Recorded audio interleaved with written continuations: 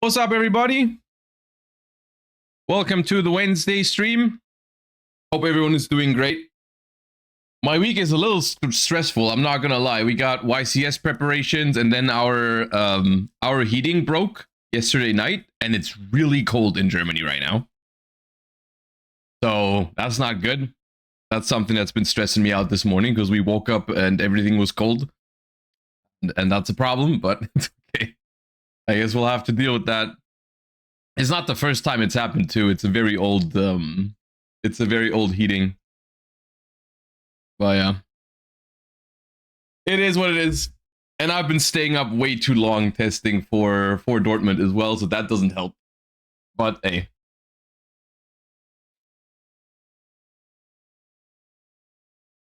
Cold? I have 12. I don't think we have 12 degrees right now. Also, it's supposed to get colder again soon. Let me check how cold it is right now. We have 8. It's not as bad as last week, so I guess if it broke last week, it would have been even worse. But I think it is supposed to get colder again. Yeah, we have... they're predicting -5 on Sunday. During the night, I think, which is not good when your heating is broken. So we have to get that fixed soon. That is not good. But yeah, anyways, welcome to the stream, gamers. Of course, the streaming schedule for this week is a little bit scuffed because I am very caught up in YCS Dortmund preparation, and I'm also going to be gone for YCS Dortmund. I will try to stream tomorrow as well. It might be a shorter stream, but I will try. No promise though. There's a chance that I stay up super late today testing and stuff like that, and then tomorrow I don't feel like it because I'm tired. That is a possibility. I'm just putting that out there. I'll try to go live, but you know, there's a chance I'm not feeling it tomorrow. Have you decided your pick for Dortmund? I have narrowed it down pretty well, and actually I have recorded a video yesterday off stream where I talk about my process of deciding for a deck in general, but also for YCS Dortmund, which I hope is an interesting watch. That should be edited and uploaded. Best case today, but worst case tomorrow, probably. It's going to be uploaded before the YCS because I am not in that video. I'm not telling you which deck exactly I'm picking because I haven't decided yet. But I am talking. I'm happy talking about. I'm happy talking about the different choices I'm considering and for what reason I'm considering them, or for what reason I'm not considering other choices. Right? That's more like it. Right? That's like, okay, because I've talked about this before, and I meant it. Like last week, the decks I was considering were basically Radiant Typhoon, Draco Tail, and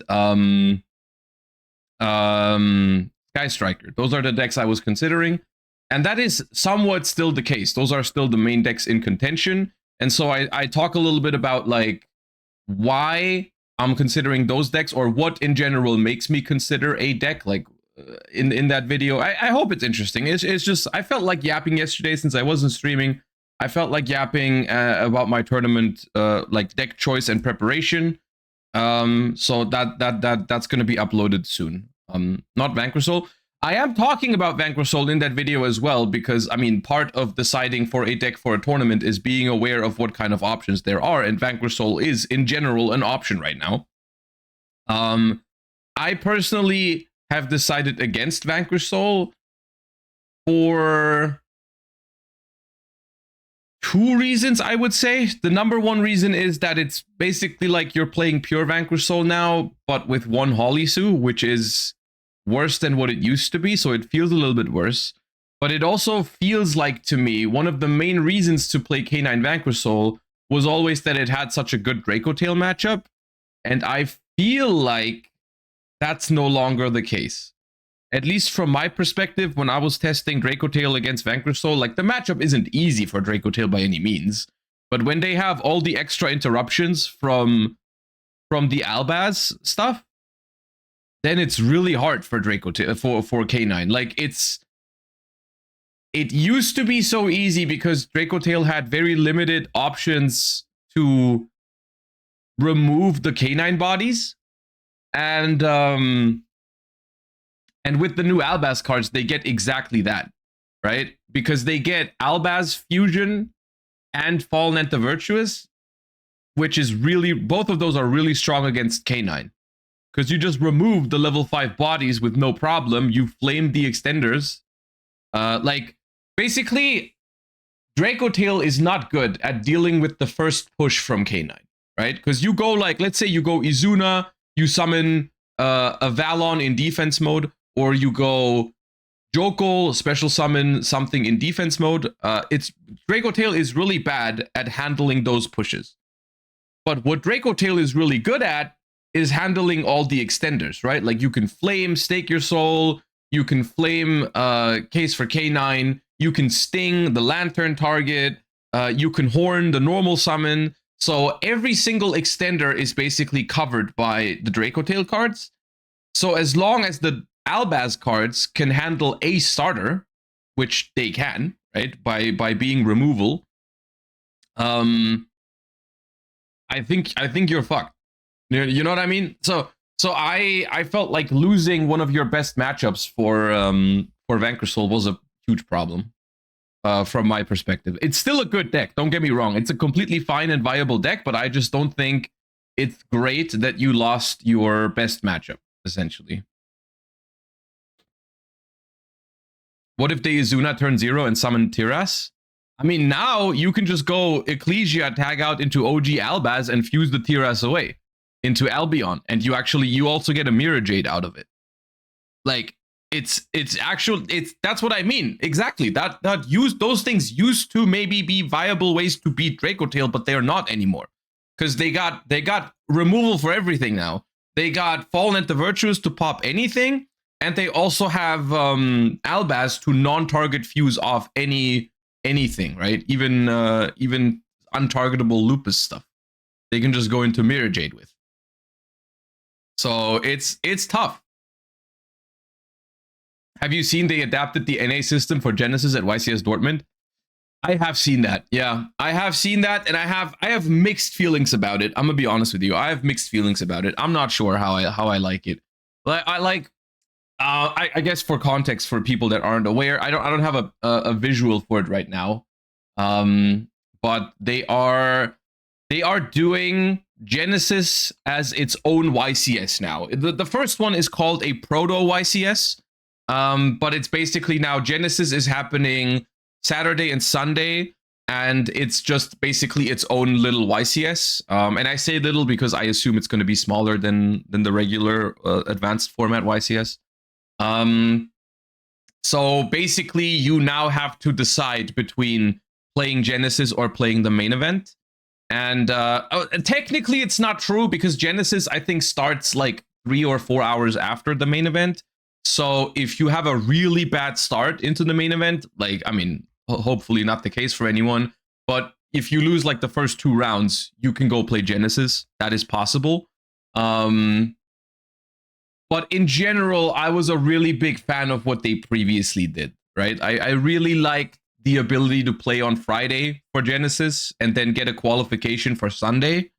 And if I get the qualification for Sunday, that takes a lot of pressure away from me from the main event, maybe, because I know, oh, even if my day 1 in the main event doesn't go so well, I have the Genesis event lined up for Sunday.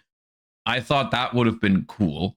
The way it is now, I think in a potential future where Genesis becomes a really big thing, which I'm still hoping Genesis has a bright future, I think this is okay, you know, because there are going to be players eventually who only play Genesis. I think there are not many of those players right now, though. So right now, this is a little bit awkward for people that play both, right? And this is also what I consider myself, right? I consider myself a player that plays both formats. I just like Yu-Gi-Oh in general, so I'm interested in Genesis, I'm interested in advanced format, I'm also interested in Time Wizard, I'm interested in draft or whatever, you know, like all those things interest me. So if there's another type of big event happening, I would like to be able to participate in it. And With the proto YCS for Genesis, I can't because I'm playing the main event, right? And I care about the main event because I like the current TCG format, the advanced format, and I also care about it because it's going to be much bigger, right? So I think I was really hoping that at least for Europe they would do it slightly differently, where because they have the opportunity to be open on the Friday, right? The venue is open on Friday. There's public events on Friday. So from my perspective, I don't really see a reason why we can't do, like, even if they want to make it a Swiss plus Top Cut tournament, right? They could do Genesis Swiss rounds on Friday and Genesis Top Cut or Genesis Day 2 on Sunday, right? That way, you can play Genesis Day 1 on Friday, you play the main event Day 1 or Advanced Constructed Day 1 on Saturday, and then on Sunday, if you make Day 2 in both, you just have to pick one.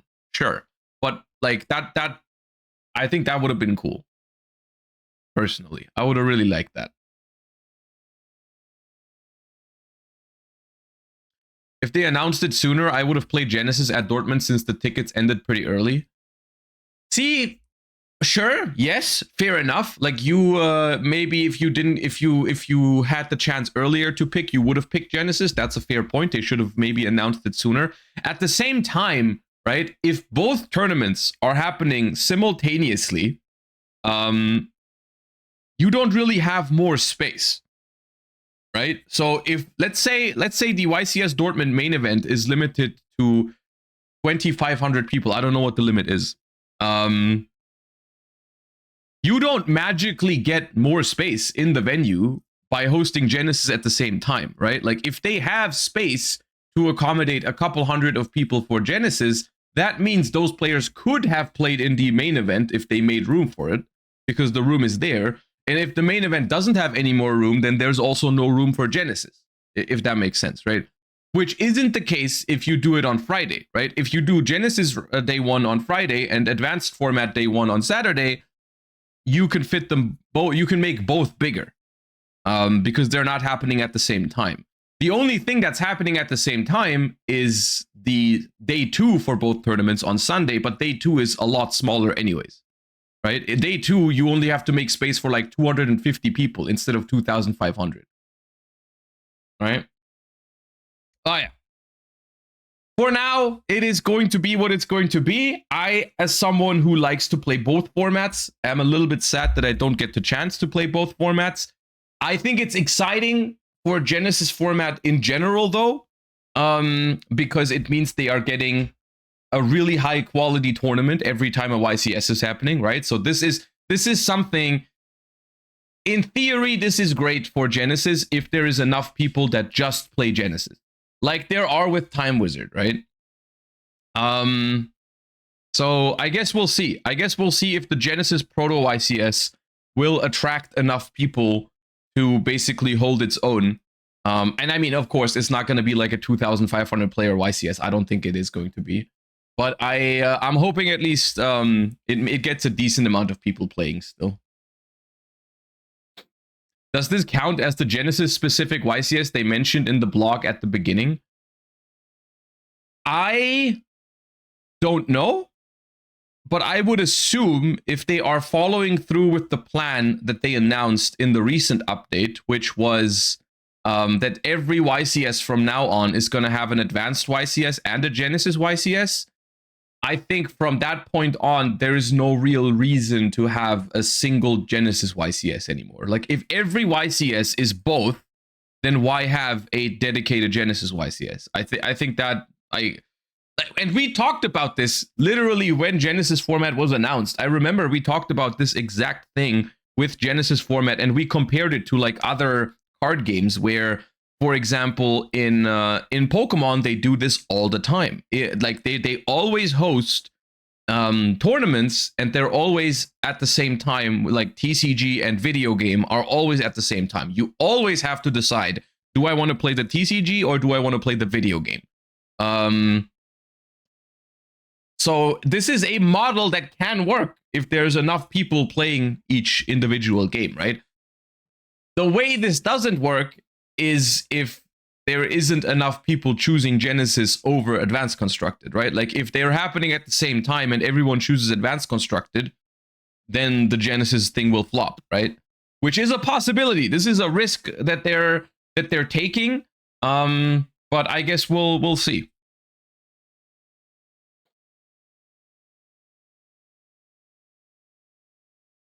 They called it proto because it's not that specific YCS. No, I think they talked about that in the blog post as well. I think they said the first one is called proto YCS because it doesn't have the same pricing yet as an actual YCS because it still has like the Dark End Dragon as a price card.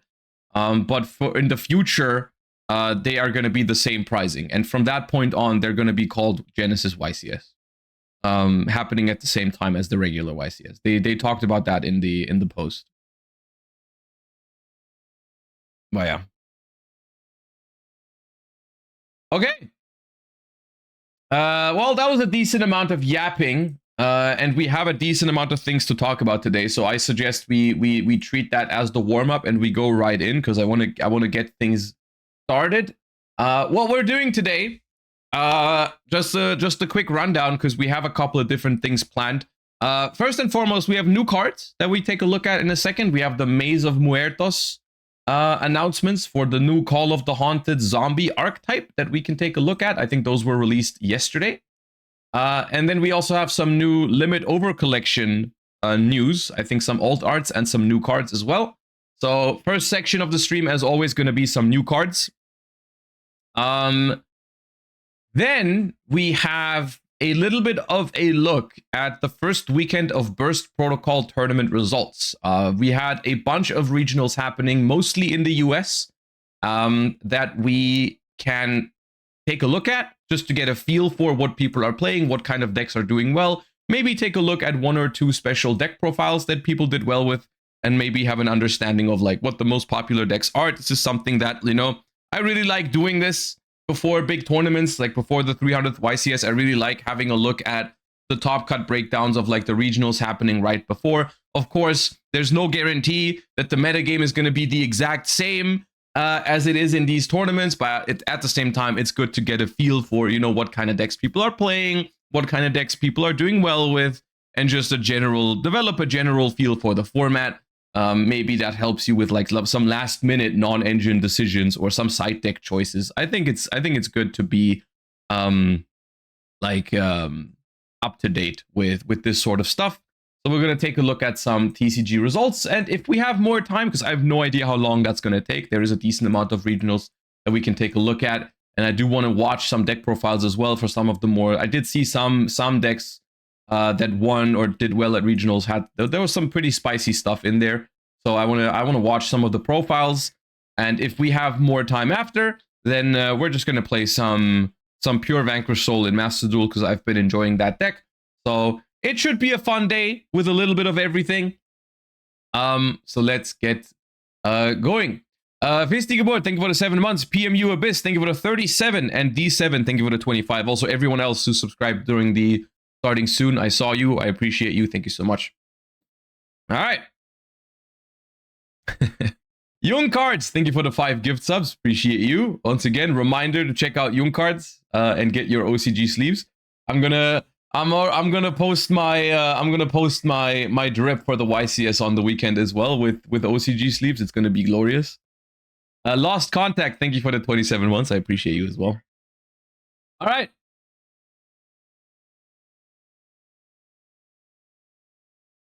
Dodged Madge. Yeah, you gotta get better at not dodging subs, I suppose.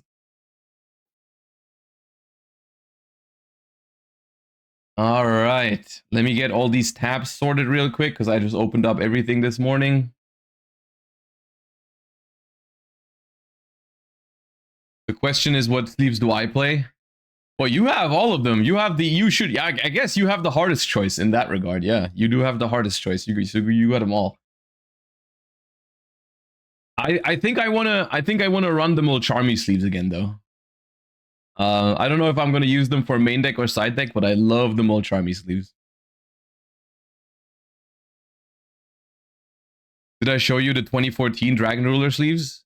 No, you sent me the one from the YCS mat, But that can't be the 2014 ones because they have disaster on them.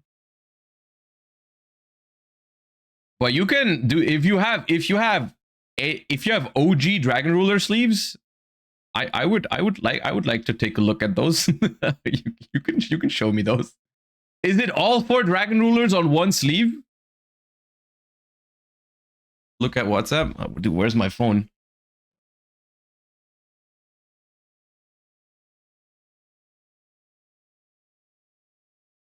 Dude.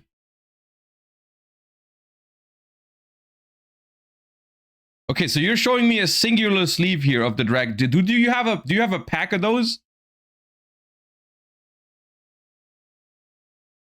Man, those are sick. Show us? Okay, hold up. Let me.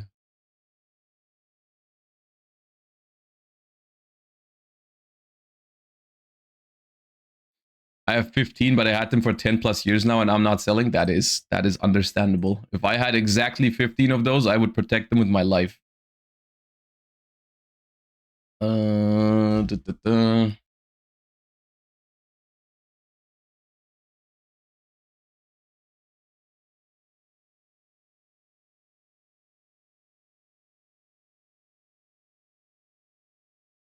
Hold up. I'm loading picture.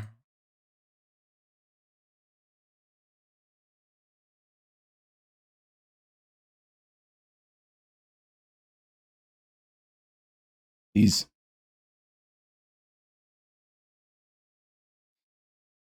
I don't know how I feel about them being sideways, but they are pretty sick. They are pretty sick. I love that they have all 4 drag. I wish they didn't have the Arc V logo. They are really nice.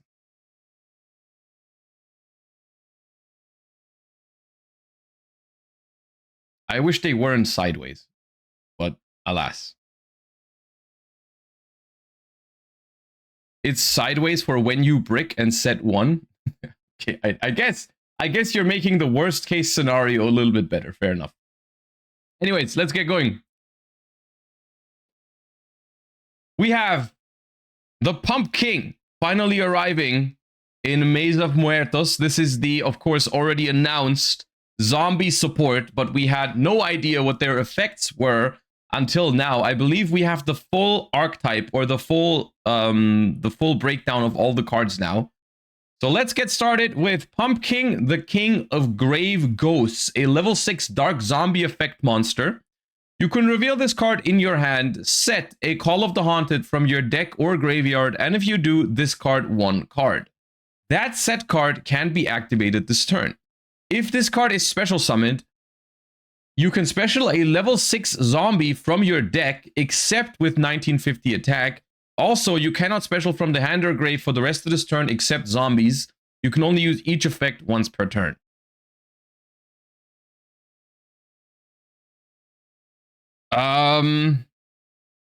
This is a pretty sick card, isn't it? Yeah, dude, you just said so many Habakiris now, and I'm like, yeah, this is kind of like zombie Habakiri.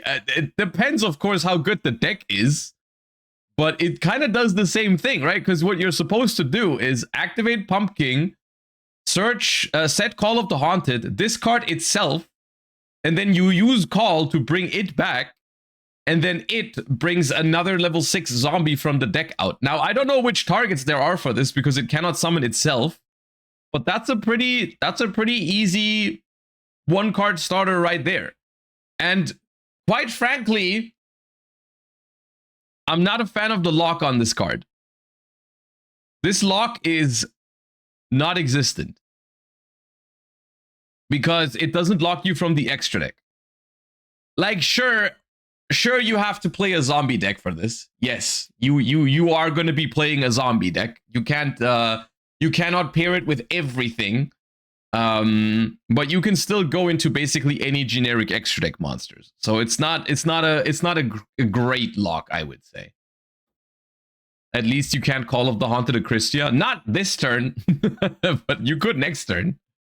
But yeah.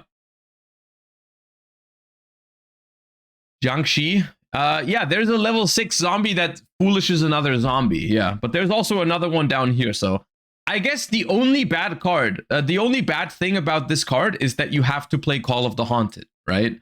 But I guess there's a lot more cards to read. So maybe Call of the Haunted is actually a good card to draw. But like, this is the only negative thing I can think of with this card is that the Call of the Haunted here you can't set it from your hand. So if you only play one and you draw it, you're fucked. Unless there's other cards that fix that problem. Which is the biggest challenge of creating an archetype around Call of the Haunted is how do you make it so people actually want to draw Call of the Haunted, right? I guess let's see. Army of the Haunted. This is a target for this. Level 6 Dark Zombie. If you control Call of the Haunted and this card is in your hand or grave, you can special this card. If this card is sent to the grave, you can target a call in your grave, set it. You can only use each effect once per turn. Okay, significantly worse, I would say, than this card. This is just rank 6 fodder, right? Like you summon, like in theory, right? In theory, you can summon this with Pumpkin. Then you can overlay it. And of course, this is making use of an interesting mechanic with Call of the Haunted, which is that if you overlay the card that you summon back with Call of the Haunted will stay on the field. So you can you are gonna control it even after you make a rank 6. Then you can like detach it, or you can send it to grave with the Jiangxi, and then you can just bring it back for free. So it's not a bad card. It's not a bad card. It's just like not crazy, I would say. It has brick potential, right? Because this card basically, if you really think about it, this card says if you can already play the game, you can play even more, right? Because in order to control Call of the Haunted, you already have to be cooking, right? Because that's a trap card.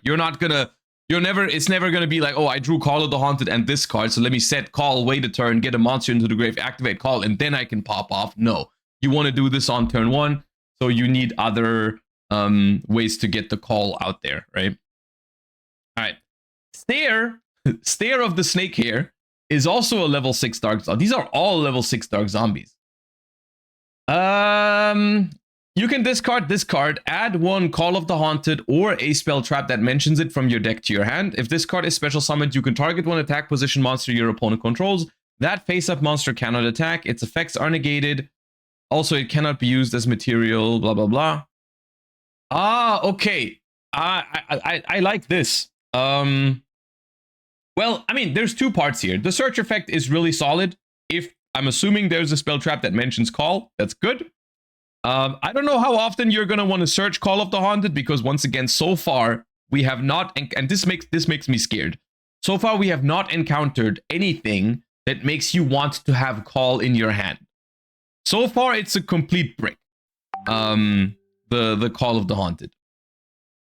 But there's more cards to go through. What I like about this card is that this is a great target for Call of the Haunted on your opponent's turn. Right? And this is really something that you want to be doing with a Call of the Haunted archetype, I feel like, in order to preserve like the identity of the card. I would think it'd be really cool if like the Call of the Haunted is somehow part of like your end board, right? Like your end board consists of like searching as many Call of the Haunted as you can and then turning those Call of the Haunted into interruptions on the opponent's turn. That is how I would imagine a Call of the Haunted theme deck to play, right? Similar to the MST deck, right? I think with the MST deck, they did this really well. They designed the deck in a way where literally the game plan of Radiant Typhoon is to search as many Mystical Space Typhoons as you can and use them as disruption on the opponent's turn, right? I think that's awesome. I think that's how it's supposed to be. So let's see if the Call of the Haunted deck does the same. But this is one way how you can turn Call into a disruption, right? Like you combo with Pumpkin on the opponent's turn, you use Call to bring back Pumpkin, and then you use Pumpkin to bring out Snake Hair, and then Snake Hair negates the monster and it's basically a Forbidden Crown on an opponent's monster, right? It is targeting, and it's kind of slow because you have to call for those first and go through multiple activations, but it's neat. Great Mammoth of the Netherworld. Level 6 Dark Zombie. If this card is special summoned and you control call or a zombie monster, you can target a card on the field, destroy it. Okay, similar thing. You can call this back, or you can summon it with Pumpkin, and you get a pop from it. Nice. You can only use this effect once per turn. A zombie exceed that has the... that's all it does? Come on, man. All right, we're not playing that card. We're never playing that card. That card is not good. There's no way. This is a literal level 6 brick garnet that if you summon it on your opponent's turn, the payoff is I pop 1 card. We do actually. Don't say we.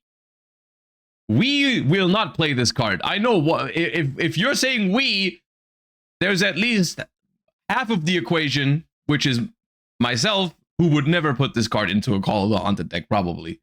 This card is a freaking terrible draw, and all you're getting out of it is 1 pop on your opponent's turn. The only way you play this card is if the deck is severely lacking interruptions on the opponent's turn, in which case it's probably not good enough. Are you a big fan of zombies? I really liked zombies in like 2010, 2011 as a deck. But then I mean it's actually kind of weird, right? Zombies haven't really been a thing since, which is really weird. I guess there was a very brief period in like what 2015 or 16 when people played like the Shiranui package in Lightsworn, but that wasn't really a zombie deck, was it? It was just like a small zombie engine. But considering how like meta mainstay zombies were back in the day, it's kind of weird that they never brought a zombie deck back. Well, yeah. Okay. I stand by what I said. I don't think this card is good. I don't think this is a good card. This is if they play it, it's a brick, and that's underwhelming. Pumpkin, the Great Ghost King. A rank 6 Dark Zombie needs 2 level 6 zombie monsters. While you control Call of the Haunted, your opponent cannot target zombies you control with monster effects. You can only use each effect once per turn. If this card is special summoned, you can add call or a card that mentions it from your deck to your hand. You can detach 1 material from this card, then target up to 2 cards on the field. Oh, this is awesome. Oh, I love him. I love him. He's awesome. So what you do is you activate call. Oh, this is great. Okay, you activate Call of the Haunted. You bring back your level 6 zombies. You overlay into Pumpkin. Call of the Haunted stays on the field because you exceed summoned with the monster. And then you can return the call to your hand and then use the call as an interruption on the opponent's turn. Yeah, this is awesome. This is a great flavor for this deck, and I love that they turned it into an exceed deck, because that synergy between call and exceeds is great. Oh, I like that. I like that. That's an awesome card. That's an awesome way to create interruption in this deck as well. That's cool. I like that. I'm a fan of this already. And we have another option for ranks. Oh, this is a rank 7. The Undying Legion. Rank 7 Dark Zombie. Materials, 2 level 7 monsters, or once per turn you can also exceed summon it by using a rank 6 zombie you control. During your opponent's main phase, quick effect, you can detach 2 material from this card, or just 1 if all of this card's materials are exceeds. Then target an attack position monster your opponent controls or a monster in their grave. Attach it to this card. You can only use each effect this effect once per turn. Ooh, okay. So we are upgrading this. Oh, that's neat. That's neat, right? You make this. It adds a card upon summon. It adds it returns Call of the Haunted's back to your field. Then the job is done, right? We don't need this anymore. It doesn't do anything other than provide targeting protection, I suppose. But like, we've gotten our search, we've returned our call, so we upgrade it into the Undying Legion, which is removal on the opponent's turn. Right? Yeah. Nice. Call of the Forgotten. Field spell card. When this card is activated, you can set up to 3 Call of the Haunted from your deck and or grave. And if you do, Until the end of your opponent's turn, you cannot special summon except zombie. Okay, good. Good luck. Good luck. Thank you, Jesus. Or monsters from the graveyard. Okay, so you can still Call of the Haunted for Christia. We're saved. We gotta make sure they can do that. Once per turn, if you activate... I'm joking. I don't think... there's no way to really access Christia in this deck. I don't think. So whatever. Once per turn, if you activate Call of the Haunted, you can target a monster your opponent controls, send it to the graveyard. You can only activate one Call of the Forgotten per turn. Okay. First of all, this card reads crazy. You can, bro? Okay, sure. I mean, you probably can, yeah. Activate Zombie World. Christia is now a zombie. Guys, shut up! Can we read the new cards, please?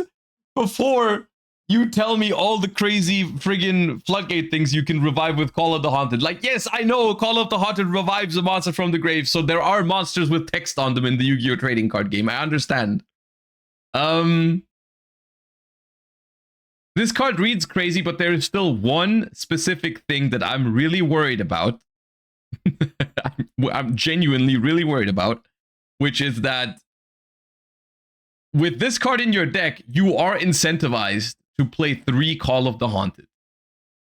And so far, there is nothing here, nothing, that makes Call of the Haunted a good card in your hand.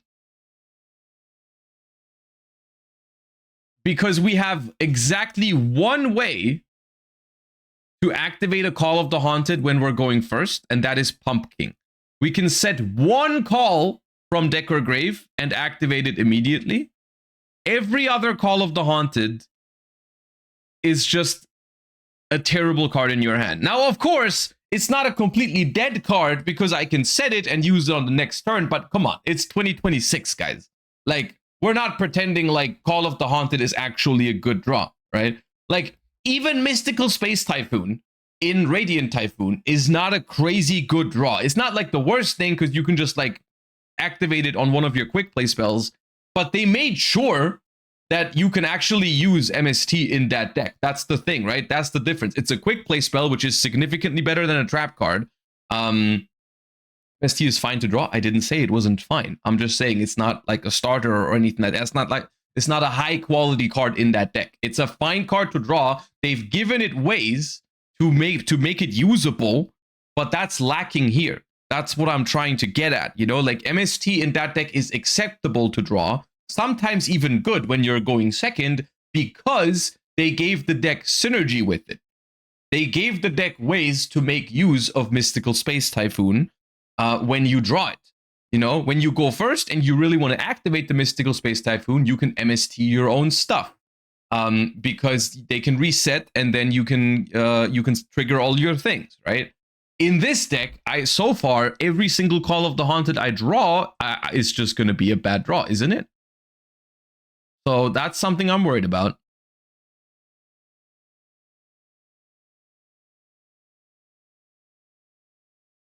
Ectoplasmic Fortification. Normal spell card. Activate one of these effects. If you control no monsters, add a level 6 zombie or Call of the Forgotten. Ooh, okay. We got a searcher here as well. Zombie monsters you control gain 400 attack, then you can draw cards equal to the number of Call of the Haunted you control. Oh, man. I know you're basically 99% of the time you're going to use the first effect on this card, but we can draw 3 cards if we control 3 calls. Huh? Huh? We can draw 3 cards if we control 3 Call of the Haunted.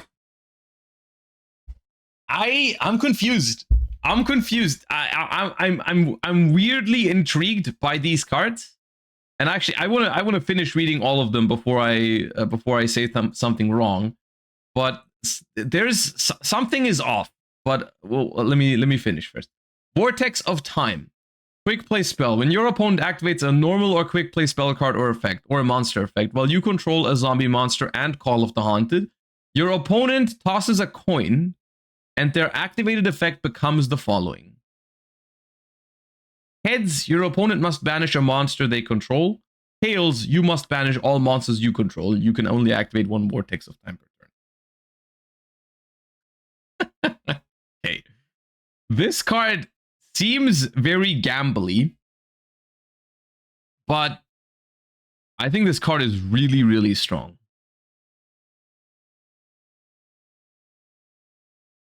I think this card is...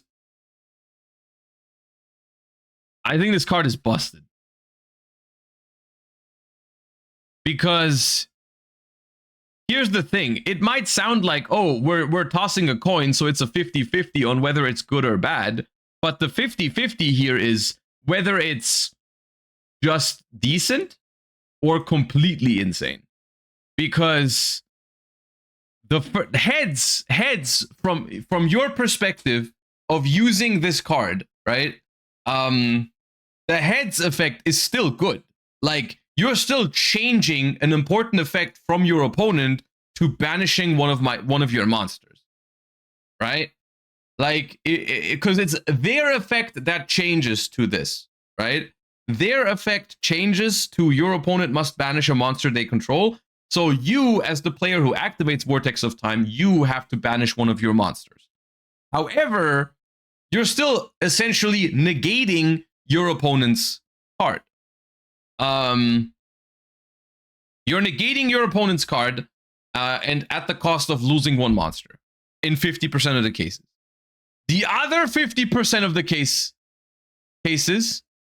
you're negating a card and banish their entire board.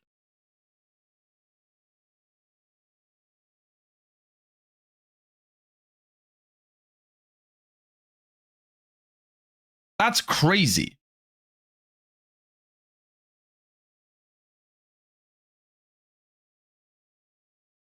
That is crazy. Reading this, I really want to MST call. It's funny. It would be funny if, like, the Mystical Space Typhoon deck and the Call of the Haunted deck were, like, meta at the same time.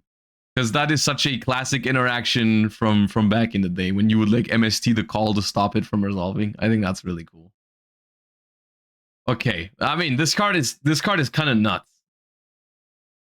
Deadly Zombie Breath. Normal trap. If you control a zombie monster and Call of the Haunted, target a monster your opponent controls, send it to the grave. If you control a zombie monster, you can banish this card from your grave, then target a face-up card you control and a face-up card your opponent controls, send them to the grave. You can only use one Deadly Zombie Breath effect per turn, only once that turn. Okay. From my perspective, underwhelming.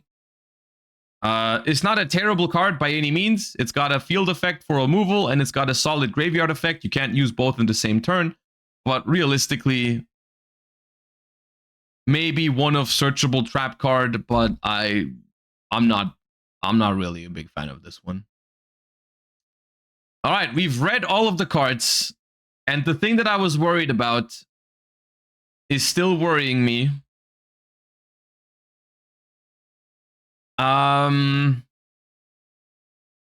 I think there's one really... These cards are cool. Don't get me wrong. These cards are cool, and there's probably some really broken stuff you can do with specifically Pump King.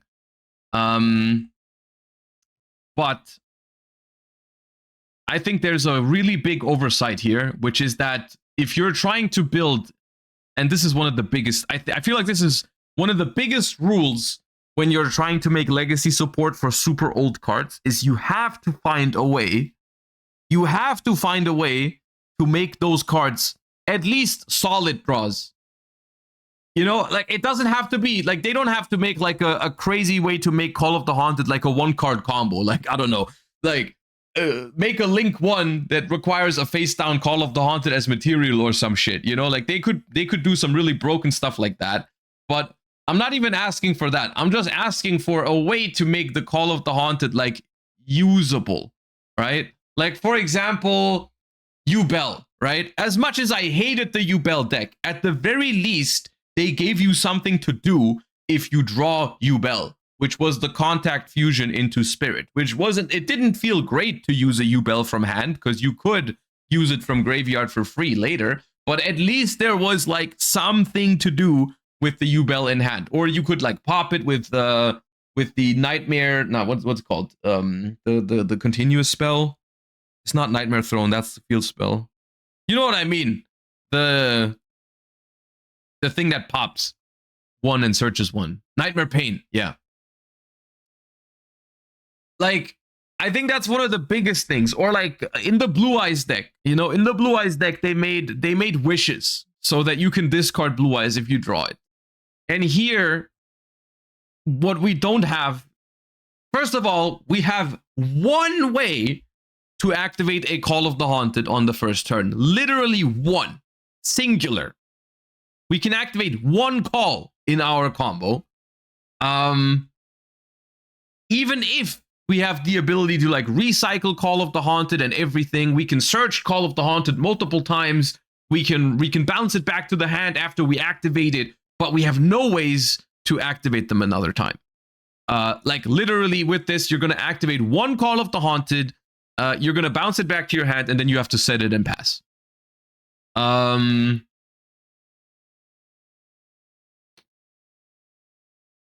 then they're making a card. They're making a card that incentivizes you to play as many calls as possible.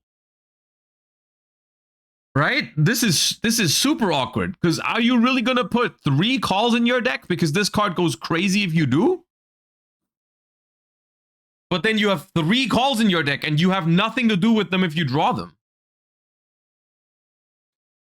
Like there's no way we're pretending like drawing Call of the Haunted is a good thing because we can just set it and pass.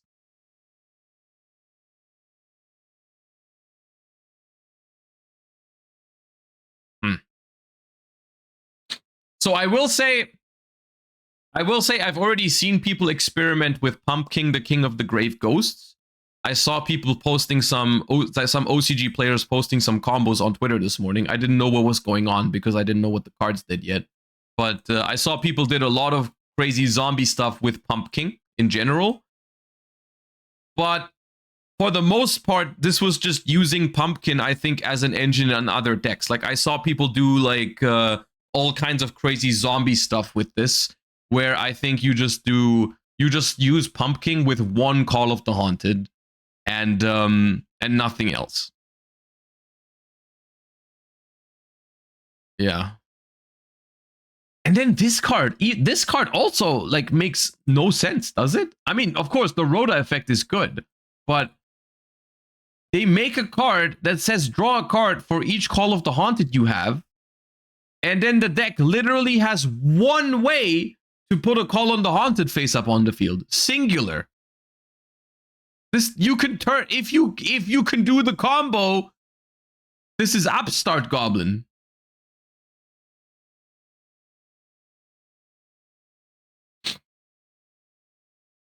I think they were trying to make this a slow grind deck. Yeah. But like, especially then, right? Especially then, if you want to make this a slow and grindy deck, sure. But I feel like that is rule number 1, is you can't give a slow and grindy deck dead draws like Call of the Haunted.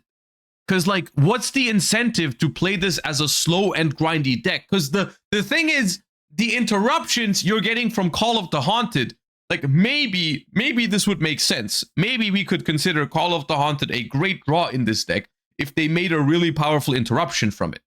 But what they made is, if this card is special and you control Call of the Haunted, you can target a card on the field and destroy it. They're trying to make us set Raigeki break.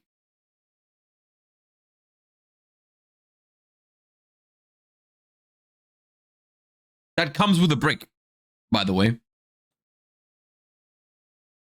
The field spell sends a monster. Yes, that's cool. It's 2 removal from 1 call. Yeah, 1 call. The first call gets you 2 removals, but this is once per turn. This is once per turn, so the extra calls will do nothing. So like the incentive of playing multiple calls is like kind of whatever.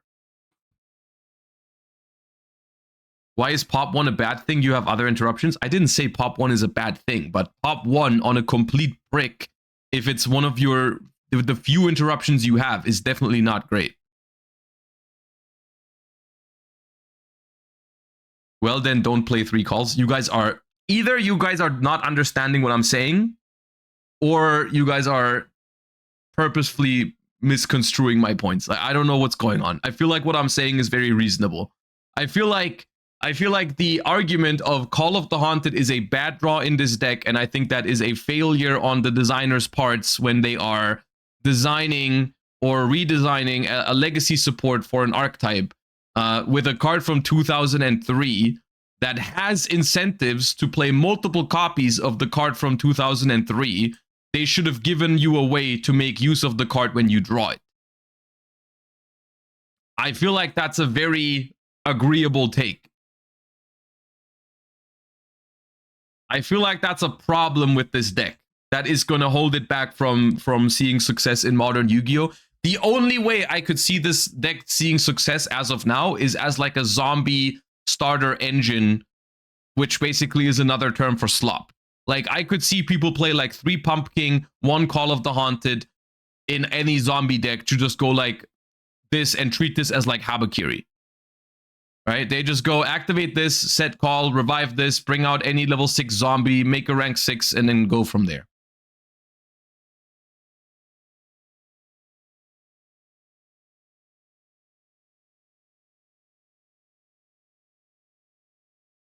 I don't know. I just like, I really like the idea. And this was the same with Odeon. I think with Odeon, I also really liked the idea of the Odeon deck. You know, giving us a deck around trap monsters was something as a Paleo fan I had a lot of hope for back in the day. But then, like, in practice, I'm also not a fan of what they did to the Odeon deck, because the way they made it playable was by negating every card in the universe. So, I don't know. I feel like they haven't figured out super well yet on how to make these sort of like gimmicky old school legacy support decks work. I think the best example of how to do it is Radiant Typhoon. I think that deck was done well. I think the Call and Odeon, I'm not the biggest fan of.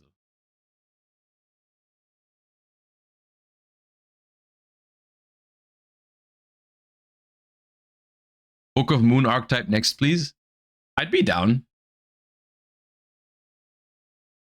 Because Mystical Space Typhoon isn't a trap.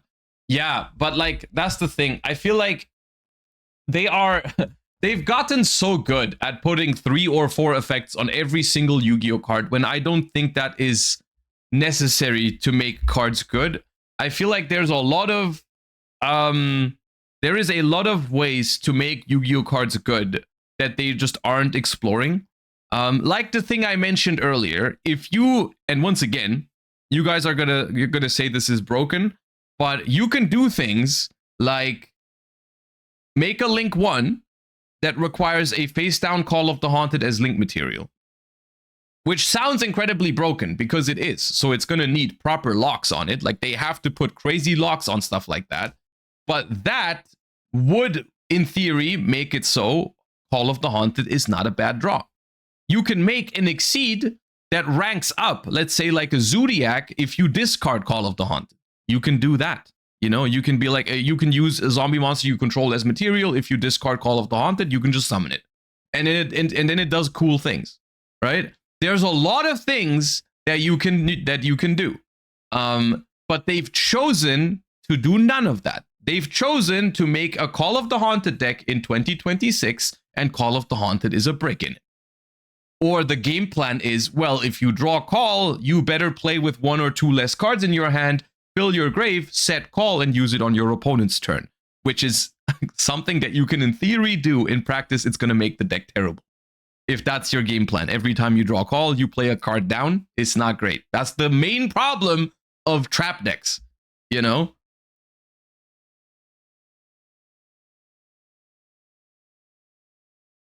The Weather Painter Link monster uses continuous spell traps as material? Yeah. And it's not a problem, is it? Because Weather Painter sucks. So, like, using mechanics like that does not automatically make cards good or automatically make cards broken. It's something that, it's a tool that you can use. And I feel like this is something, I feel like this just lacks some creativity. I really like the basic. I'm a huge fan of the fact that they made it an Exceed deck.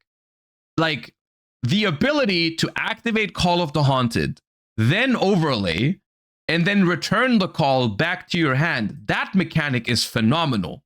So why can I not do it if I draw call? Or why can I only use a single call in my turn if this thing has the ability to return 2 cards on the field to the hand? There's 0 ways to return a second call with this because you cannot activate a second call. It does not work, right? So the basic idea here is awesome. The execution is I think very lackluster. Like the Exceed monster is awesome, but I don't know. I feel like it lacks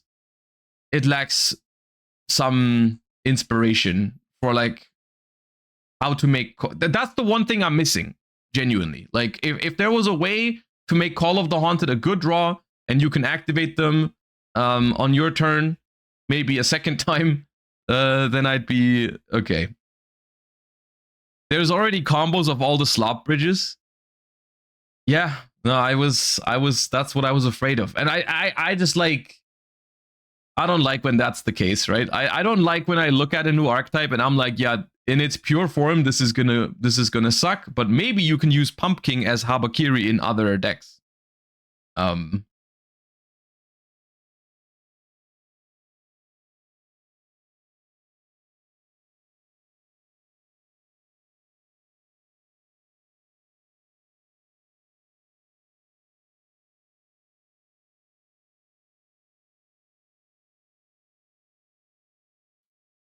A guy that discards itself and makes it so you can activate Call of the Haunted from hand this turn. Yeah, maybe that. You know, maybe give them a way to, maybe give them a card like that says you can activate Call of the Haunted from your hand, like they did with like Runic Fountain does it. You know.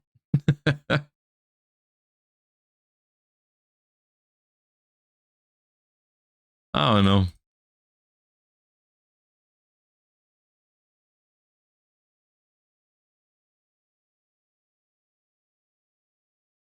But what if the deck you're bridging into is really cool?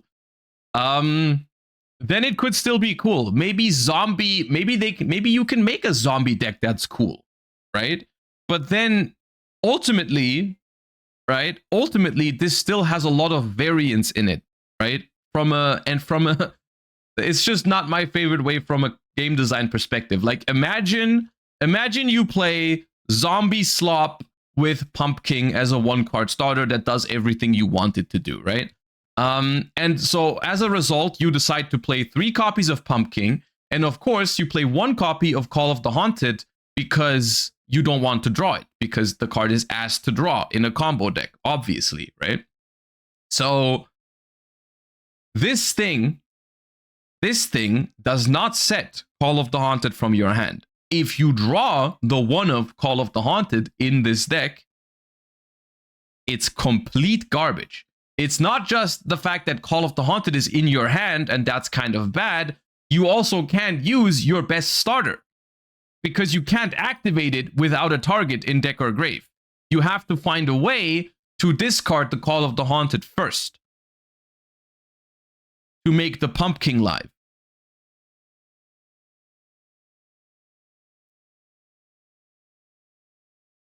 It's just annoying. It's just a lot of annoying flaws here.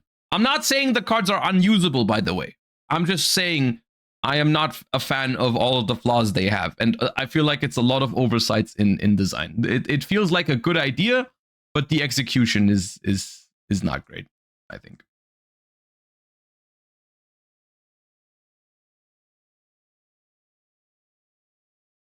It's meant to be a casual deck.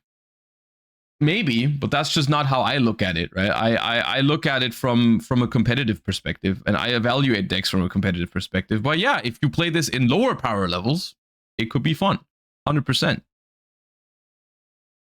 But I don't see a reason why it can't be both.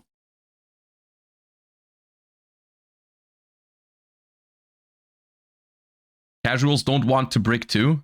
Yeah, but like if you're playing a lower power level, then it's like okay to have 1 or 2 Call of the Haunted in your hand. Then if you're running this in like a lower power environment because it is more casual, then you're just like slap 3 calls in your deck and call it a day. Because in a casual environment, this slaps. Like activate Call the Forgotten, set 3 calls, like, and then just use them on your opponent's turn, get a send, get a pop, and everything. Like, yeah, that's fine. Like, that's completely okay. Don't get me wrong. I see the idea.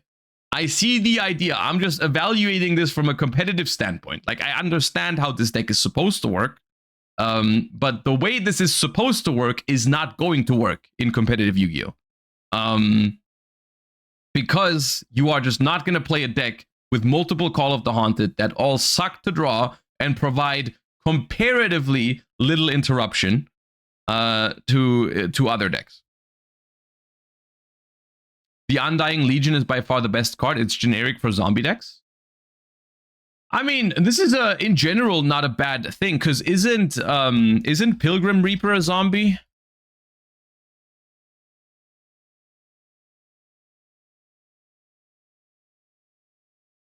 Yeah. So one thing you can absolutely take away from these cards is any deck that plays Pilgrim Reaper, which there are some. Wallow is also a rank 6, yeah. There are some decks that wanted to play Pilgrim Reaper just to mill 5 cards, right? But the thing with this card is that after you use it to mill 5, it provides barely any value on the field, right? This has no use after you've milled 5. So if you're playing, I don't know, you can play a Fiendsmith engine in some deck, then you can make Pilgrim Reaper, mill 5, and see if it does anything for you.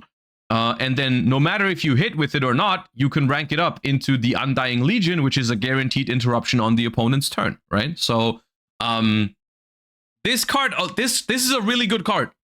This is a really good card. It's essentially an upgrade to all of the other existing rank 6 zombies. And some of those are fine, you know? So yeah, it's a good card.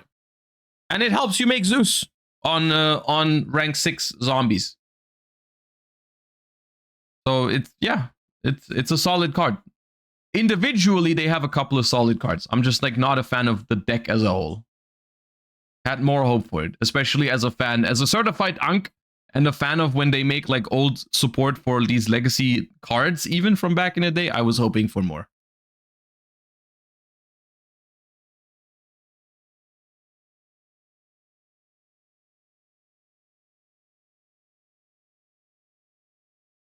Also, the lock on Pumpkin is sort of fake. Yeah, we talked about that. The lock is... I think the lock is okay, but being able to summon everything from the extra deck still has a lot of potential to go wrong.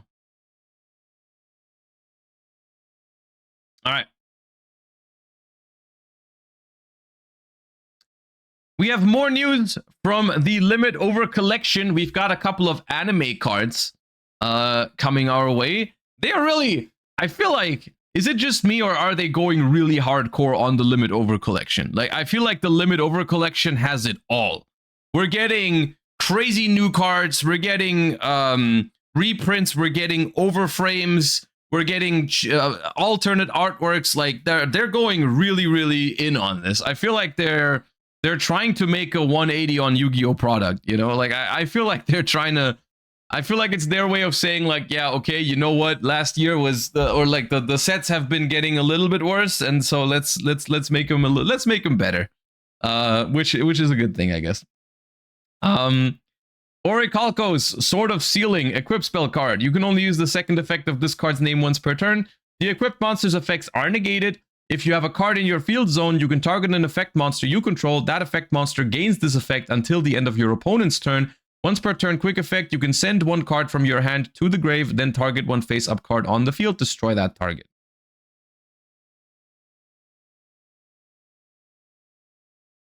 Okay. Doesn't seem like a great card to me. I mean, this is anime import stuff, so they're not expected to be super good sometimes. It's not the worst card going second, actually, because you can just equip it to an opponent's monster and negate it, which isn't the worst thing. And then it has a bonus effect that you can use going first if you really wanted to. But yeah. Great in Mikanko. Is it great in Mikanko? Like, it's not a bad card. It's not like a terrible Yu-Gi-Oh card that has no uses, but is this ever good enough to actually make it into decks? It's an upgrade from Axe of Fools. Oh, you know what? That's true. I have seen people play Axe of Fools, and this card is kind of like that. So yeah, maybe it's good enough. Rainbow Bridge Bifrost. Normal spell card. You can only activate one card with this card's name per turn. Banish 3 level 10 or higher monsters from your extra deck, including a light synchro monster. Add a field spell from your deck to your hand. They made terraforming again?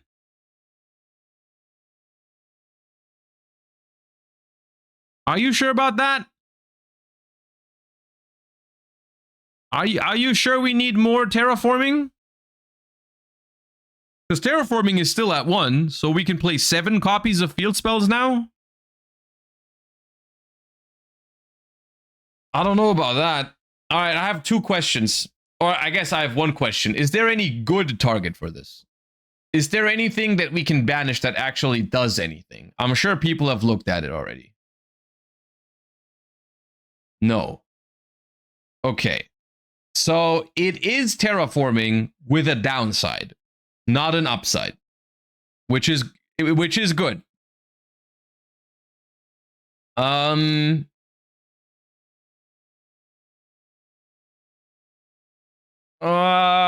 Yeah. I mean, it's terraforming for decks that don't need the extra deck space. Right? It's literally just terraforming if you can play with a 12 card extra. Which there's a lot of decks that can. Is it? What else is it?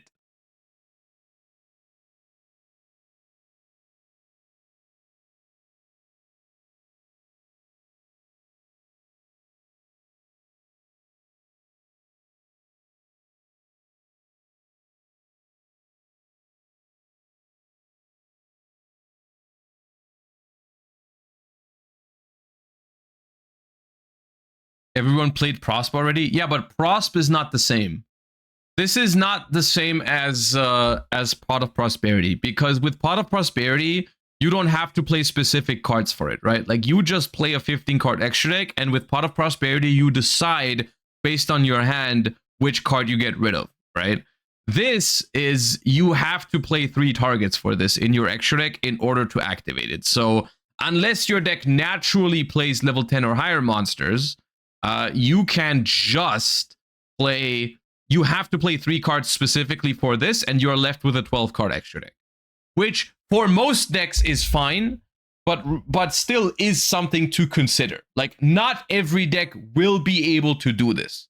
Some decks won't have the ability, but most decks could.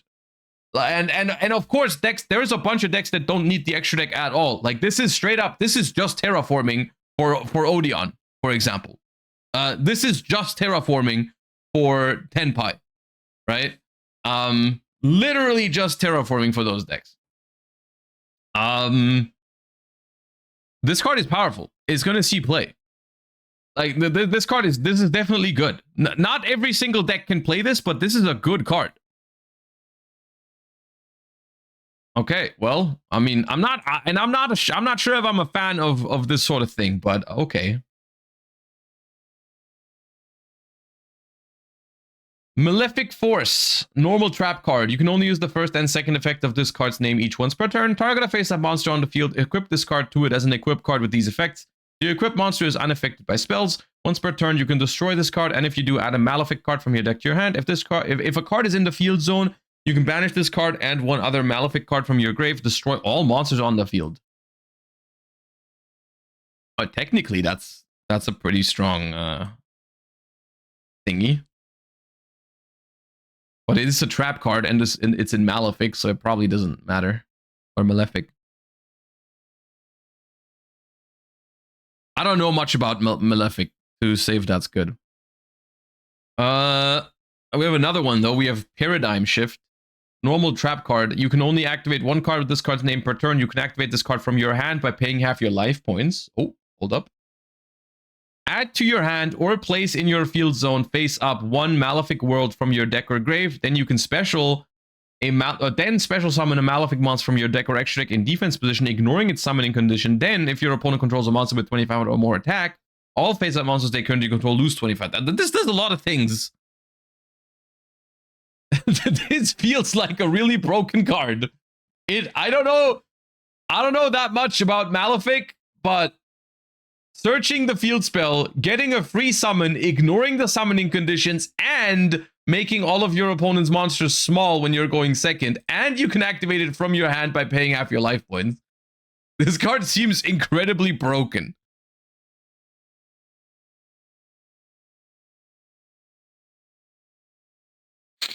This is one card Centurion combo. Oh, stop!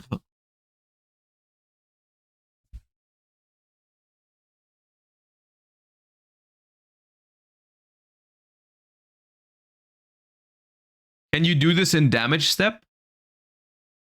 I think so, yeah.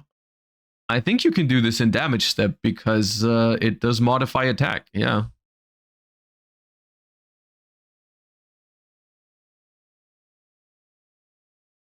I mean, yeah, this card is incredibly broken, and I guess it has no locks on it, so if you are willing to play the field spell as a brick, you can use this in other decks as well, sure. How is this Centurion combo? So how do you, what do you summon?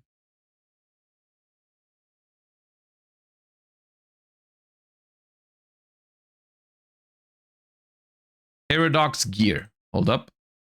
Let me look that up. Malefic. Paradox Gear. If a face-up field spell is on the field, tribute this card, special a Malefic Parallel Gear from your deck, then add a Malefic monster from your deck to your hand. Blah, blah, blah. Okay. Malefic Parallel Gear.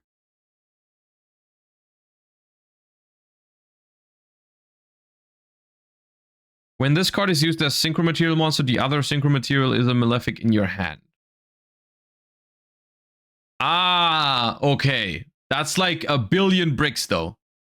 So you're summoning Paradox Gear. You're tributing Paradox Gear to search parallel to summon Parallel Gear and search a level 10 monster. So that's a level 12 synchro. Ah, yeah, okay. Come on. Come on. We're not doing that. Ah, Blackwing! Assault Blackwing Kusanagi the Gathering Storm. Level 9 Dark. Well, please suck. Please suck. 1 tuner plus 1 non-tuner. If this card is synchro summoned using a Blackwing, it's treated as a tuner. Okay. After this card is synchro summoned for the rest of the turn, it gains attack. Okay. Can attack all monsters once each. Okay, nice. Whew. Ah. Whew. Good. We ignore the Blackwing. We ignore the Blackwing. Nice.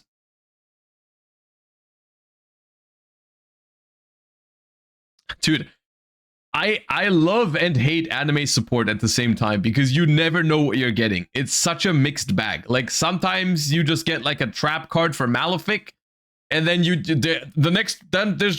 is just terraforming. Hello, terraforming is back because in the anime once there was an episode where someone needed a field spell, so they made a new card for it, and now here's terraforming too. Dude, I have no idea. And here's an unusable Blackwing card.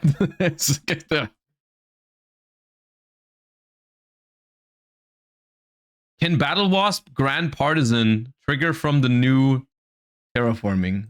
Hold up.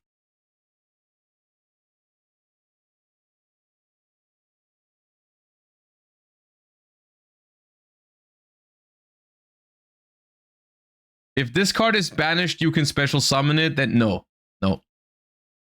No, because it hasn't been properly summoned beforehand.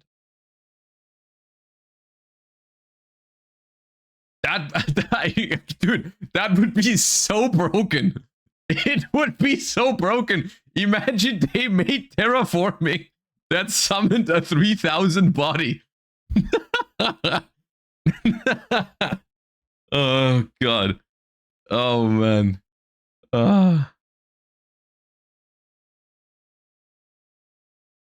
Then destroy cards up to the number of banished insect. Dude, this would be so busted.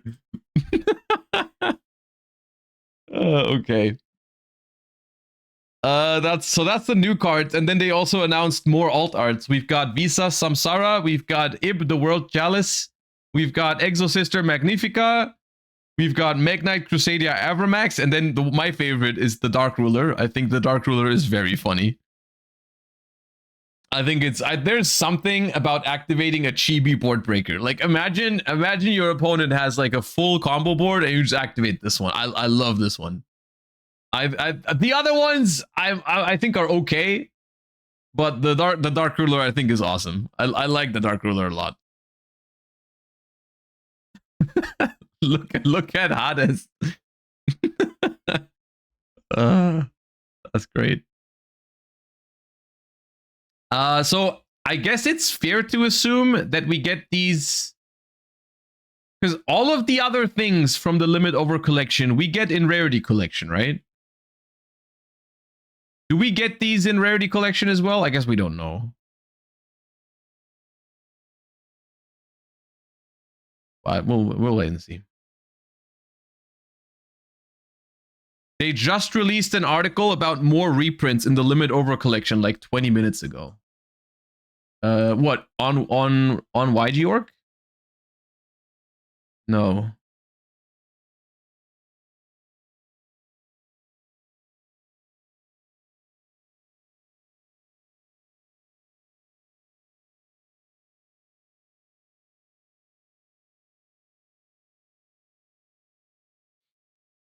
Not on YGorg?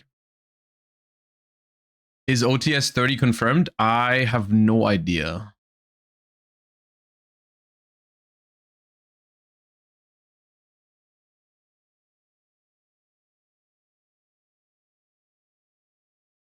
I think so.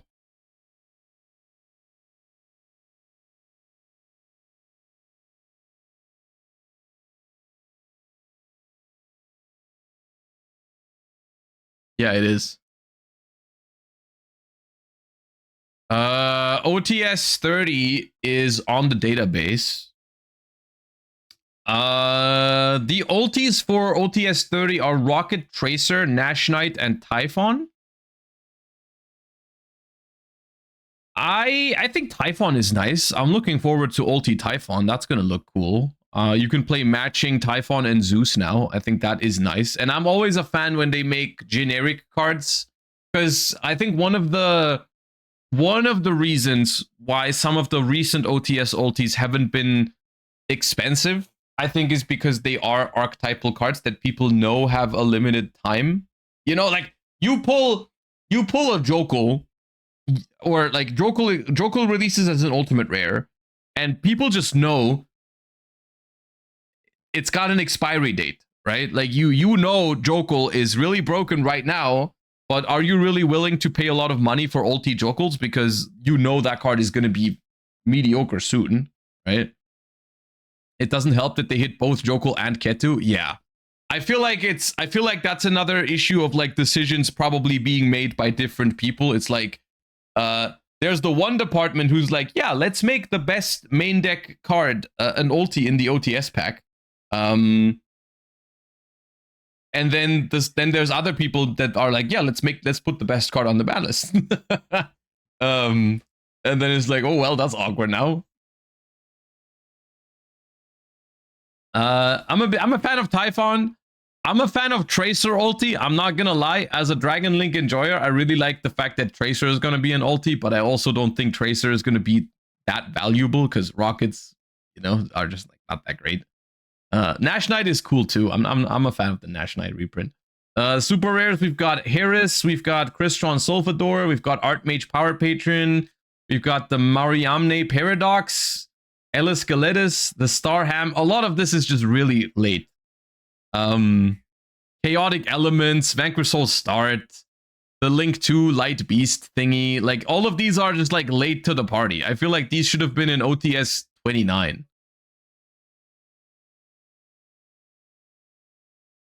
No Draco Tail Sting, by the way. Oh, that's true. Oh, that's so bad. I'm so mad now. Why did you tell me this? Right. They should have put. Oh, this would have been such a. Why is Sting? Why was Sting a common, man? I'm so pissed right now. I hate when they do that. I hate when they do that. I hate when they print 2 of them as supers and then 1 is a common. Why is it a common? All right, what else do we have? Skullmeister, Victory Viper, Fire Attacker, Lightning Vortex, Boss Rush, Magnet Circle, Generation Force, Twin Twisters, Assault Mode Activate, Assault Counter, Breakthrough Skill, Quaking Mirror Force, Ice Dragon's Prison, Quad Ogmatica Beast. Yeah, dude, this is this OT. The commons in this OTS pack are just random cards. these are just random cards. They just pull the they have a box of cards in the office, and someone like reached into it and just like pulled out a bunch of cards, and they were like, "Yep, those are our reprints."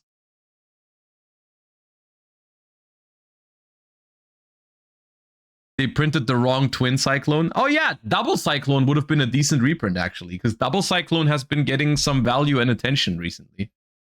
It's not a crazy expensive card, so it's fine. But like Twin Twisters didn't need another one.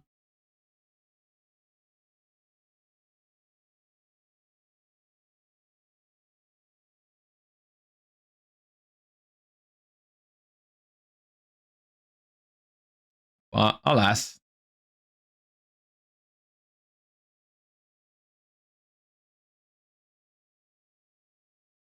Maybe they're making the OTS pack worse on purpose because we're getting the winners pack soon, and the winners pack is gonna have all the good cards, right?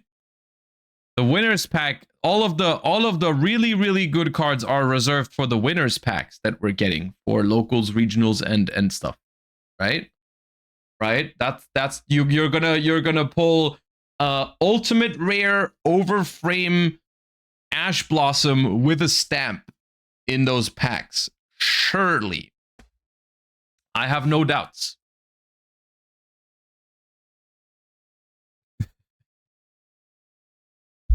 All right, that's enough copium.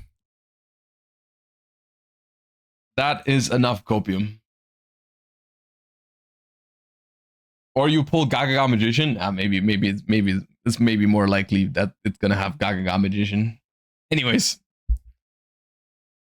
what are you playing for Genesis this weekend? I'm playing the main event because they're now happening at the same time. So I'm not playing anything for Genesis this weekend, unfortunately. But we already talked about that earlier. Anyways, let's get into some TCG for today. We're done with all the new cards. What I want to do today is take a look at regional results from the first weekend of Burst Protocol. I have a couple of regionals open. There's a bunch of regionals that happened last weekend, mostly in the US.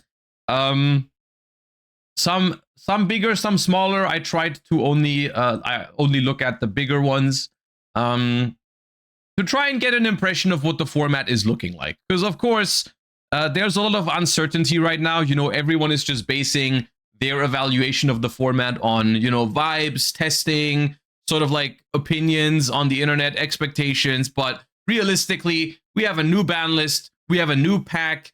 There's a lot of things all over the place. The meta has not established itself yet. You know, people are thinking like, oh, Draco Tail's pretty good. Radiant Typhoon's pretty good. But we don't know exactly what's performing yet. So I want to take a look at some regionals, and I think this is going to give us at least a better idea of what to expect at the 300th YCS, no matter which one you're playing. And maybe it helps, you know, maybe it helps to stay up to date a little bit with what kind of techs and decks people are choosing to run, with some last minute like non-engine decisions or side deck decisions or whatever. You know, I think that is always an interesting thing to take a look at. All right, and maybe for some of the more interesting or sleeper picks that do well at these, or did well at these regionals, we can take a look at maybe a deck profile or two as well to hear from the duelists themselves. Okay. Yeah, let's jump right in.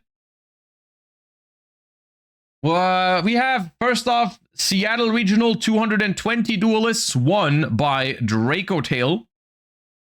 Which is, of course, going to be a recurring theme in these regionals. I've already taken a look at some of the breakdowns, but Draco Tail is, in fact, or was expected to be one of the best decks in the format, and so far it is delivering. One of the things immediately that is already hurting me a lot is seeing the prices on these decks, because they used to be a lot lower than this before Burst Protocol, but I guess that is at the moment the price we pay for a deck that for a set that is better with more chase cards right now. But like the Draco Tail decks have gotten pretty expensive because of the Fallen and the White Dragon and Radiant Typhoon as well. I assume this is because of Forbidden Crown and Sheena. Yep, both in the deck. So yeah.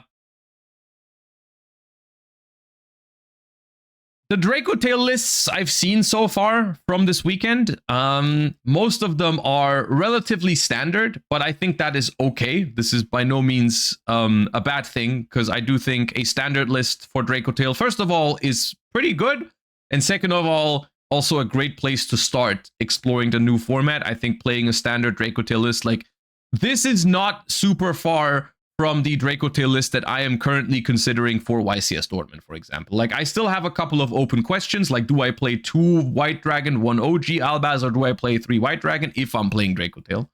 But I guess this is also something I want to pay some attention to if we look at these deck lists. But for the most part, we see 12 or 13 Draco Tail names. I personally am a big fan of 3 Urgulas, but this list is choosing to do 2 Urgula, 2 Pan.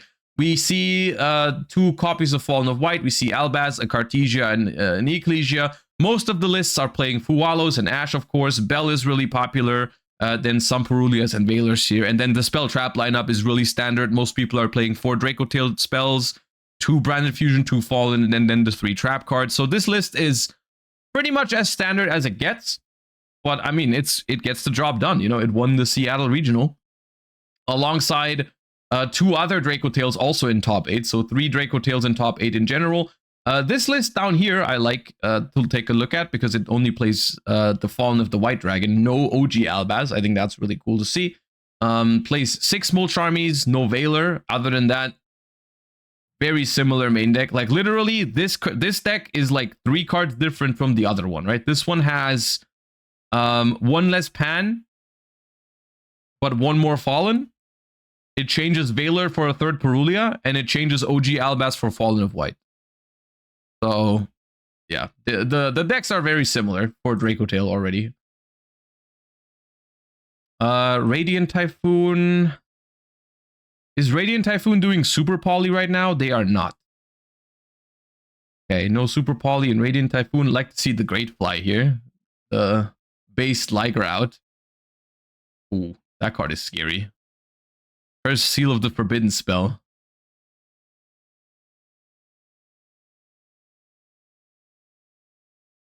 Forbidden Crown is interesting to see. I'm not sure how I feel about Forbidden Crown yet. I've been liking the card, but I don't know if it has the highest priority.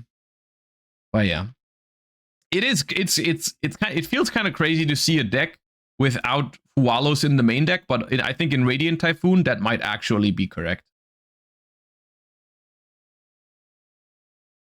I hate Extravagance in Radiant Typhoon. I don't love Extravagance in this deck, but I can see why you would play it. Like, realistically, this deck, and this is also one of the reasons why I'm scared to play it, this deck is not the most consistent. Because you have 3 Swen, 3 Eldam, and 3 Chant. That is literally your 9 1-card combos. If you want to be generous, you can count Crocea, Megala, and Radiant Typhoon Vision, because those have a high chance to find you plays, right? But even then, you're not working with the greatest numbers. And they are playing 1 Tenki to make up for that as well, because Tenki can search when, but still. Vision in draw phase, draw Extravagance, use Extrav. Yeah.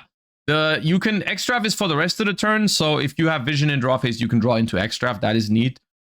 If you use Extrav, most likely you're gonna miss out on Radiant Typhoon Mandate's. I mean, not most likely. You're gonna miss out on Radiant Typhoon Mandate's draw effect. But that's okay, because you go +1 with the Extrav, so who really cares? Super Poly in main would be crazy. I think the problem with Super Poly is that it doesn't go with Extravagance, because the Super Poly needs a decent amount of targets, and I don't think you want to risk like banishing a one of Garura or whatever that you need in the matchup. So first of all, you need more extra space, and you don't want to play the fusions in multiples. So I think you can't. I don't think it's great to play extra with Super Poly together, right? Oh yeah, Mitsurugi Ryzeal got second place at this regional. This okay, dude. One Habakiri and it's still here. I mean, yeah, 45 card deck. Ryzeal Cross. It still does a lot of, I mean, I don't know. It still does a lot of crazy things. It still does a lot of crazy things. You can't even bridge into... You can't even bridge into Habakiri though, right? With the Ryzeal cards? Like, what are we doing if we don't draw Habakiri? There's a Manju, but you can't search that either. Oh wait, is there Alimbertion? No. That would have made sense, you know, if there was a way to like Alimbertion into thingy. You can search Manju with 7th Tachyon at least. But you cannot search 7th Tachyon without already having Mitsurugi, right? Because the one that searches 7th Tachyon is the rank 8, not the rank 4. Just Dugaris. I mean, realistically, if Tachyon can search Manju and you don't spend your normal summon, let's say you start with X, also a 1-of though, with Bonfire. I don't know. I mean, it seems to be working. Here's the thing, right? The bridge is not something that you need in every single game, because there's a lot of games where you can just draw both engines and do well with it that way. Like we see this from Yami Mitsurugi. They don't have to go for the bridge in most games. In a lot of games, they just have both engines in their hand, because realistically, they're playing Habakiri, Manju, Aramasas, 3 prayers, 3 pre-preps, 3 7th Tachyon for the Manju. Like, there's a high chance you have a Mitsurugi card in your hand, and there's also a high chance you have a Ryzeal card in your hand. And the bridge still works the other way, right? Like, you can still bridge Mitsurugi into Ryzeal because of 7th Tachyon and Drag Luxion. Right? No detonator. Oh, detonator is behind my... Is it better if I go over here? Then I'm cutting off cards on the other side. That's whatever. But yeah, the detonator is here, of course. And if you just draw Ryzeal, your board is still fine. I mean, yeah, it's not like the worst board, a pure Ryzeal board. You can still go like Dugaris, try and draw 2, and then you either find your Mitsurugis or you find hand traps. And then you have Cross to draw another card. And then you have Detonator, Baguska, Cross, some non-engine. Could still work.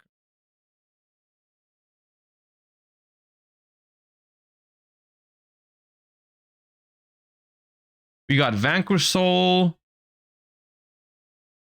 Vanquish Soul still playing Noroi and 1 Lantern. Replaces the cases with Chaotic Elements. No Vanquish Soul trap in the main deck.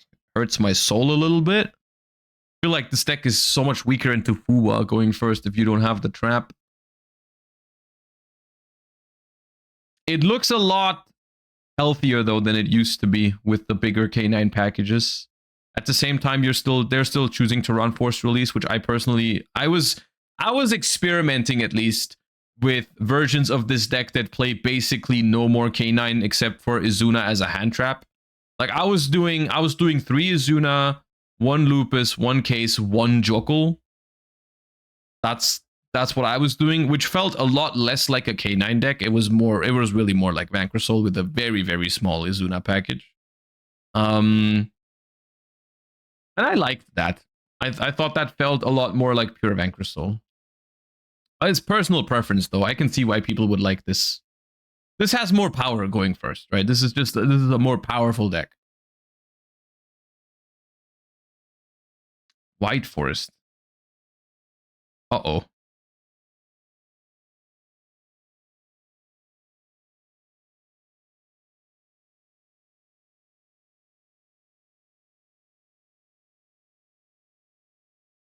No Elven notes.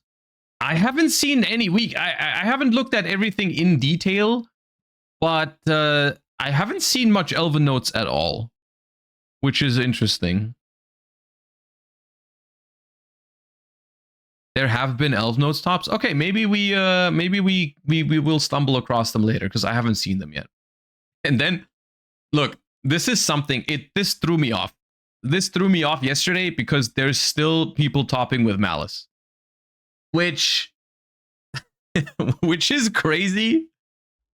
It is genuinely crazy, but it also, in some ways, and I can't believe I'm saying this, like maybe, just maybe this is not as bad as it looks. Because I actually haven't played against Malice post ban list, but I feel like this deck, maybe it's acceptable now in this shape or form. Maybe it's okay. Maybe it's not as miserable to play against. Because without Whitebinder, I feel like it's not as overwhelming. They will have less cards in hand and they will have less follow-up. So maybe the game is actually playable. No, because if they play, they still win. Maybe that's true. I'm saying like if that's still the case, then I would still hate that. But realistically, I feel like maybe it's not as bad anymore. But I'd have to really properly test against it. But I feel like if you can break their board now, and they don't have the Whitebinder follow-up, then maybe it's okay.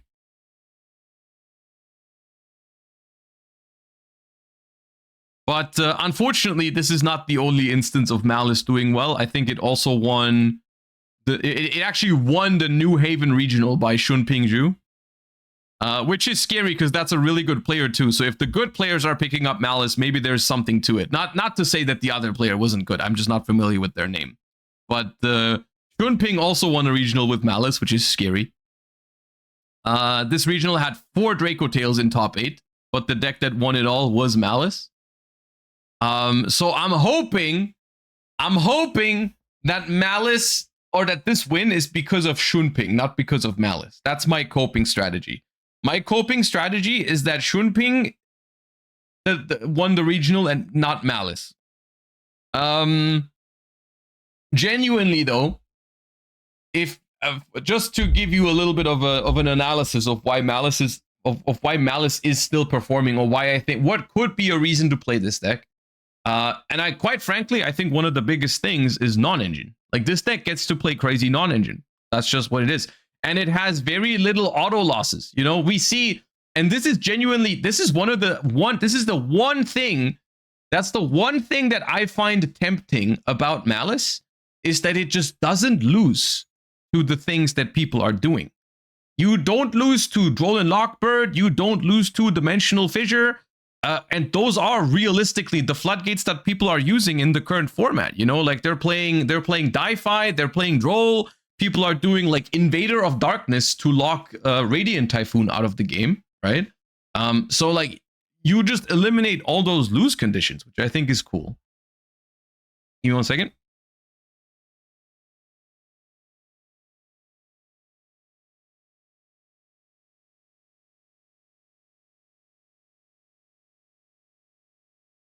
Oh yeah. I don't know. I guess we'll have to wait and see. I personally still don't believe that this deck is actually good, which is why I'm not too worried yet, but I could be wrong on that. People aren't playing Nib either. There's a lot less Nibiru right now, yes. Yeah, I think the only way Nibiru comes back into the format is if the Yummy decks are better than people expect them to. But in my first testing, I don't believe in Yummy personally. Like I know people were hyping up stuff like there was versions like Tri-Brigade Yummy or Radiant Yummy or Radiant Tri-Brigade Yummy. I don't believe in it personally. I think they're fun decks to mess around with, but I don't think they're actually that great. They're not bad, but I also don't think I don't think they're great. We have Mermail winning another regional, and this is a funny thing that I noticed when I was just scrolling through these results this morning in anticipation of the stream. Almost every single top cut breakdown from these regionals that we're looking at has Draco Tail as the most represented deck in top 8.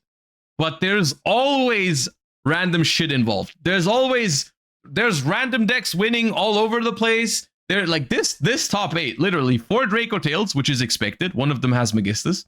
But then there's a Mermail won the event. Monarchs is in top 4. Yummy is in top 4. And DDD is in top 8. It's just like half is Draco Tail and the other half is completely unpredictable. And quite frankly, that is something that's also on my mind for the YCS in Dortmund. Is I feel like especially day 1, you're expecting to play against basically like maybe 50% is going to be the decks that everyone expects. You know, like Draco Tail, Radiant Typhoon, maybe some Vanquish Soul. But then it could be like 3 or 4 out of your 9 rounds could be anything. Like you could sit down and play against Yummy, Mermail, DDD, Branded, Malice, like literally everything. It's really hard to predict. But the only thing I know for sure is you are going to see Draco Tail and you are going to see Radiant Typhoon. Those 2 decks. I mean, to be fair, so far, a lot more Draco Tail than Radiant Typhoon, which is also something, from my perspective of like testing with friends and so on and talking to other good players, I was expecting more Radiant Typhoon, so far. Because, of course, there are some Radiant Typhoons, but there's a lot more Draco Tail in these. But anyways, we had the Ensenada Regional, which was won by Vanquish Soul. Which is also playing no Vanquish Soul Trap and a bigger K9 package, which makes me sad. But realistically, it's probably better. It's probably better to play more K9s. The more K9s you play, the combo heavier your deck, the higher your ceiling, the better usually. It's just something that makes me sad personally, but it's probably correct. Draco Tail got 2nd. Mitsurugi with Izuna got 3rd. Unfortunately, there's no list for this one. Draco Tail got 4th. This one is playing 2 Fallen of the White Dragon and regular Fallen of Albaz. We have 2 Despia decks in top 8. Unfortunately, no deck list for those. But I would like to see how Branded is looking with the new Fallen of the White Dragon. We have a Magistus Draco Tail and an Unchained in top 8 as well. That is wild. And then I saw this regional, which was even crazier, because in this regional, there was 3 Branded players in top 8. Now, I wonder if there are deck lists here. Did these people, like, prepare for the tournament together? And are they playing, like, similar deck lists? Because it feels really weird for, like, randomly, one regional just has 3 Branded players in top 8. They are different lists, though.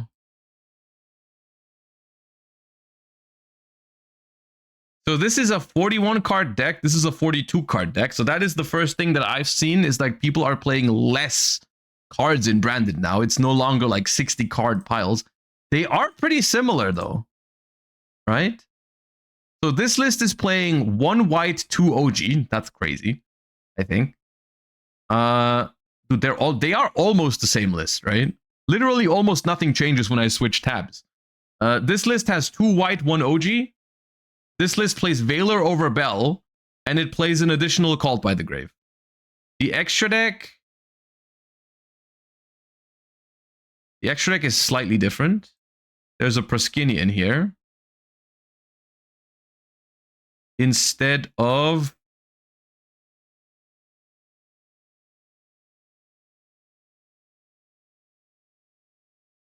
Lulu Lilith.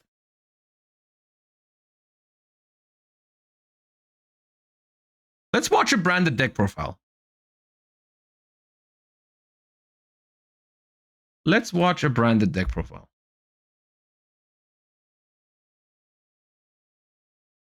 Who are you and what'd you do? My name's Stellan, and I got top 8 at the Milwaukee Regional playing Brandon. Oh God, yes, young Branded stunner. All right, distinguished gentlemen. What, you got any shout-outs? Yeah, some shout out. Shout out Leo for loaning me 1 Wellbaz. Shout out Julian for loaning me the Synchro. And half his deck for that matter, bro. No, because half my deck's Caleb, actually. Oh, true. So shout out Caleb for loading me the Euro ones. Shout out Shanghai Sharks for getting 6 out of top 8. Easy. Actually goated. Shout out GBYC. Shout out Sam for all the help. Shout out Raul. Shout out Nightfall. Wait, they're calling the new Albaz Walbaz? Because it's the white Albaz? Let's just get into it. Let's get it. Walbaz? I played 3 Aluber. I think you have to play 3 of this now. This is pretty standard though. Like for a while I was playing 2 on the original version, but like you kind of cut down on normal summons now, so you're allowed to play more. Play 2 of this. Don't listen. Don't do this. Okay, I could see this being an issue of like they just didn't have access to a second copy, because I see no reason to play 2 OG 1 new. I feel like you should always do 2 white 1 OG. Only find one. I could only find one. Yeah, okay. So I had to play handicapped, but I still topped. Yes, Leo came through clutch with that. Yeah, actually, bro, I had to drive to his house. For the white women, I think you For the white women. God, dude, come on, man. have to play 2 Cartesia. I don't think you have to play more of Wait. these. Is this a Cardi fit? Oh, this is a Cardi fit. Oh my God, yes. You know this is an OG Cardi fit. Tell me Okay, I'm lost. I feel like I'm too old for this. it's not an OG Cardi fit. 1 and 1. You don't need to play 3 of this. Some people think that it's like the math is different or somehow it doesn't count if you play 3, but nah, you gotta. It's just like Upstart Gauntlet. Yeah. Playing more of this like takes away from your hand traps. If I was playing a breaker version, I definitely would play 3 of this, but totally not in a hand trap version. It makes no sense. These are technically cuttable if you're playing the branded sword combo. Oh, German Bestials. Yes. People in the comments are begging Abgeheuerlich. to see that video. You wait for Sam's video on the branded sword combo. But I still think that you should play these if you're not doing that, because you need a way to make your 1-card branded fusion like good if you only have that. White Albaz is expensive, but it has gone down a little bit. I feel like it was on release day, people were saying it's $80. But now it's more like 50-ish, 55. Which is still expensive, don't get me wrong. It's a really expensive card. But I said this beforehand as well. I felt like people were predicting it to be like a €100 card. I feel like that's just not really adding up, because it is usually just a 2 of. Most people are playing 1 OG Albaz at the moment, so the demand for it is not as high as if it was a 3 of. So it's still massively expensive, but I don't think $100 was accurate. And then also like into Fua. Also, there is literally 3 big YCSs happening this weekend, so it might go down after. Belion just comes in clutch. God, yes. 2 Brafu. I mean, yeah. 3 of the best card in your deck. I love this card. This is probably my favorite card of all time. Wise. Something's funny about saying here's 2 branded fusion and then here's the best card in your deck. Nightfall. Why is Nightfall? 3 opening. This card's really good for like playing into 5 mana.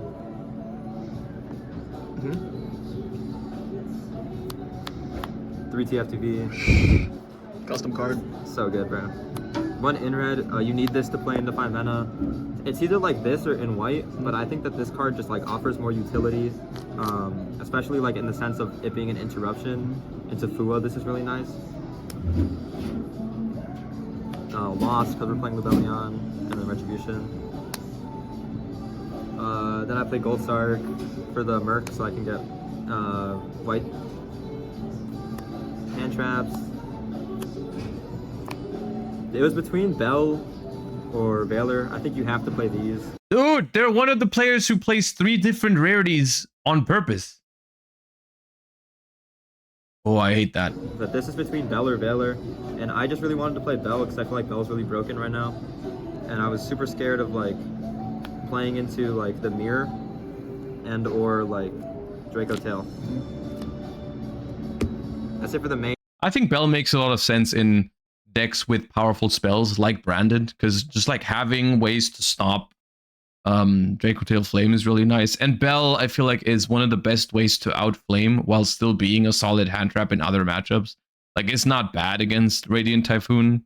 And it's 41 cards. I'm a little surprised there's no Droplet in this deck. I think Droplet seems really nice for the same purpose. Like, you can Droplet to outflame, you can dodge the Radiant Typhoon negations, and it's just a good breaker in general in this deck. Nice. One MJ. You don't need to play 2 of this card. So, genuine question: what's missing in this deck that people always played it as like a 60 card pile? Like, what are they not playing? Because I'm not even noticing stuff that's like really missing. Like, sure, Thrust, some breakers, maybe Allure of Darkness, but like, is it really just fusion deployment? There is no fusion deployment. True. Fusion duplication package with Thrust. Yeah, okay. 2 Albion, 1 Rebellion. I like that it's not playing any sort of like turn skips, right? I feel like this, if Branded was always this type of deck, I would have never had a problem with it. I actually think Branded is really cool. If it's not locking you with friggin' Requiem. 1 Titaniclad, Finbrom, standard. Play 1 of this. You could play 2. I actually didn't use Sanctifier at all, so I think that Sanctifier could be a second one of this. What's the side deck though? Yeah, that's fair enough. I should not speak too soon. We haven't seen the side deck yet. Maybe the Albaz effect. And you want one to dump to search Mercurier. I just played. If I was more like well versed with Branded, I feel like I would have considered it for the YCS. Because I had this brief period in testing where I was just like, I was in love with the Fallen and the Virtuous. I just thought that card was so awesome. I wanted to play the deck that makes the most use of that card, right? Like, I wanted to play a deck that can search it. I wanted to play a deck that gets the most value from it. And so Branded crossed my mind, but I didn't really follow the direction too much, because I felt like I was too far away from understanding how to play this deck perfectly, and I didn't want to spend too much time on it. But I think it's a solid shout, actually. Albion. Now, a lot of people have been playing Christia. What are your thoughts on the Christia lock version? I hate that card. I think locks are super unnecessary. Thank you. And I think that if you're at a point where you can lock, you're already winning the game. Yeah, you already got to play. Like, yeah, you already got to full combo. So. See, and I think this is true. I genuinely think this is true. I think Branded is powerful if you play it properly. Like, if you get to the point where you can resolve all of those cards, I think you don't need to lock your opponent. I think you can just win the game by playing Yu-Gi-Oh. Like, if your deck's good, you should be winning. Like, if you have to lock to win, like, it's not like you can even really set up a negate for Fallen and Virtuous or anything like that. Yeah, and it's like, also, yeah, like, half the decks right now, like, can literally out that shit, like, so easily. 1 Albalenitis. I feel like this list could play Droplet instead of Imperm and have double Cyclone on the side. I think Droplet seems really good in this deck. Maybe over Imperm, yeah. This card's so good, bro. Like, I contact fused my opponent's board in the mirror, and like, this card's just so broken. Like, outing Secretarion, so good. 2 Grang. I think you have to play 2 of this card. A lot of people like cut down to 1 if they're not playing the lock, but I think that you literally have to play 2. It's so good if you like High Spirits with a Spellcaster, but you have to do like half the time. It's the exact words Sam said in his video. Secretarion, this card's busted. Lotario. Star Source, I love this card. It's also part of like outing 5 mana. And then I played Lulu and Ecclesia. This is self-explanatory. The only thing that annoys me about this deck is that if you go opening or Branded Fusion, you can't make the synchro. That's the one thing that really bothers me. Lulu, it's like either this or Proskinion. And I know it's probably fine. I prefer playing Lulu, and I won more games in testing because of Lulu. But really, you could just play Proskinion. Like, I also just played Lulu because I didn't want to look through my bulk to find Proskinion. Oh, very good reason. So. Side, 3 Perulia, 3 Nib, this card was broken. Play 3 Bestials. Can we just go back really quick? Because, you know, a lot of people have been talking about Nib not being as good this format. Outside the fact this is the hand trap deck, what matchups did you encounter where you felt the Nib was super strong? I felt the Nib was really good. I put into like the Ryzeal decks I played. I actually ended up playing 2 Ryzeal variants, which was really weird. Yeah. Shouldn't Nib not be great against Ryzeal because they got cross? I guess it depends on exactly what version. I like Nib in the side deck right now. I don't think it's a great main deck card per se. But I think it's a solid side deck option just to cover for the random stuff in the format, right? It's not great into Radiant Typhoon and Draco Tail, so I don't like maining it because those are the most popular, but I think just covering like all the yummy variations and whatnot, I think it's pretty solid. I kind of just wanted my side to be like super generic because I know this is the start of a new format, so people are like reverting to their pet decks. Yep. I also think Nib is fairly decent into Yummy. Nib is broken into Yummy now. This card came up a lot into like every rogue deck. Checks out. Bestials. What about Perulia? I think Perulia is solid. The problem with Perulia is it's really good going second into every matchup that isn't Draco Tail. Perulia just kind of sucks against Draco Tail. So I think it depends on whether you want to, like, it's just the question of, do you want to respect Draco Tail as much as possible in game 1? Because the answer is, if the answer is yes, then you don't main deck Perulia, you side it. But in general, I think Perulia is really good. Into stuff like K9, into stuff like Radiant Typhoon, it should probably be at least in your side deck. But I'm not sure if I would main deck it. It depends on the deck, it depends how much non-engine space you have, but maybe a card, because statistically, right, you go first half the time. In those decks, in those games, Perulia is already a bad card. And then when you're going second, the other half of the time, if you're playing against Draco Tail, the card is also bad. So if like a certain portion of your games are against Draco Tail, then it's just not the greatest call, I think. These are just like pretty generic. These didn't really come up that much. Mag came up a lot. I don't remember the last time I went first in a YCS. Well, then you should play Perulia. This was just like in case I play against Gem Knight. Oh, just in case, you know. Just in case I play against Gem Knight. Or like Luna or the Mirror. I just wanted cards that like covered that. Only you played against Gem Knight. Yeah, if only I 2-0'd a Gem Knight player. Damn, bro. I 2-0'd everybody I beat, by the way, because I'm like, Yeah, everyone you beat. everyone I beat. 2 Droll. This came up so much. This card was broken. Like low key, I really liked this card. Don't say low key when you're talking about Droll and Lockbird, okay?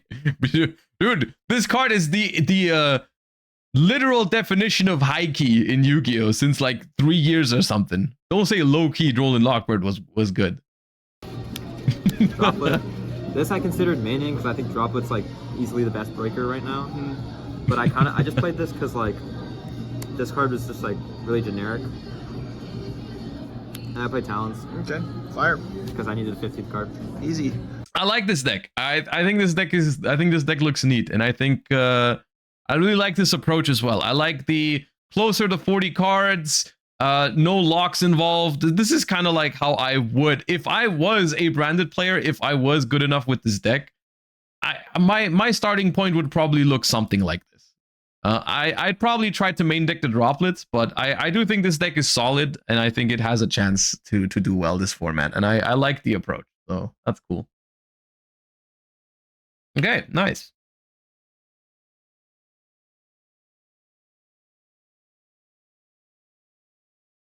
We have a Radiant Typhoon that won a regional here at the Richmond WCQ, which had in top 4 0 Draco Tail, in top 8 4 Draco Tail. So 5th through 8th place were all Draco Tail, but in top 4 there was none.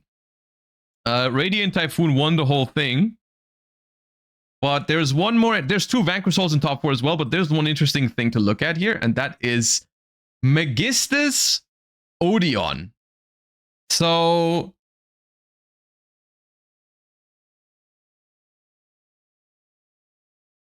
in case you didn't know, Megistus does not only work in Draco Tail, But Megistus can also bridge into Odeon. Spoon is full Odeon combo, yeah. So what you do is you go Spenta, search Zoroa, normal Zoroa, Zoroa activate effect, equip with Artemis, special back Spoon the Megistus Sealer, or Spenta. Then you make level 8 Synchro Zoroa the Megistus Confligent Calamity. You equip... wait, no, the first one doesn't equip Artemis. The first one equips something else. I think one of the fusions. And then this one equips Artemis. And then Artemis searches Crowley. Crowley special summon itself. Then you go use into invoked Megistus Omega. And then you use the graveyard effect of the Synchro to pop the Omega. And then Omega, if it's destroyed, specials any level 4 spellcaster from your deck. So you can bridge into Man with the Mark, because this is a spellcaster that triggers on special summon. So basically, you can use the Megistus engine not only to bridge into Draco Tail by special summoning Lucius, but you can bridge into everything that has a level 4 spellcaster. So, Man with the Mark. And if you already have access to the Man with the Mark combos, you can just summon a Monster Negate. Isn't that cool? And there is a Secret Village of the Spellcasters in the side deck. Nice. With 1 copy of Metaverse that you can tutor out with Lord of the Heavenly Prison. And then you can immediately activate it because of Temple of the Kings. So you go Gallant Granite, search Lord of the Heavenly Prison, on the opponent's turn, activate a trap card, Lord of the Heavenly Prison set, Metaverse, activate Secret Village. Awesome.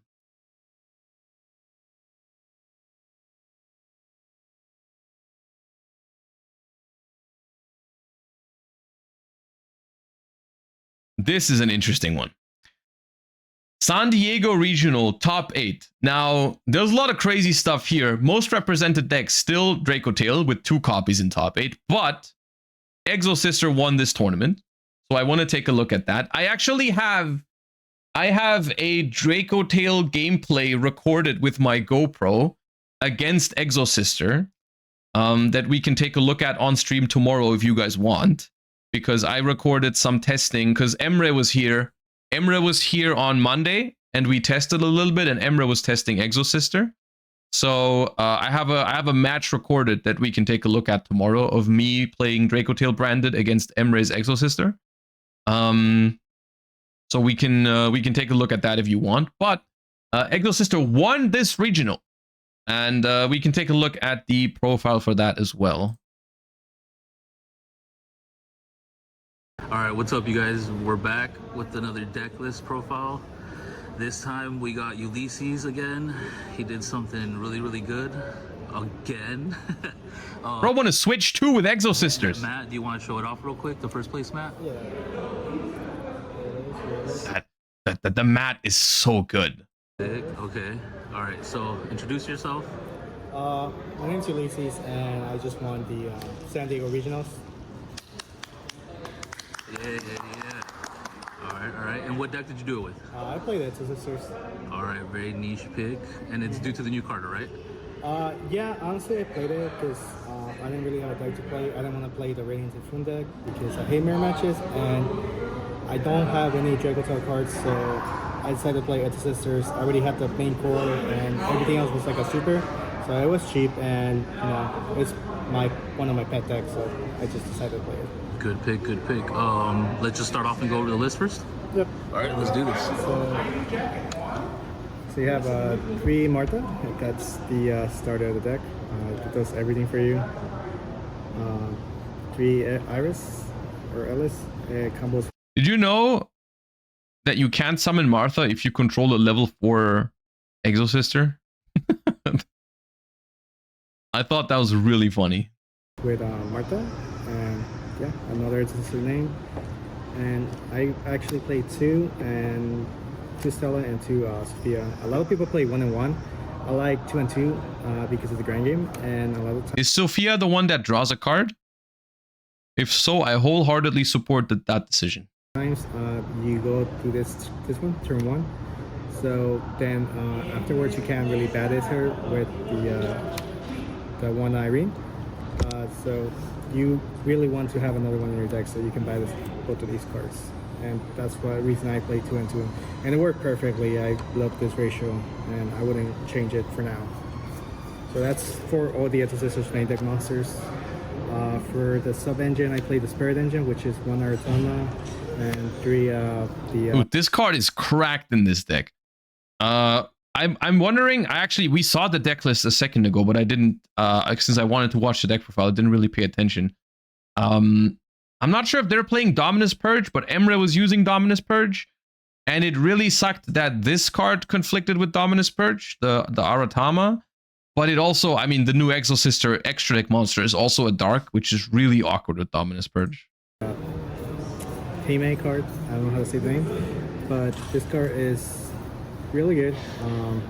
It's basically an extender by number summoning herself, and she searches most of the Exosister monsters from your deck. And she can actually search another card on my side deck that I'll show off right now. Ooh, Thunder King! Okay, I take back my excitement. I take it back. I overreacted because Thunder King is a very old and based card from back in the day. Nowadays, not so based anymore.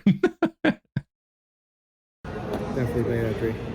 I mean, I guess I have to be excited because I tutored Thunder King in the Runic Sprite deck that I won Utrecht with. It had Thunder King as a target for Mannequin Cat for the Sprite mirror match because it was a Thunder monster. So if they special as Sprite Blue, you Mannequin Cat bring out Thunder King. That's it for the main monsters. I play hand traps. Not too many, but I play a few. 3 Fuwa, you gotta play it. 3 Ash Blossom to stop the Fuwa. That's mainly what it's for.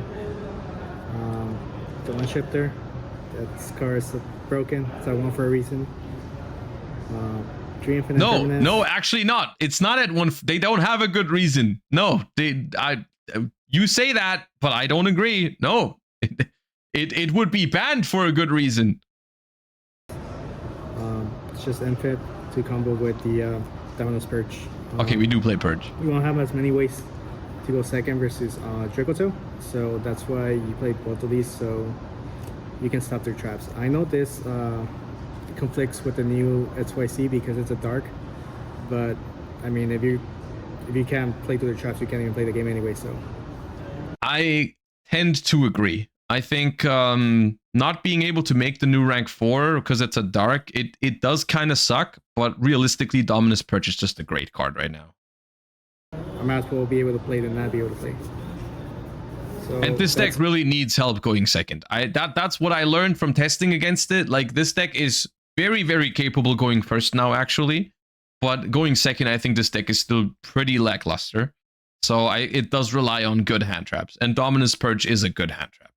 That's it for the hand traps. And I play 3 of the new spell. This card is really good. Basically adds 2 to the hand. This card is insane, by the way. I read this card. I understood it was good, but I still underestimated it. I didn't understand how good it was. It is so hard to play around this card when they set up a proper Exosister board now. Like, it feels like as soon as a card touches your graveyard, you explode. Because they have, like, if they play Vadis, as soon as something hits your grave, they just like rank up like crazy into everything they want. Like, one card touches your graveyard, you're immediately under Abyss Dweller and everything. Like, I was playing Draco Tail against Emre, and dude, there was just no way to prevent the Abyss Dweller Exosister from coming onto the field when that card was involved. Like, everything. You know, I start Albaz, sending one from extra deck. Oh, the thing from your extra deck is gone. You're not getting that effect in the end phase. Oh, also, you're now under Abyss Dweller because something just moved. One, and when they send a monster to graveyard, you can make them banish a card. So how it works is you have your monsters, your Exorcist monster in the field, and once they banish something, you overlay immediately using it. So yeah, it's good. More consistency, what we needed. 3 Pats, just consistency. 3 Tachyon, consistency. And I decided to play Triple Crown. This card is really good. Offensively, I don't understand this card in this deck, to be honest with you. Like I understand it's a good card, but I feel like this card would be more at home in like a board breaker style deck. I'm not sure why it's here. And defensively in this deck, it helped me so many times. It helped for them not to like run over my stuff. Gotta save the Magnifica. I mean, yeah, sure. If you're going first, this card is better than a hand trap, right? But that is true in every deck. Like in every deck that if you go first, this card is strong. But I feel like if you're playing a deck like Exosister that already naturally struggles more going second than going first, I guess I would rather try to fix that than play another card that's even better going first. I was getting nib. I would use this, keep it in hand, and use it on my Magnifica, so it survives that turn, and then it's like yeah, but like you're not forced to go into Magnifica, right? You can just go Carmel and pass with that. That's still fine. Like the board is now good enough without making Magnifica immediately, I think. on my next turn. This card is just amazing. I love this card. It is. I still vibe with it though, because I think Forbidden Crown is an incredibly fun card to play with. So like I don't blame them for just like putting it in their deck for a regional.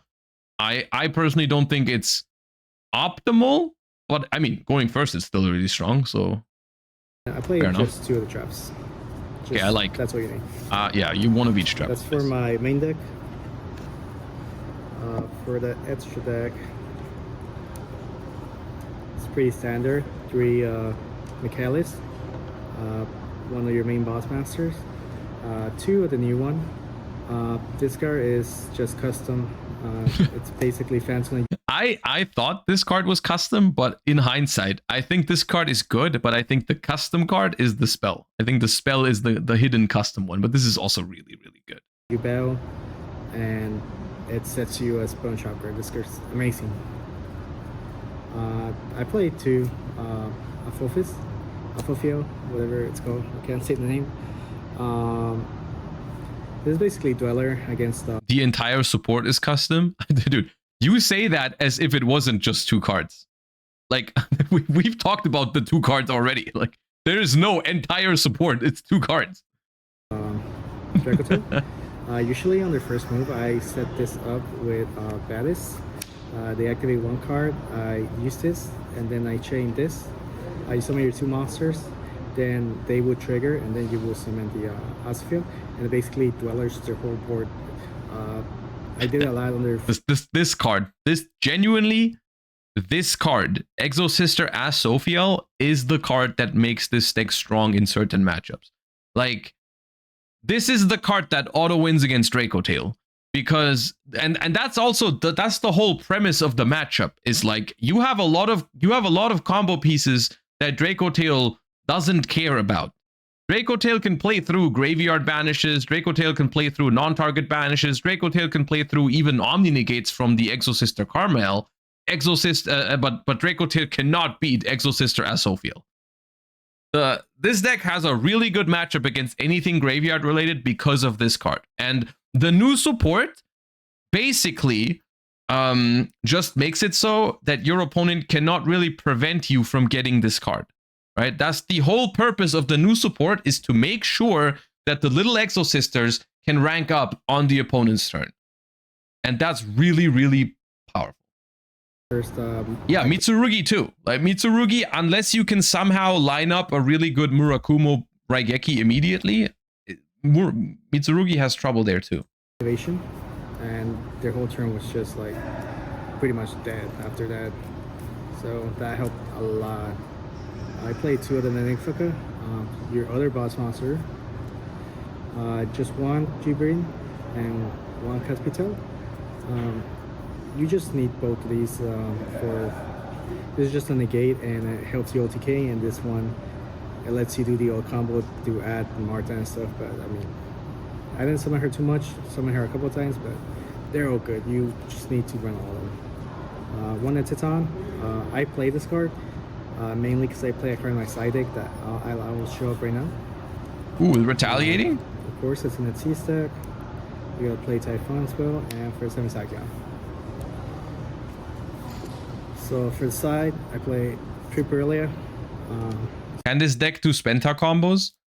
It probably could, but the problem with Exosister is that Martha has a lock not for the rest of the turn, but for the entire turn, which is actually quite healthy. So you just can't use Martha if you special anything, which is also the problem with stuff like the Exciton Knight. Self-explanatory. Retaliant C for the Draco Tail matchup. Yeah, there's Retaliant. They can Blade Fluid now, but if they don't have the cards to Blade Fluid, and they start with their usual fusion stuff, this card just cooks them. I decided to play one Thunder King Rao. It's for the MST matchup. You can search it with 7 Takia, or you can search it with the... It's so cringe and so funny at the same time. The Spirit Monster, because he has 800 attack. Oh, so yeah, you just do that as part of your combo, you summon it, and I mean, they can out it sometimes with like Swear Poly and like the Abbas branded quickly, but I mean if they don't have it, they just can't play. And for the why does the MST deck get cooked by all side deck cards? Yeah, it's really weird, isn't it? Like you have like the most random shit from 20 years ago is what people are now grabbing out of their boxes to beat Radiant Typhoon. Like people are doing Curse Seal of the Forbidden Spell, Invader of Darkness, Thunder King Rayo. Man, it's cooked. matchup as well. I played 3 anti-magic arrows. Oh, that card is usually what that card is cool. I would magic arrows them, and then main 2. If I have a way to summon 2 level 4s without locking myself, I Etaton them afterwards and clear the board, and it makes it easier for me to play. I play 3-dimensional fissure. This card should be banned. This is not the first card you showed that should be banned, but yes. So, 3. Guys, step by step, okay? Trust the process. Dimensional Fissure is now the most popular side deck floodgate. It's next on the chopping block. Believe, trust, hopium. Yeah, that's pretty much it. All right, thank you for this demonstration of why the side deck is a problem in Yu-Gi-Oh! But it is cool to see that Draco Tail was that Exosister was able to win this regional, and I have now tested against this deck a little bit. Like I said, I played against Emre, and I do think it is a capable rogue deck. I do think it is. I mean, obviously a good enough deck to win a regional. I feel like it's got weaknesses, especially going second, but its going first is really strong, especially, of course, if your opponent is playing a graveyard-centric deck. Like against Draco Tail, like if this deck goes first, it's really, really good. So if you can somehow if you can somehow figure out a way to make the deck solid going second, I think you got a very solid deck at your hands. We have Lunalight still appearing in this top 8 as well. We have Draco Tail, Yummy Fiendsmith, Draco Tail, White Forest again, Radiant Typhoon again, Magnet Warrior. Is there a deck profile? There is a deck profile, thank God. Okay. I have questions. Because there's a Magnet Warrior top 8 deck profile. Now I'll tell you a funny story. I actually know what some of these cards do because we recorded Burst Protocol Draft on Monday. And stay tuned for that YouTube video because we did Retro Pack 2 draft recently, and I was wondering how would that work with a core booster set. And so we did drafting with Burst Protocol on Monday. And so, of course, some of the Magnet Warriors from Burst Protocol I'm now a little bit more familiar with because they appeared in that draft. What I did not expect a deck like this to make top cut of a regional. One really funny thing is that Duoterion is a starter for Magnet Warriors because this card says this card to add a bonding spell trap because you're supposed to add like H2O bonding with it. But Magnet Bonding is also a bonding spell, and this card is a crazy card in this deck. This card is basically Rhoda and Miracle Fusion at the same time, which is really funny. And you can search it with Duoterion. let's you know what? Let's let the players speak for themselves. I think because you know. All right, you guys, what's up? We're back with another deck profile video. This time we got a good buddy here of the channel, and he got top 8 at San Diego Regional today. Let's introduce yourself and let us know what place you got. Yeah, so my name is Portland, and I got 8th place at the San Diego Regional with the Magna Warrior deck. Super sick, man. Because I was under the impression that the Magnet Warrior cards were mainly just like rank 4 engines for other decks, right? That's the first thing that people told me when we looked at the new cards, and people were like, oh yeah, you can use this as like a crazy starter in like a rank 4 deck and so on and so forth. But apparently the pure deck, His choice. What made you choose that deck? Realistically, like I played the deck in the past before, so I kind of like I already knew like how to play it. And coming in, like typically this deck existed? on your end board, you end with an Naturia Beast, and with like every deck just playing a quick play spell. Oh, dude, Naturia Beast is good right now. Naturia Beast is a good reason. Just a spell card, like, you know, I just wanted something to like be able to like stop it. And you know, like Naturia Beast was like, I would say it was like it did what I wanted it to do. So that's why I pretty much chose it. It was a meta call. Yeah. That's sick. That's sick. No, it's a very niche choice. I know a lot of people. Everyone is on droplet though. Yeah, fair enough. But if you summon a card that says you win the game, unless your opponent has one specific card from their deck in their hand, then you know, still not too bad. We're interested in the list, so here it is, man. Let's check it out. Yeah. So it's kind of a long name, but you played 3 of your linear Magnum plus or minus. So this is the circular. This is the circular that sends 2 from deck to grave to summon itself. I had this one in the draft. It was pretty good. Like you need to play 3 of it because it's a one card combo. Like you can also search this with magnet bonding, and you know, pretty much you send like your 2 level 4 lowers, which typically is your plus, and you send beta, and then you know right there you just start playing because plus summons beta to the field, and then you can kick off from there. And then you know you played 3 Deuterion. So funny. You just discard and add a magnet bonding. This card was overperformed, honestly. Like it's also like a good Ash target because you could already have magnet bonding in your hand, and you know you activate this and like go probably Ash, and then you could just play for free. Start playing. And then you play 3 beta. Beta just searches you a level 4 lower Magna Warrior, and then it comes up sometimes, but it has a quick effect where on your opponent's turn where you contribute it and summon a level 4 Magna Warrior. So it can come up sometimes, and then you play 3 minus. I guess you can call it like the 5 mana for the deck. It lets you fusion summon. Okay, it's not the 5 mana. Is it a quick effect to fuse?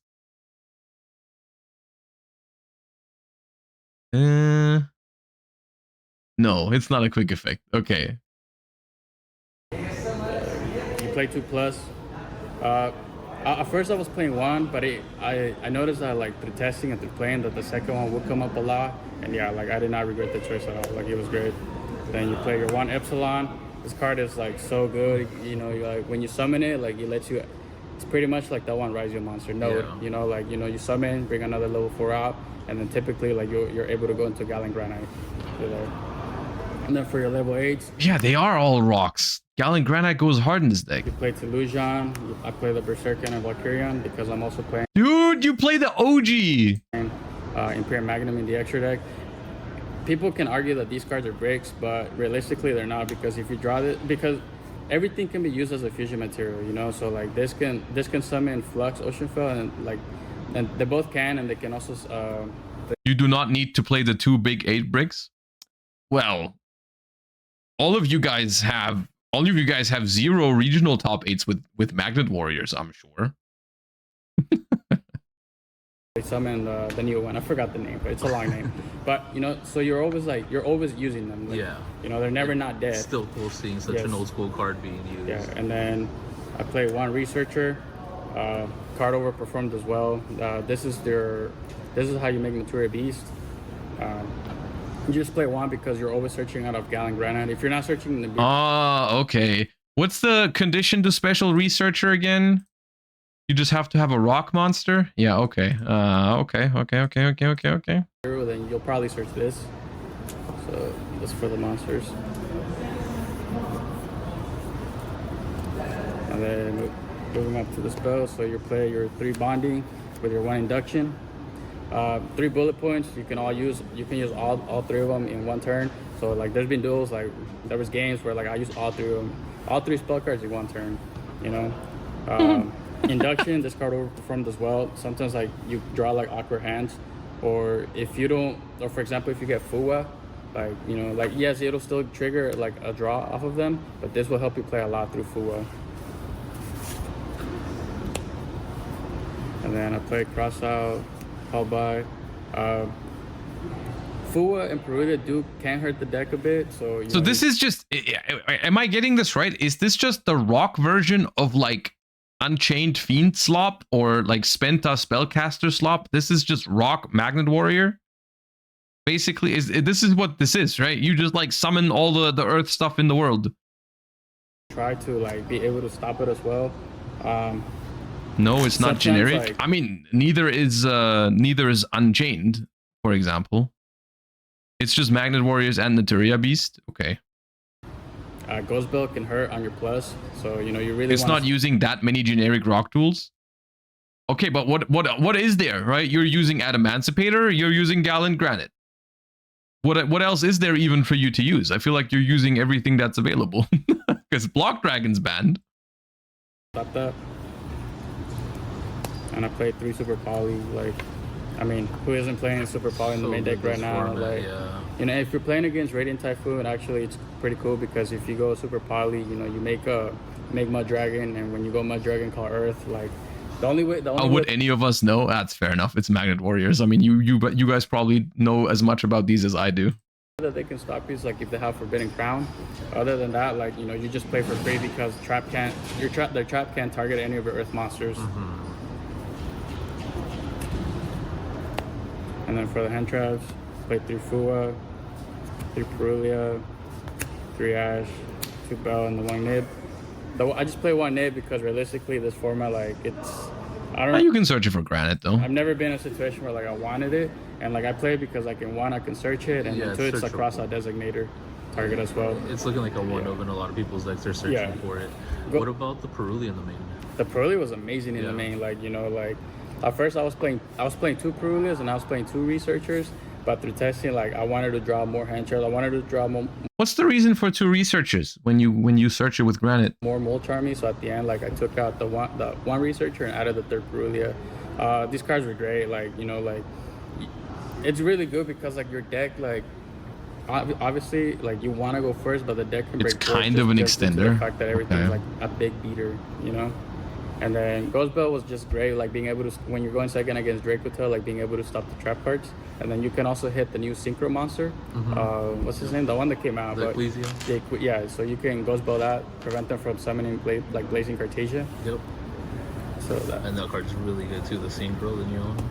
It's, in case you have Bell against Dracotail, it's probably better to Bell the Albaz instead of belling the Synchro. Because if you bell the Synchro, it stays on the field and they can do it again on your turn to still tag out into Albaz or Cartesia and fuse.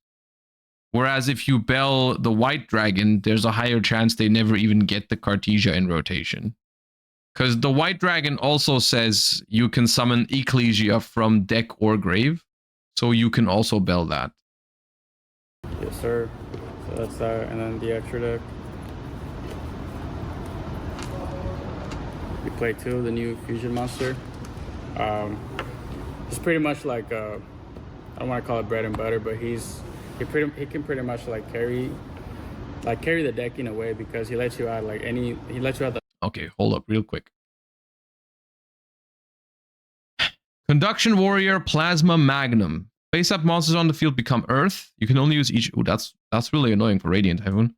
You can only use each of the following effects once per turn. If this card is fusion summoned, add a Magnet, Normal, Quick, or Field spell from your deck to your hand. Send a level 8 Magna Warrior from your deck to the grave. Immediately after this effect resolves, normal summon a level 4 or lower Magnet Warrior monster. Okay, so it adds one of the spells, and then you also get to Foolish the Illusion or whatever it's called, right? Like you Foolish. I assume most of the time you Foolish this one, because I think this is the one that summons itself back from the grave. This card is really good.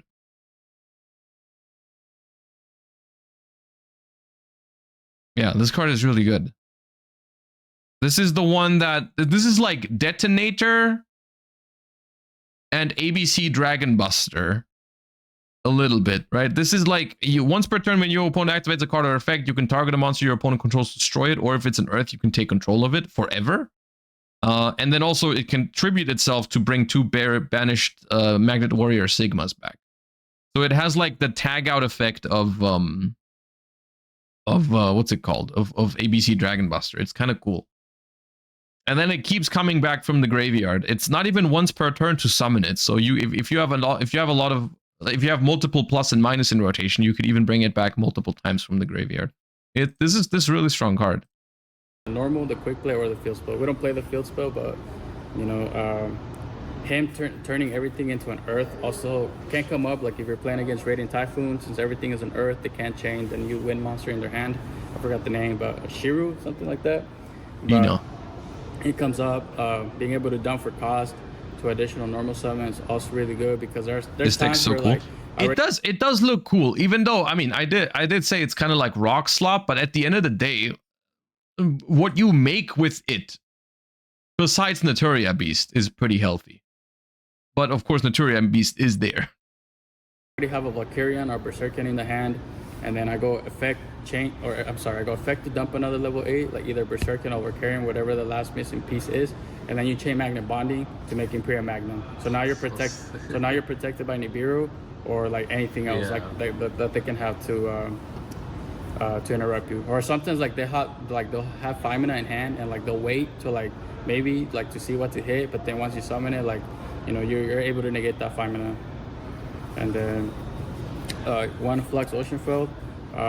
This card overperformed as well, like, you know, being able to summon a rock from the hand or graveyard, like any, like, you know, it doesn't have to be level 4 or lower, you know, it's just great. And then being a quick effect, just bounces itself or any earth monster on my field, and then any card on my opponent's field. So it's a great card. Then the 1 Imperial Magnum, just, I mean, 4,000 Omni Negate, like. Okay, wait, 4,000 Omni Negate. Hold up.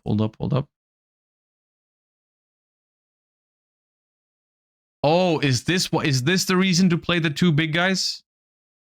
Is this the reason why the other 2 are there? So you can make Empyreon Magnum the superconductive battle bot?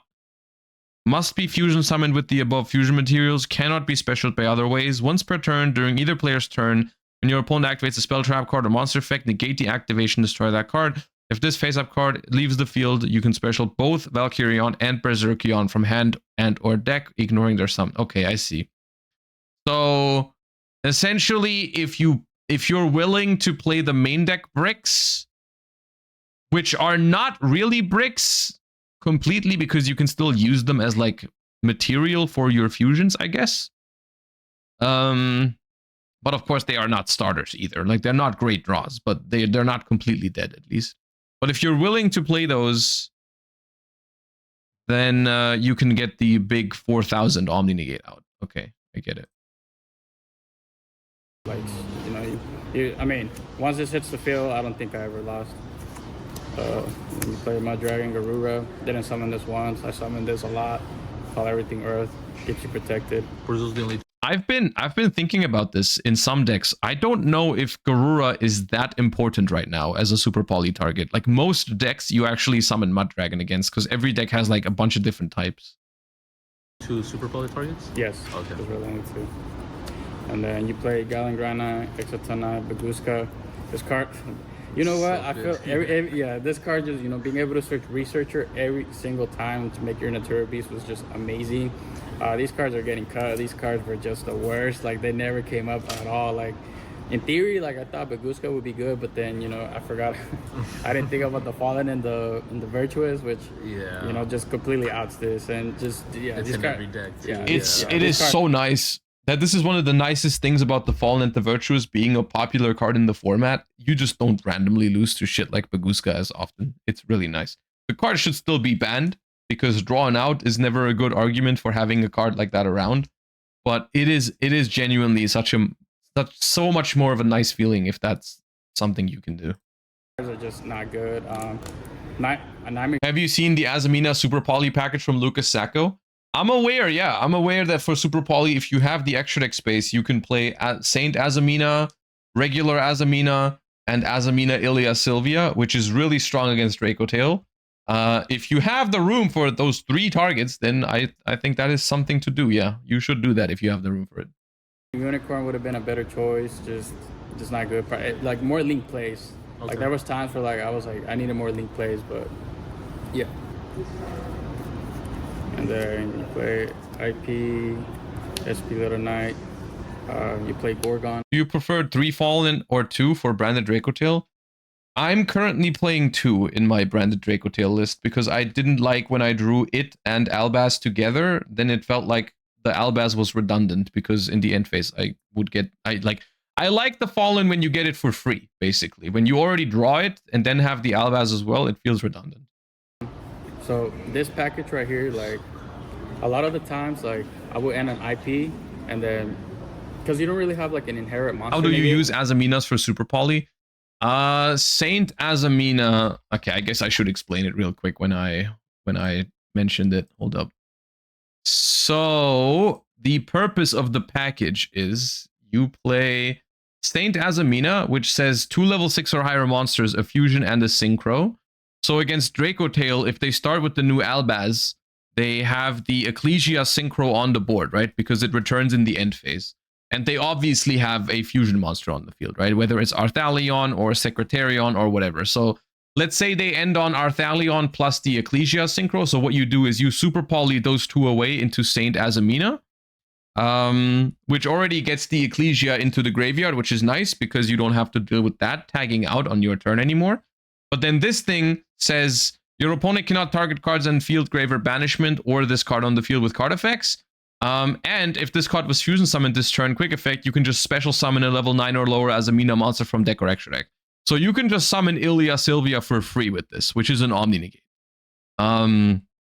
So you remove 2 bodies, you summon Saint Azamina. Saint Azamina summons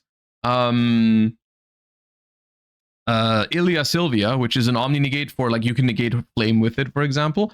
But it's not only that, you can also then, in your main phase,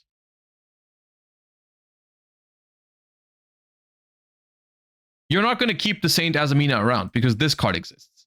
This is a 4,000 attack body that says must first be fusion summoned or special summoned from your extra deck by tributing a Saint Azamina you control and a face-up monster your opponent controls.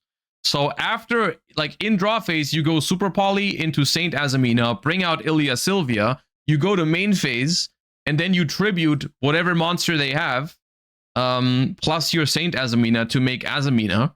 And then you just have this. So the super poly is basically a 4,000 attack Azamina and Ilia Sylvia, right? Which is a lot of value from super poly. A lot of value. That basically clears 3 bodies and gives you an Omni Negate and a 4,000 beat stick.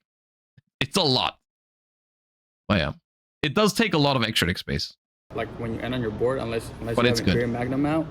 So a lot of the times, like if they normal summon, or I'm sorry, just with like any monster effect on the field, like you chain IP and then you summon. And distribute Liger Dancer or Sanctifier? Liger Dancer, yes. Sanctifier, I'm not sure if it's treated as a fusion summon. I'm not sure. And then it'll just negate it. And then, you know, they have to play in the other 2 zones because if they summon anything else, then Azamina makes you Ash and Bell proof. Yeah, it says your opponent can't activate monsters with 0 attack. Yes, that too. Yeah. So, great card. And then player 1 access code and 1 Underworld Goddess. The main idea for this was to Liger. For Liger Dancer, just pretty much get anything problematic. In the room today, yeah. Something else that can be kind of like annoying and problematic would be like the Albion, Albion monster. You know, like it's got like not being able to target it, and then like it's 3,000. You know, like even though my monsters are beaters, not everything is 3,000. So there was times where like I linked it off to summon this, And then Access Skill Talker, like it won me a couple games. You know, you make it, you're able to pop off, and then, you know, you have this, and then another 2 Magnet Wars, and then like you win the duel. Did you play against any Lunalite? Any Lunalite? Yeah. No Lunalite. Lucky. Yeah. And then of course Natura Beast. I mean, not being once per turn, not even being once per chain. You know, like. Is that your boss monster? Would you say? I mean, no, yeah. You play against any spell heavy deck like Radiant Typhoon. If they don't have Droplet, it's cooked. You end on it. Like if you end on it, like they have to respond to it. Like they can't just leave it out. They need something to out it, or else like they just can't play. You know, like they can chain, but then you just chain and just negate. You know, and then a lot of the times like he stays protected. You cannot out Albion. Yeah, it's the same. It's weird because it says you can special summon it by doing this. So it doesn't sound like it's a fusion summon, and it doesn't sound like you're using them as fusion material, but it's the same reason that you can't use one Phantom of Yubel for another Phantom of Yubel, right? It was the same thing. Like it's like you can summon this, you can special discard by shuffling those back. It's like, okay, is this a fusion summon? Is this fusion material? I don't know. It's worded weirdly, but I think it counts as fusion material. It's not a fusion summon, but it's still fusion material. See? You're probably correct, but that sounds counterintuitive. Do you get what I mean? Like it's weird, right? That shit's weird. What you just said is true, but it's also weird. Because like if you have an end board where it's the same reason, by the way, that you cannot fuse away a Sanctifier to make Alba Lenatus against like Draco Tail or branded stuff, right? Like if you have Albaz and they have Sanctifier, because Sanctifier says it can't be used as fusion material, you cannot make Alba Lenatus with it, I think, because Alba Lenatus, it's the same, and it's the same thing. Like Alba Lenatus doesn't say like fusion summon by sending them to the grave. It just says like tributing that stuff or sending it to the grave or something like that. It's yeah. It's the same thing. Yeah. Where is it at? But it is, I think it's very counterintuitive. Like a lot of the times, like people will try to like crash into this or beat over it. So, you know, you contribute this, and then you will summon back your where is it? This deck can also play Koaki because it gets an extra summon through the new fusion, and it gets a great new addition in MZU being Magnet Warrior Omega Plus. You mean Koakimeru Guardian? The monster negation? Your plus and your minus from the banish pile, and since their monsters are turned to earth because of this guy, I choose the attack target for them. And there's been 28 defense, like oh yeah, these two guys are kind of silly like that. So one of them says if you control an earth monster, your opponent can only attack earth monsters, and then the other one says if your opponent's earth monster attacks, then you choose their attack targets. Yeah, they're kind of silly. And then, you know, like this stays protected, and then this can negate attacks as well. So like, so the Natura Beast just stays on the board. You know, you're able to protect Orange it. says both. Wait, orange is both? And then for side deck. Oh right, no, the green one negates attacks, and the orange one does both of the other things. Yeah, you're correct. Yeah, my bad. I went with Solemn Package. I went with Solemn Strike and Solemn Judgment. Like I said, you don't necessarily have like that much monster negates besides the Imperial Magnum. So like having the Solemn Strike is just like amazing. It was just wonderful. Like a lot of the times, like they would when they activate like the Fallen of White effect, summon Ecclesia, and then like they synchro summon, like you can hit it with a Solemn Strike. Like that's a good way to hit it. Just stopping like link summons, like in general, just things. They're same thing. I think it would probably be better to just Solemn Strike the Fallen of the White Dragon. Like, why wait for the Synchro Summon to strike it? If you wait for the Synchro Summon to strike it, they get Ecclesia in the grave, which they get back to hand for free in the end phase. And they get the Synchro in the grave, which is a good resource to have in the graveyard. You would rather have the Synchro be in the extra deck than in the graveyard. Like, you don't want to, if you have Solemn Strike against the Fallen and the White Dragon, just strike the Fallen and the White Dragon. That could be problematic, you know, like it's also a surprise factor, like, you know, no one's really siding that, like, no one's really playing Solemn Strike, and then, you know, Judgment is Judgment.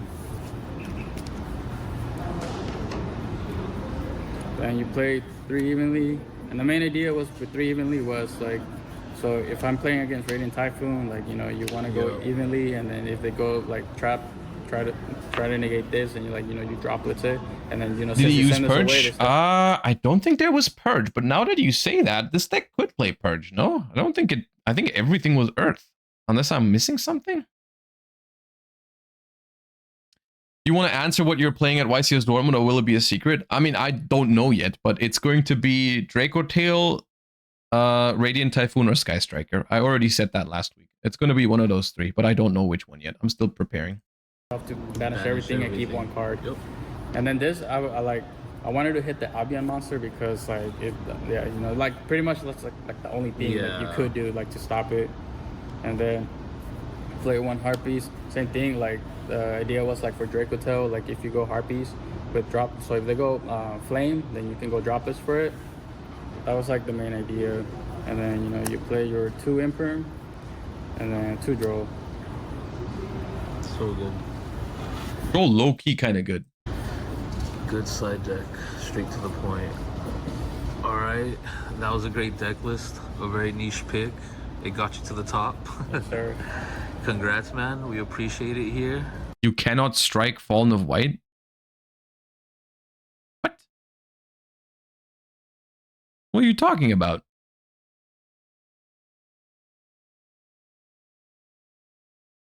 Of course you can strike the Fallen and the White Dragon. Hopefully everybody else appreciates the list too. I'm pretty sure we're gonna see it in the next couple regionals. Do you have any shout outs you want to give? Yeah, so shout outs to Abel, shout outs to Brian, shout outs to Miles, Kevin, Sebastian. Fallen of White activates?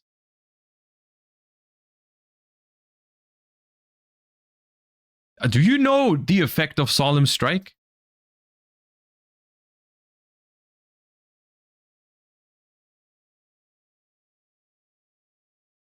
My bad. Okay, thank you. Good talk. Good talk. Phenomenal talk, actually.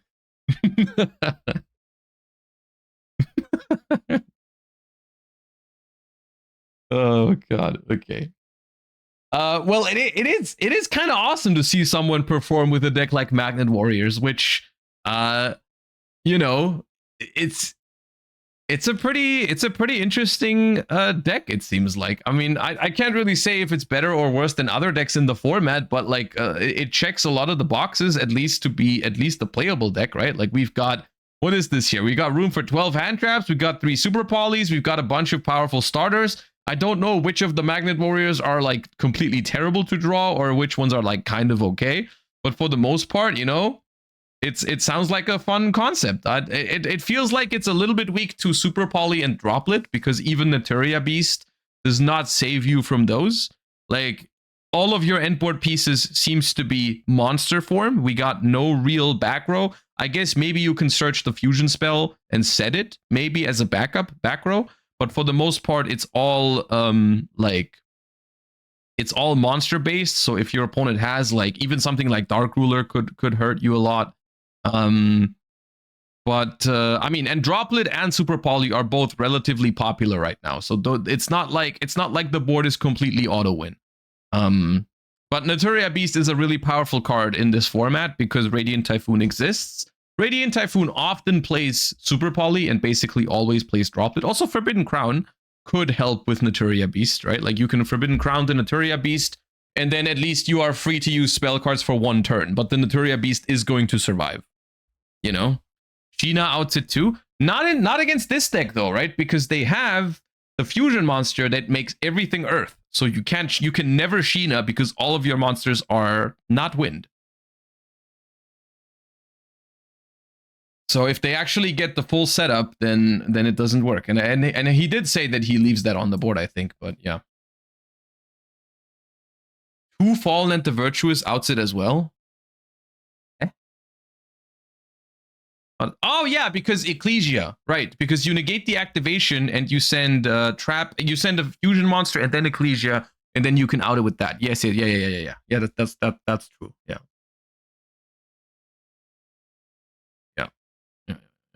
Okay. Still cool to see this deck perform, at least.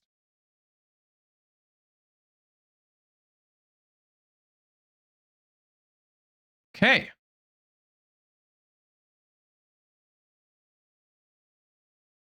There was one last regional I wanted to take a look at before we can go and play some Master Duel. But it was the Oklahoma regional that was once again a top cut breakdown. This top cut breakdown kind of legendary. We got 8 different decks, or well, we have 7 different decks and 1 unknown.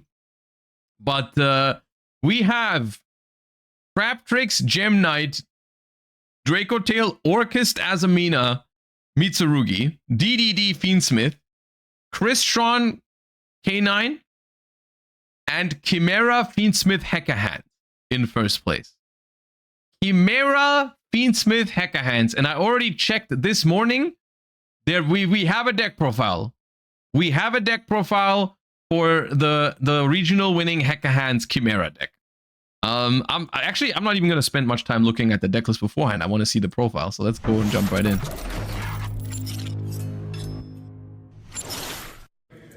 Bortle here at the OKC Regional, also Super Bowl Regional. My goodness, with first place winner himself, please introduce yourself to the world. My name is Carson Coit. Sweet. What deck you played today, man? Today I played Chimera, Hecahands, Fiendsmith. Oh, my Obviously. goodness. What made you decide to play this deck for the event? I've played Chimera since it came out, and I love the deck. And Fiendsmith and Hecahands just kind of amplify This it's one of my favorite things about new formats is when people just do well with their pet decks, because the format isn't really established yet. You know, people might still like still try to find the best lists for the other decks in the format, and so like people just bring out their, you know what, I got these new Magnet Warriors, let me play those. I'm putting Hecahands in my Chimera deck and I can do well. I think it's awesome. power. Alrighty. Like the fullest. Any shout outs, man? I like to shout out No Cards in Hand, or my friend Michael, his YouTube channel. If you go to his channel, I'll have more like in-depth like combo. Okay, someone comment the link and we'll pin it. Yeah, let's go.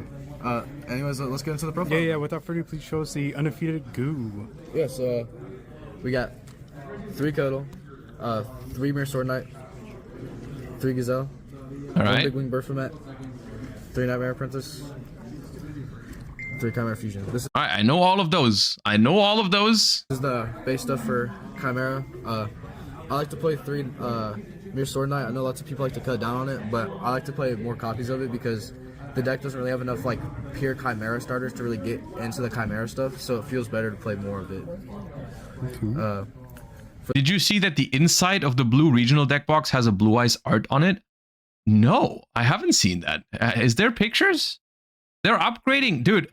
They are, you know, you got to give them that. They are trying to upgrade our pricing situation in the last months and years. That sounds sick. Can I see that?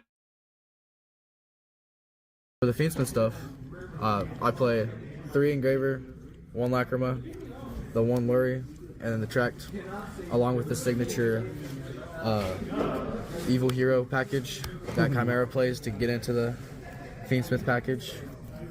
Then I play the 1 copy of Brio and Mutiny. Hold up. I'm interrupting for... Oh my god, okay.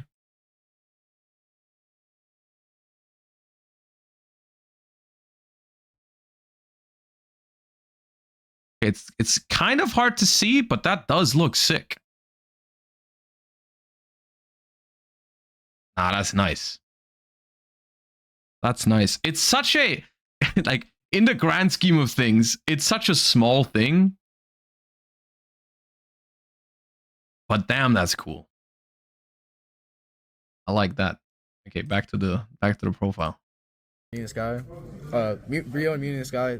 This card's broken. It just wins games, and Loose is just broken. It like pretty much protects Wave King Caesar, and that's just your win condition in the deck. Oh, okay, this picture is a lot better. Hold up. Yeah. Sorry to interrupt the profile again, but oh yeah. Oh yeah,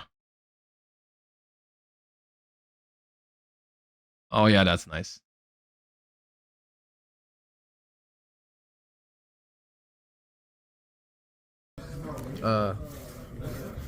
So then, for the Hecahand stuff, I play 3 Ibel, 1 Yado, 1 hidden, 1 Gigas, and then one of the Yugioh Hook Hands, the spell trap negate. So pretty much this card. Okay, so both of these have an effect when they're sent to the graveyard, right? So in theory, they are solid fusion material as well, or the illusion part of your fusions, right?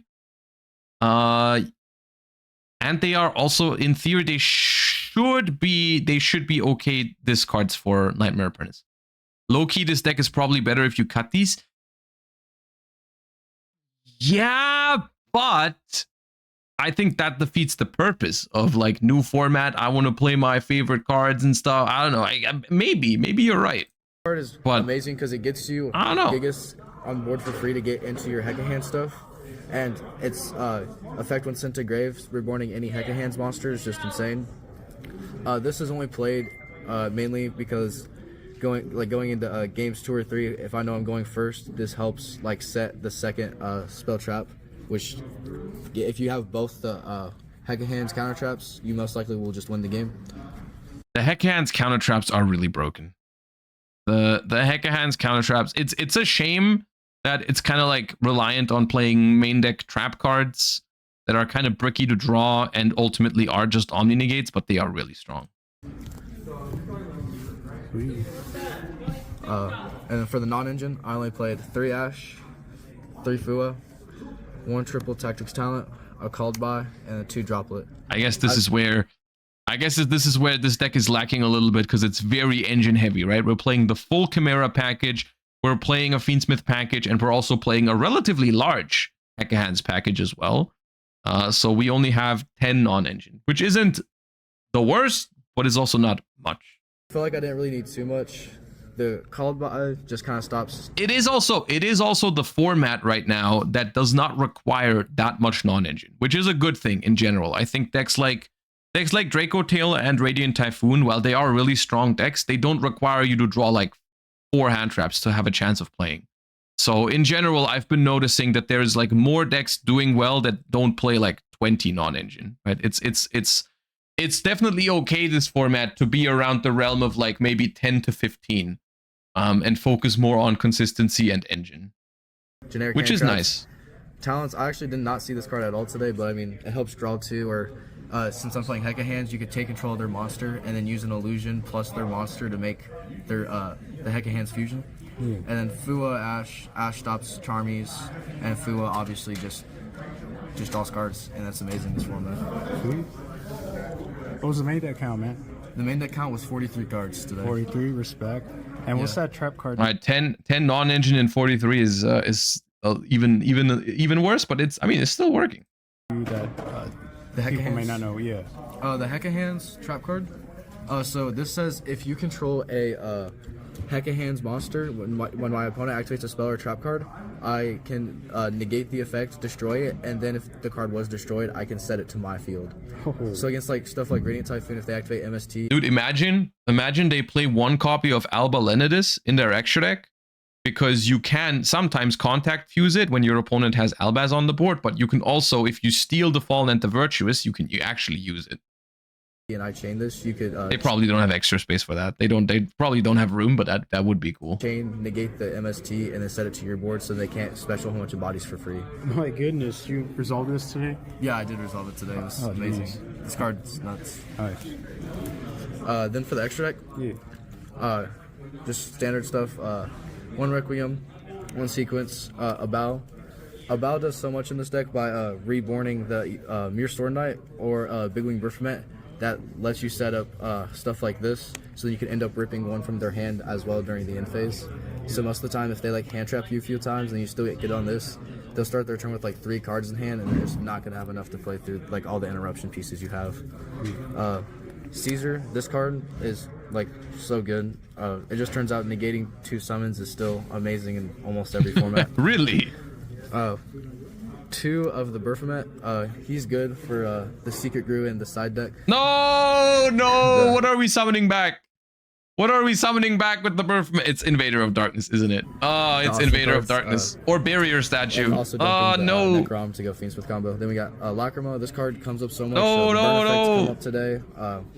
Reborning and even adding the card back to hand. Like, it just does so Or much. Diabells, And, I so much guess. utility. And even the lowering attack effect came up today against Draco Tail. Dude, Invader of Darkness is a fiend too, right? So they can easily access it. Like, of course, Invader of Darkness has seen some play in Draco Tail because you can send it with Cartesia making like Granguinol, but this deck also has a really easy time grabbing it. Arthalion was just too big, but this helped buff it down so I could beat over it. Man, Let's go. Aerial Eater, just send any fiend generically. Magnum, it's a great light fiend if you get like locked out of like your evil hero stuff. Duke of Demise for the extra normal if needed. This card helps also beat Radiant Typhoon because they put up like too big, like, or just any deck in general that puts up too big of a board. You get this with like 3-4 materials, you automatically will win the game most of the time. Just so, like, you win. There's nothing else to say about that. Loose, this card's insane because if you just have Wave King Caesar and Loose and the 2 furthest columns, this card's getting protected, so stuff like Fallen in the Virtuous can't pop it or anything. So then it will just stay on the board and apply so much pressure to your opponents like Draco Tail and Radiant Typhoon. Then we have the one Jowza. just adds any heck of hand, and then the Guardian Chimera for oh yeah, love Guardian Chimera. to interrupt them. Then for the side deck, we played 2 Droll on the side. We played the third Forbidden Droplet on the side. The third one comes up against Radiant Typhoon, and if you just want to break boards in general. And I usually pair the third Droplet with Evenly Match. Evenly Match is really good right now. This is like the second or third time we're seeing this pairing today of people siding Droplet plus Evenly post side. Evenly Matched is an interesting card in general because on paper it takes a lot of resources away from both Radiant Typhoon and Draco Tail and puts them in really, really awkward spots.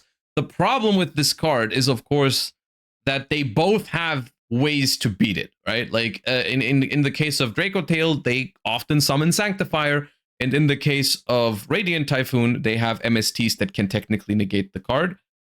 So I'm not sure how I feel about it, because the more cards you have to invest into resolving Evenly Matched, like if you're forced to draw evenly with Droplet, is it really that good of a board breaker anymore?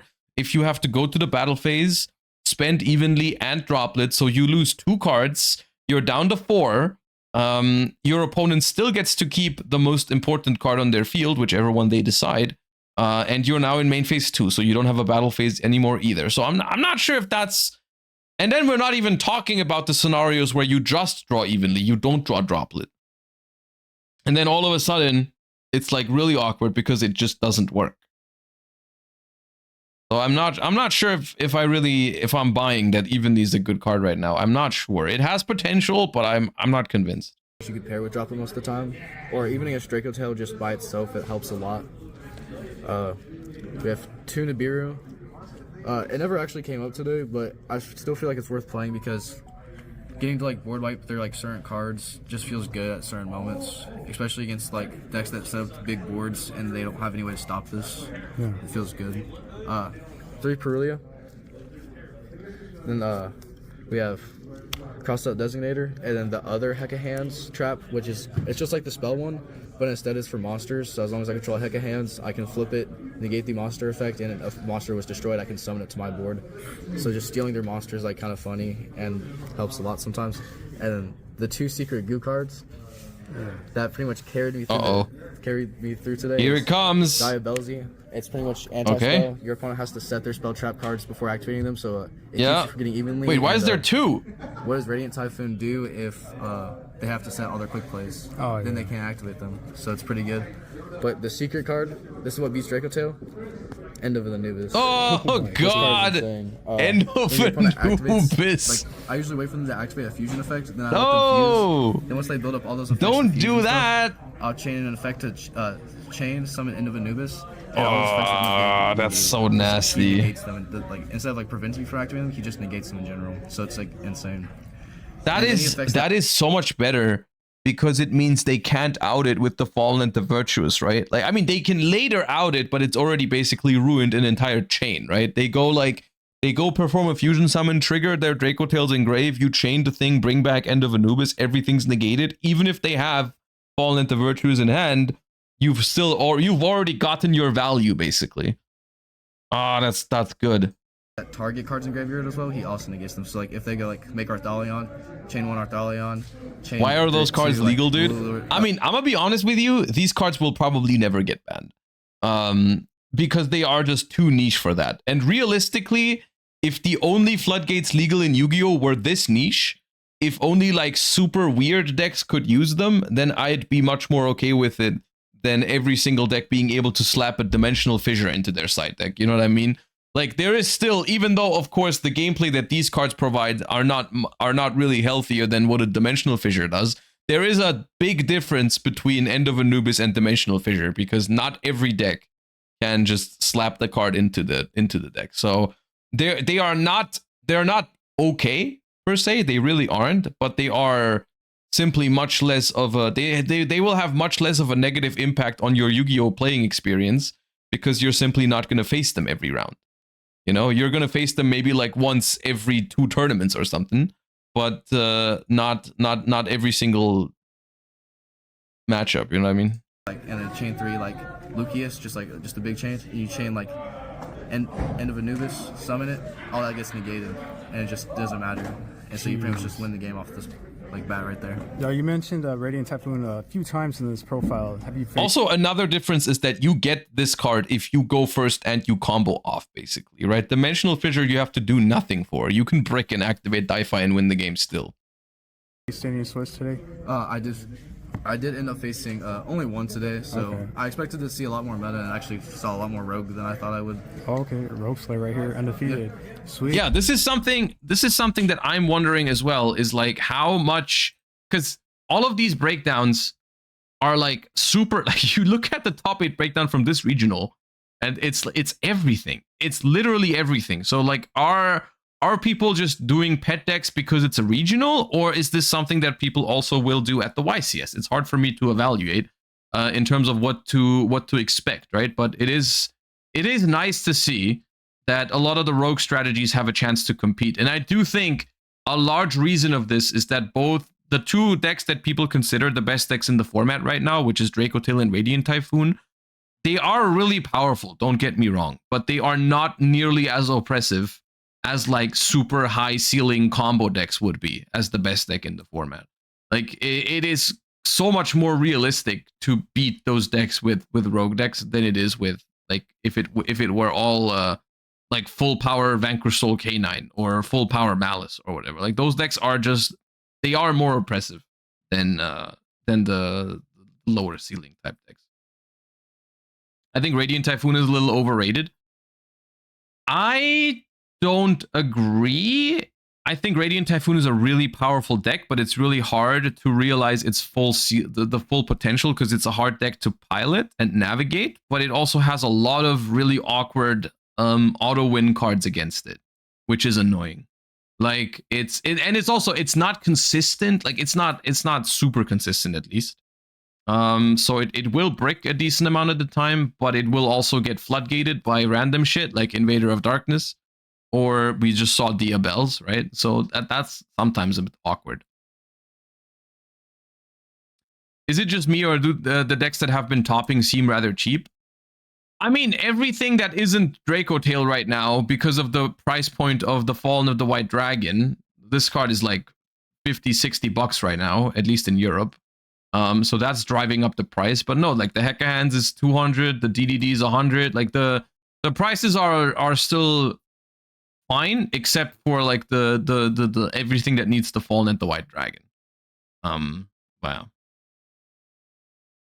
Even Draco Tail is not that bad. I think with where we are right now, I think a $500 deck is still a pretty big step in the wrong direction for the affordability of the game. Like, yes, sure, I know there's been times where the decks were even more expensive than that, but compared to what we had before Burst Protocol, that's still like not great to see, you know.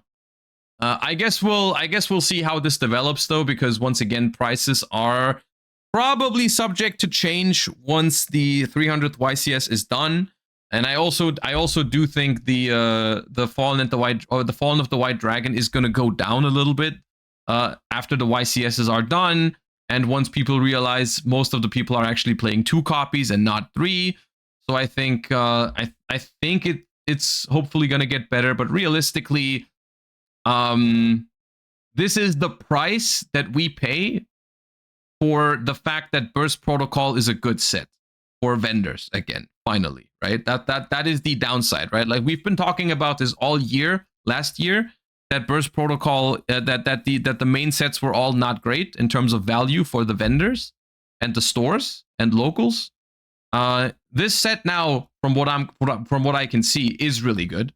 Burst Protocol has a lot of good chase cards that hold value at the moment. So it seems like it's finally a set again that's worth for stores to open. But it obviously, that is because the cards in there are expensive. So the only way this changes, this dynamic changes, in my opinion, is if they start doing the full art thing more often. And if that's a success. I think that's what I'm waiting for in this regard. Because otherwise, I think the only solution is if they make high rarity cards that are not essential for tournament play. That is the solution for this, in my opinion. But yeah. Okay.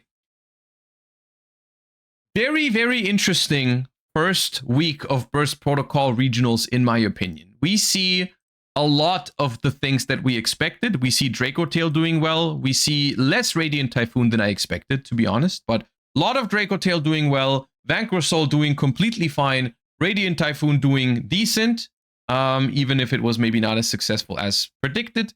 But then we see a whole lot of Rogue, right? We see Branded, we see Hecka Hands, we see Magnet Warriors, we see Yummy, we see Crystron, we see Unchained, we see Mitsurugi, we saw Malice, we saw Mermail, Monarch, DDDs. Like, the format is still wide open. You know, it is established. Draco Tail, consistent deck, top tier contender for sure. Definitely expect to see it at the YCS.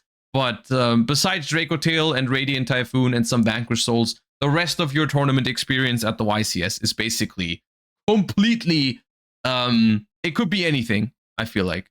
But yeah, interesting stuff. Ah, yes, Malice, the face of the Rogue decks.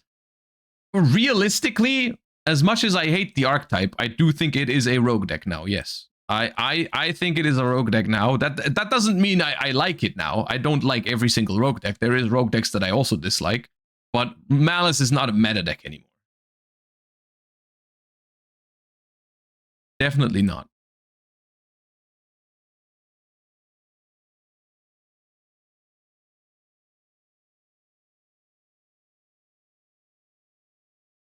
All right. Let's get some gaming in here.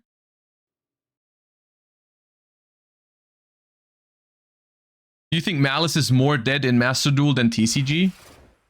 No.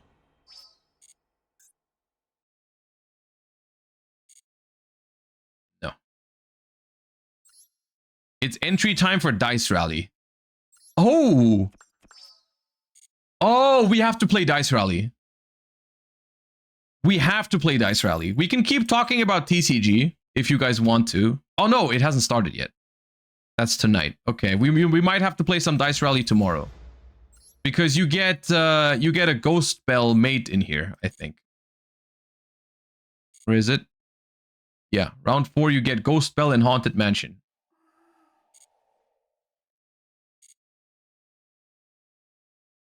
They banned every single Draco Tail in Dice Rally. Last time, the Dice Rally event was one of my favorite Master Duel events. I'm genuinely excited for this one. Yeah. Wait, grants you a royal finish card? You get a royal card from this? You get to keep it?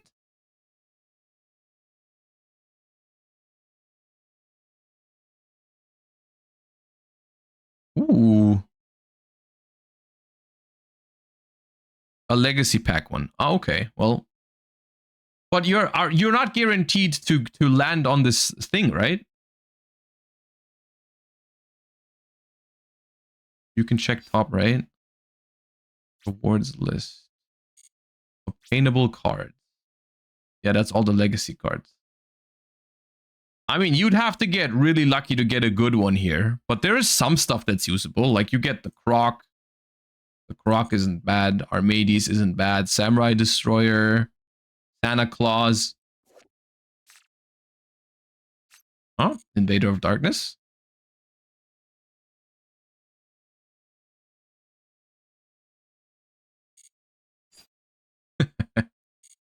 Okay, but we can't play that today yet. It's gonna be tomorrow.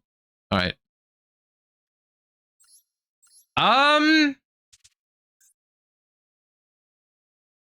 This is the list that I've been playing. I've been playing offline a little bit.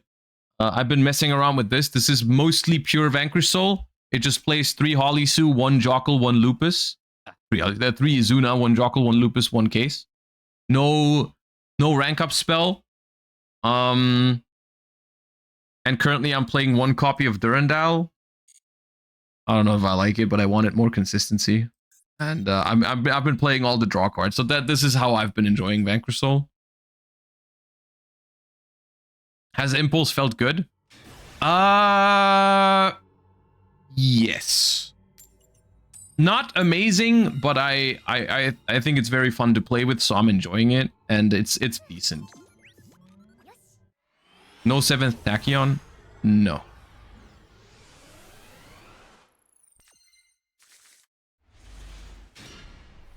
Alright, my hand is broken.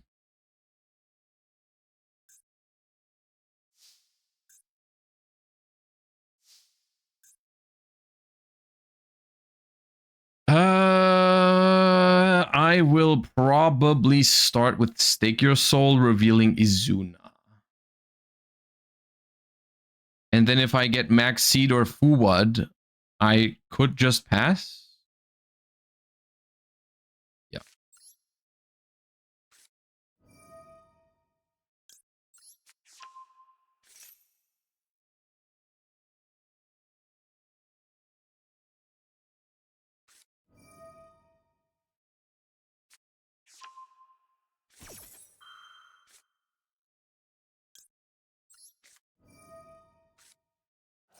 All right, let the games begin. Yep, the games are beginning. Oh, God. Yeah. Mm-hmm.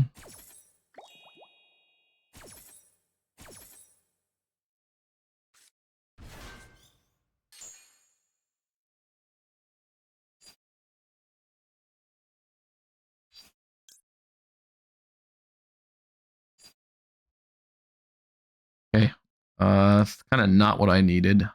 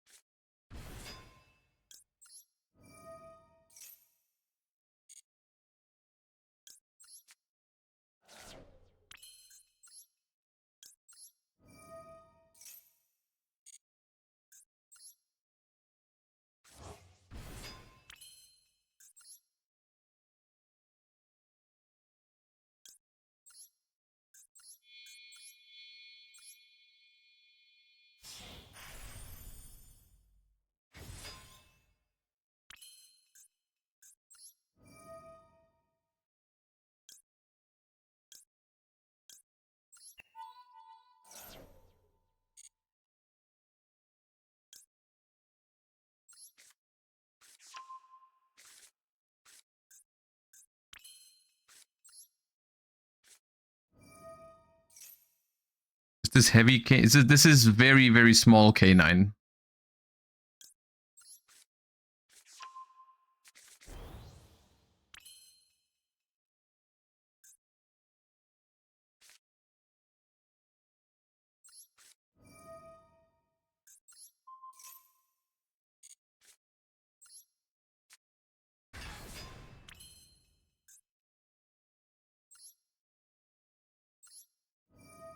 Which is based, I agree, but it is definitely worse for me here. Good.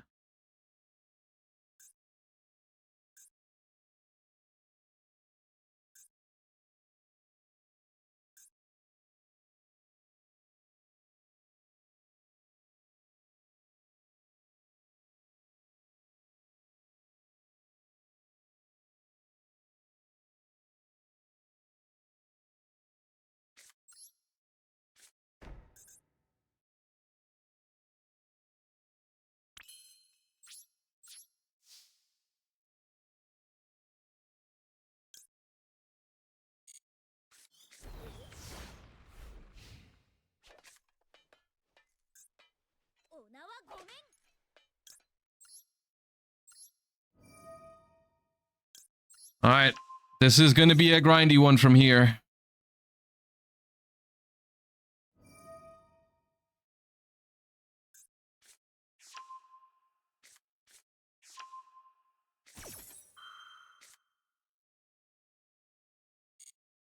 Taking my Ripper.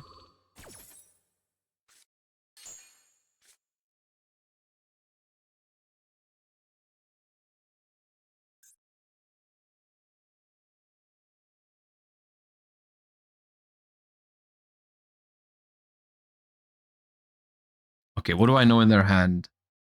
They revealed Izuna and Borger to take... They revealed the same two last time. I feel like they revealed a Jokul at some point. Yeah, they have Jokul and Borger. I don't know why they showed me both. Why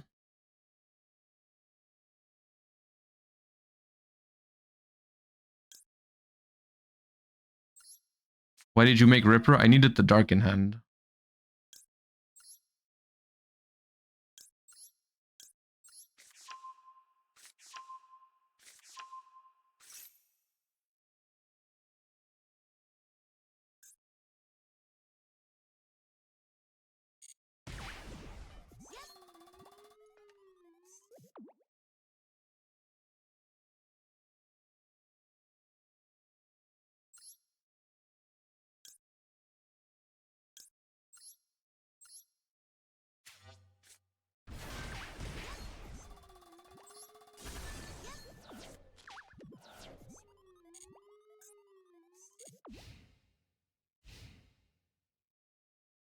Thoughts on banning Noroi?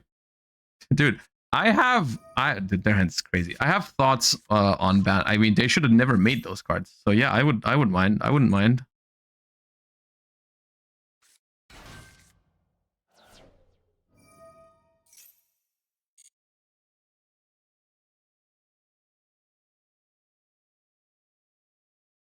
It seems like a hard game because it is, yeah. But that's not a bad thing, I don't think. It's unfortunate they had an Earth to take with Holisu, because otherwise they would have been forced to special summon into my Maxi. The Maxi would have been really nice to have here, but okay. Mad Love.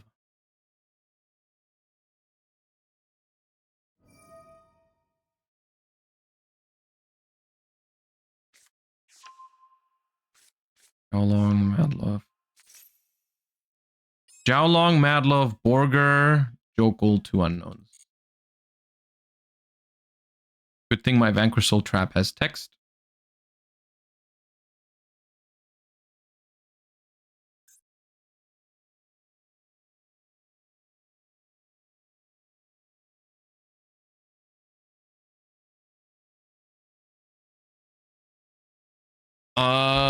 I summoned Holisu with the trap Wait, that's all. I know all the cards in their hand now. Izuna, Jokel, Borger, Madlove, Jiaolong. Izuna, Borger, Jokel, Madlove, Jiaolong, and Rhoda. Okay.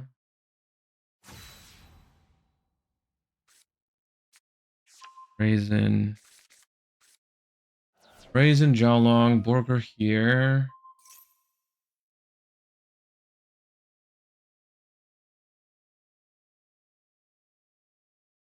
Yes.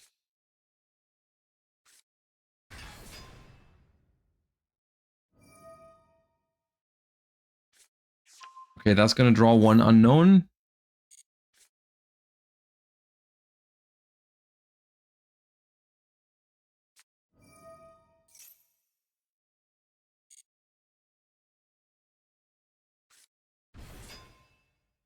They have 2 fires for this as well.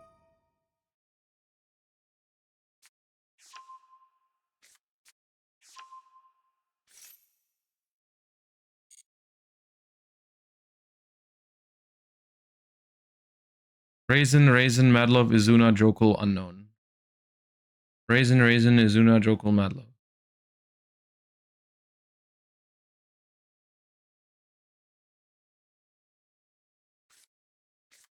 Start.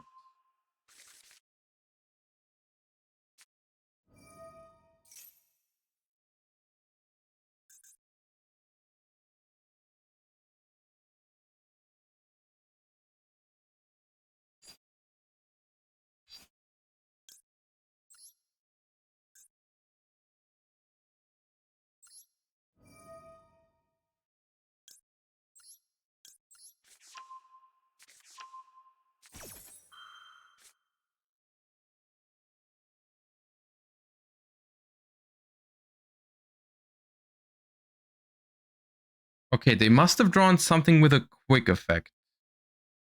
Because Raisin, Madlove, Jokel, Izuna, none of those work right now. They had a response window.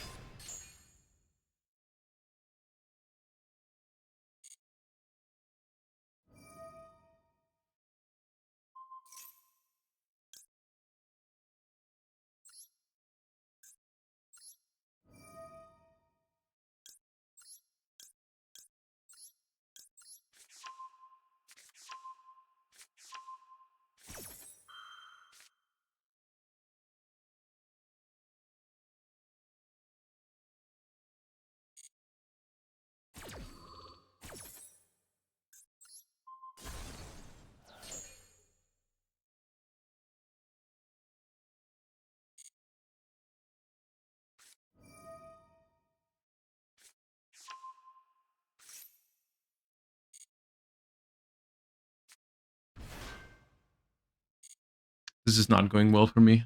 I think this is cooked.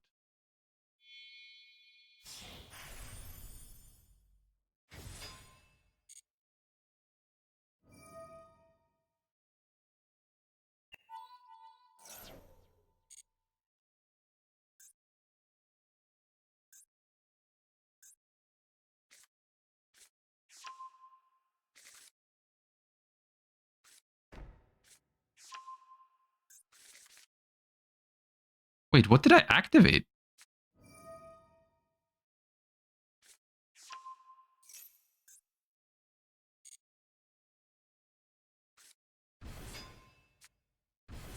Wait, what did I activate? Oh, Ripper is any monster effect. Okay.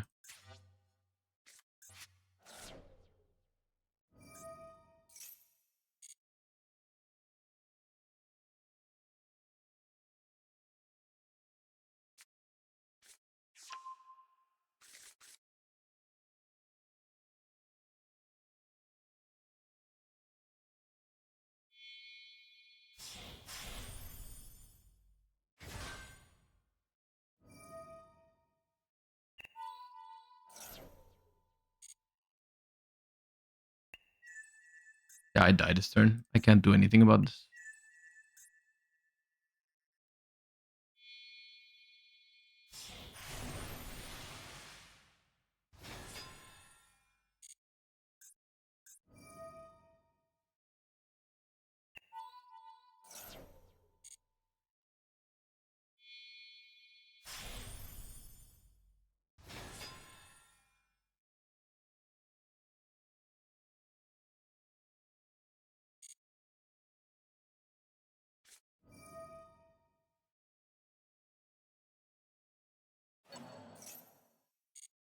Are you gonna play more Rocket in the future? At some point, probably. The deck was fun.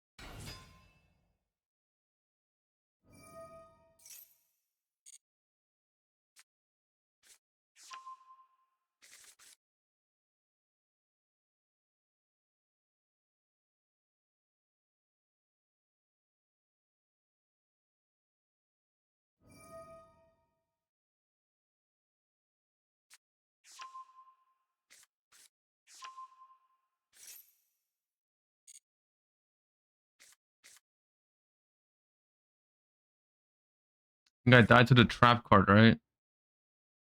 Attack here, 27, 57.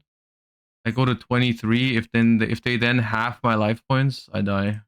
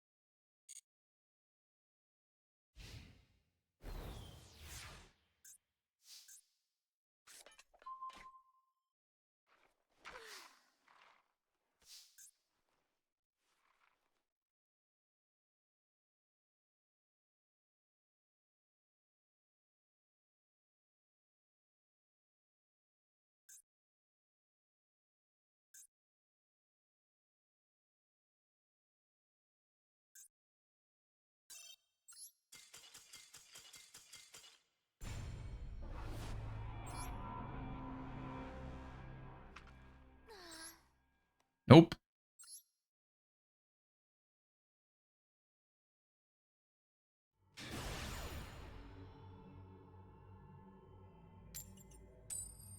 That game was probably a lot better if I went second. Which is sometimes the case with this deck and in this format. Because it was just... I lost going first because they opened Fuwa Holisu. I would have had the same cards going second. I had Maxi, Fuwa, and Izuna. If I was going second there, I would have cooked. Wow. It is what it is. Do you think Mitsurugi is a good matchup for Vanquish Soul K9? It's fine. Nothing too crazy. It's not like a crazy good matchup.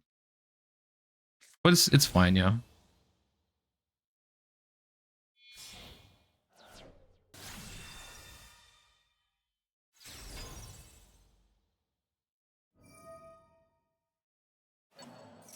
Any way you would build the deck as pure? I think what I'm playing is pure. I'm playing 3 Izuna, 3 Izuna, 1 Lupus, 1 Case, 1 Jokul. I know you're also a fellow K9 hater, so I know you feel me.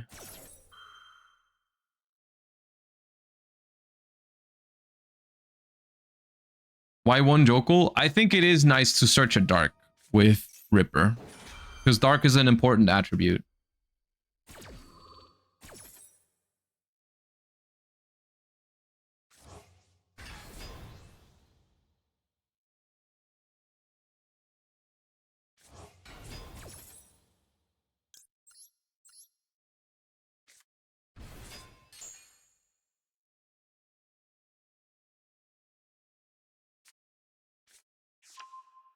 Feels hard to cut the quick play with how easy it is to get it free off of Ripper. I know.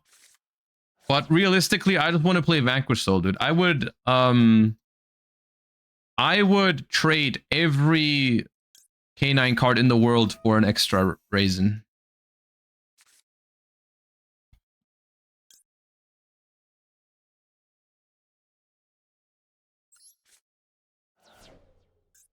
A little late, Perulia, isn't it?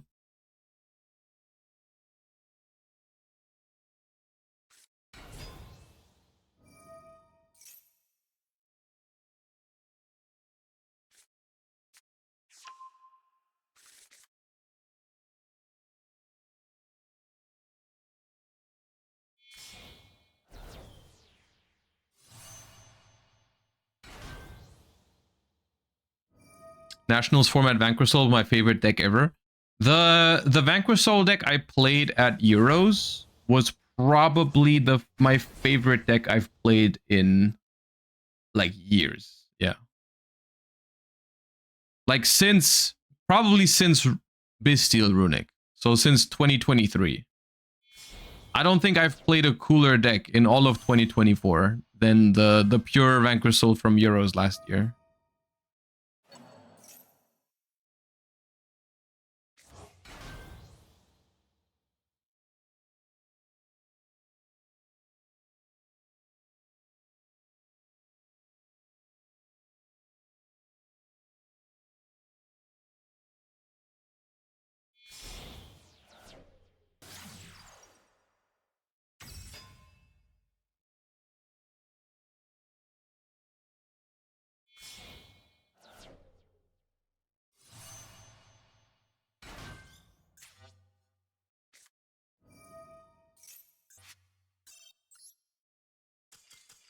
All right, then.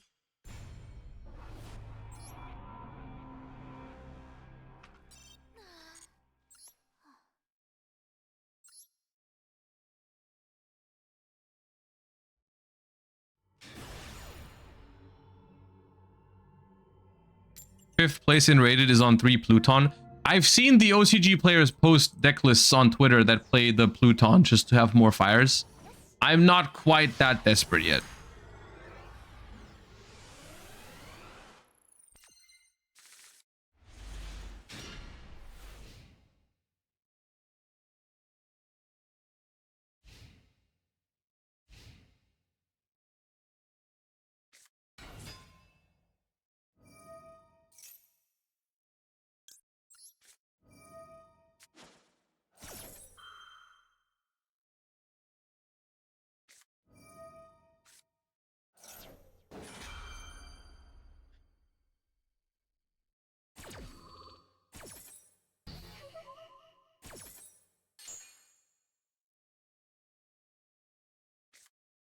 What is the strongest K9 deck? K9 Vanquish Soul.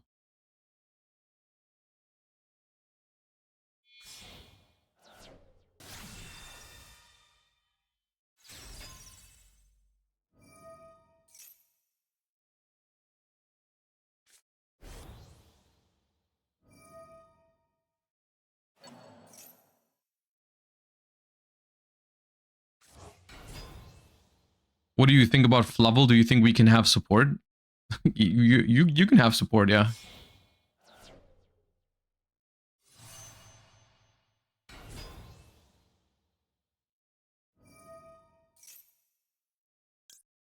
Honestly, it might be worth not even ashing this because I don't even know what it does. I'm just hoping they don't have yummies in rotation, basically.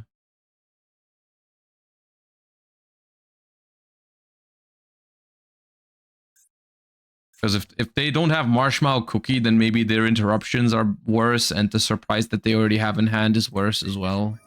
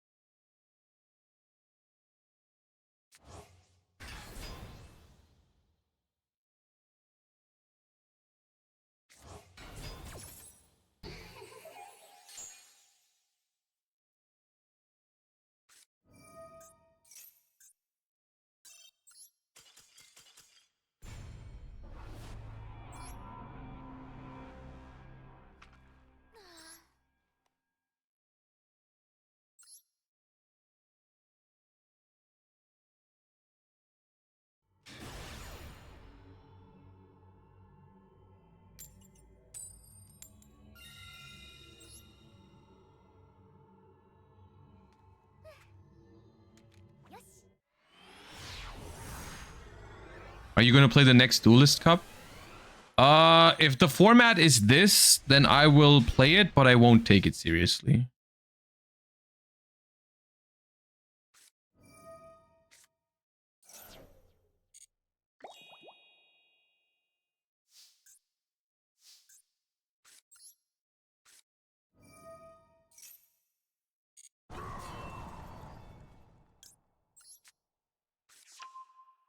You hate this format? I don't hate this format, but I also don't consider it very good.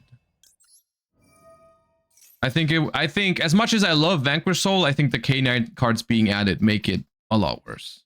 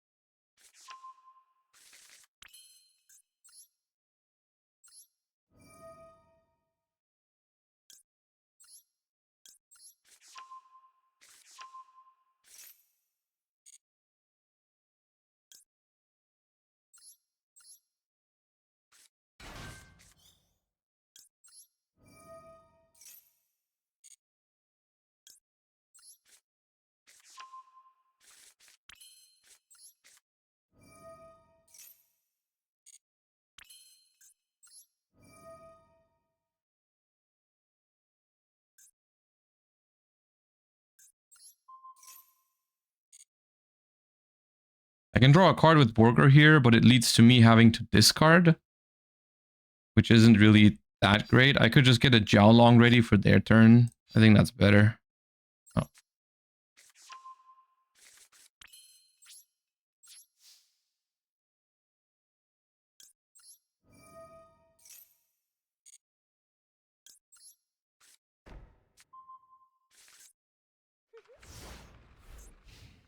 Seems good.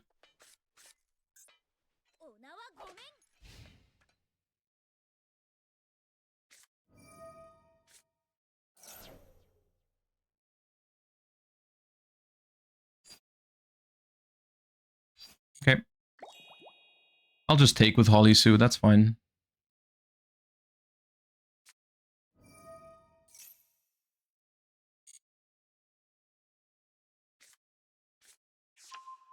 Search Engraver. Because they drew Lurie. Okay.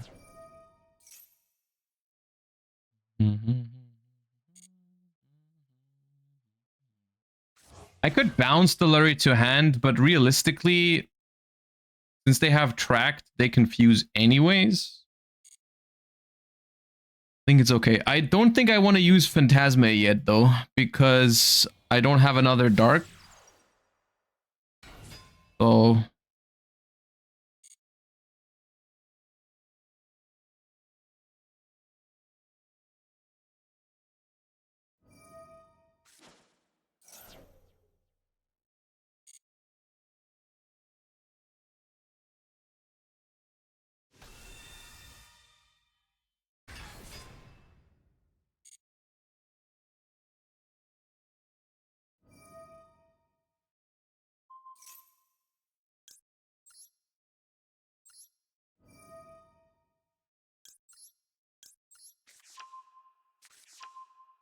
But it was a draw 2? No, they chain Requiem and then they have no links, so I only draw 1.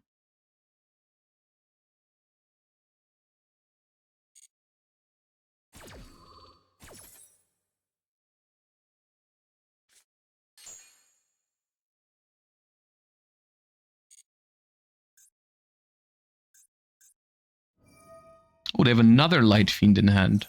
Okay. They drew Lacrima? Yeah.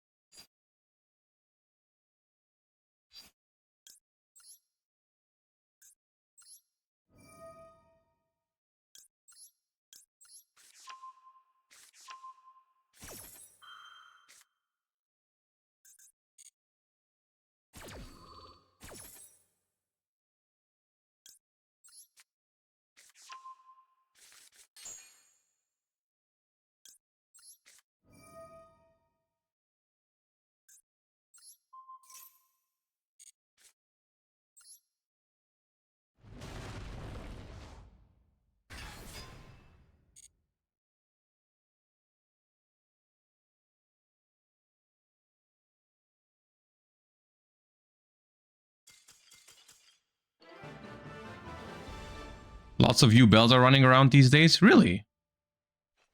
Haven't been seeing many.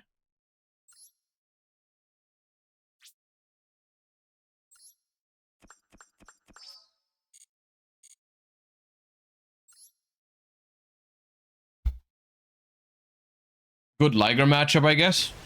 Yeah, but at the same time, I'm also not seeing much Lunalight.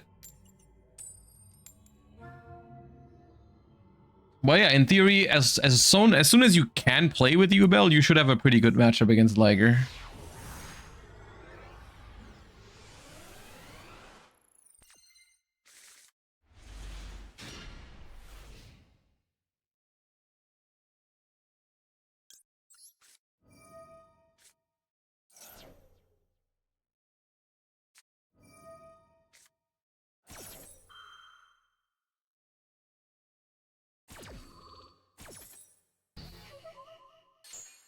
Which royal did you get? My first one was a Dragon Master Magia. which was pretty cool. The second one, I forgot the name, but the second one was really bad.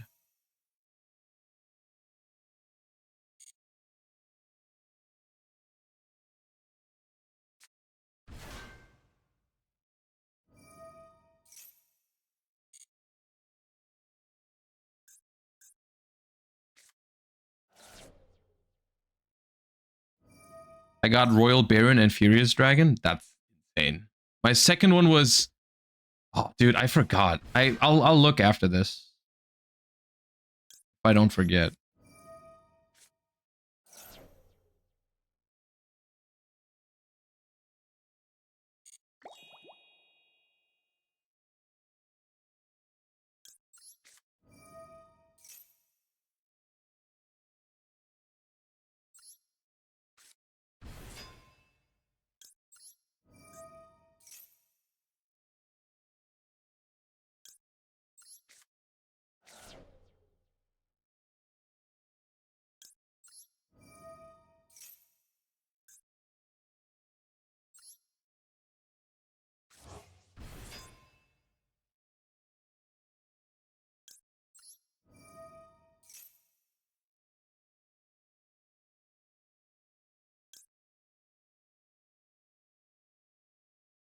I kind of like Jax to get the lupus banished.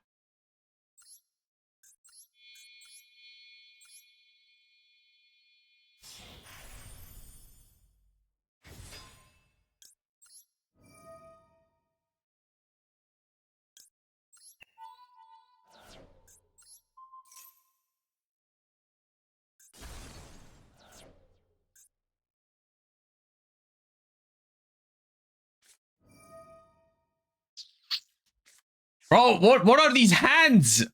Hello? What do you mean, Ash, Izuna, Holly, Sue, Raisin? Huh?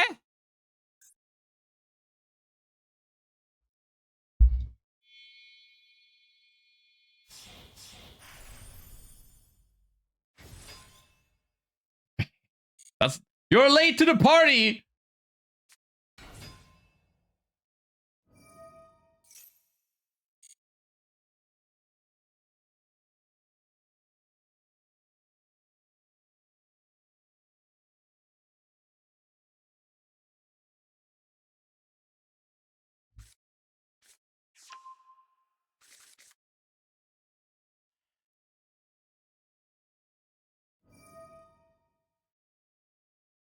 Oh, I have another fire in hand. Okay, that I accepted. I accepted. First of all, that's based, and second of all, that's a bad card right now. So yeah, okay. Sure, sure, dude.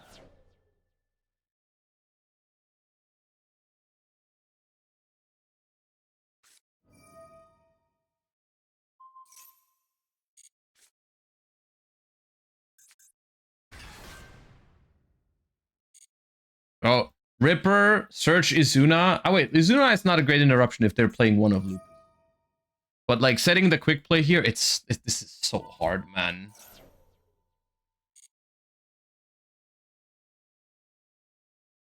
Search a dark, set quick play, Borger to draw. Oh man. Are we keeping Roach for turn 2? What do you want me to do? Do you want me to discard it to get it negated for free by Ripper? There's no point in using it.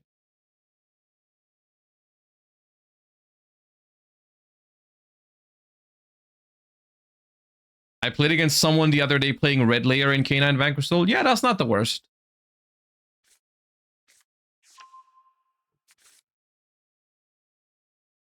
Jokel, Raisin, Fire Attacker, and Quick Play Set.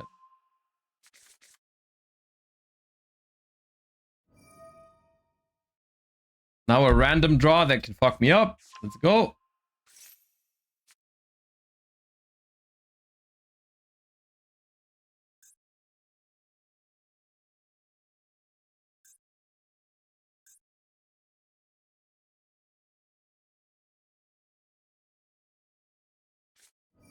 Ah, level 5. Convenient. Yeah, sure.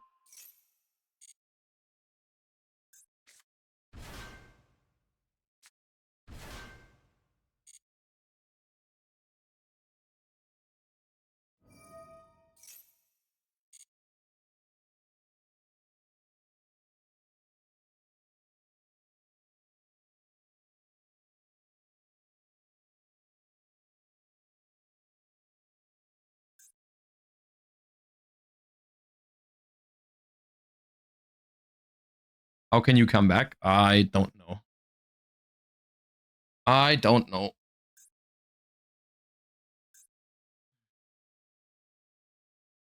Oruli, I would have prevented this. Yeah, but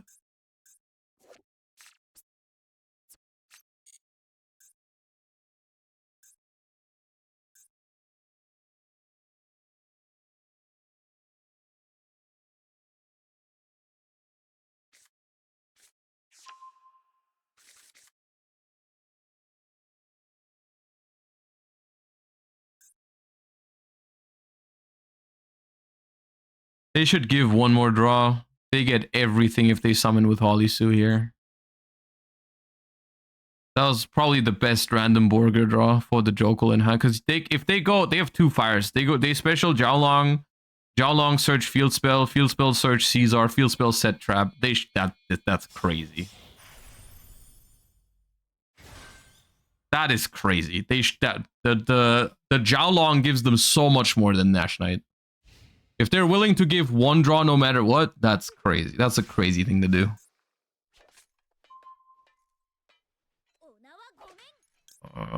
Jiaolong, Fire Attack, or Lantern. Realistically, they won't summon from hand. Jiaolong, Fire Attack, a Lantern.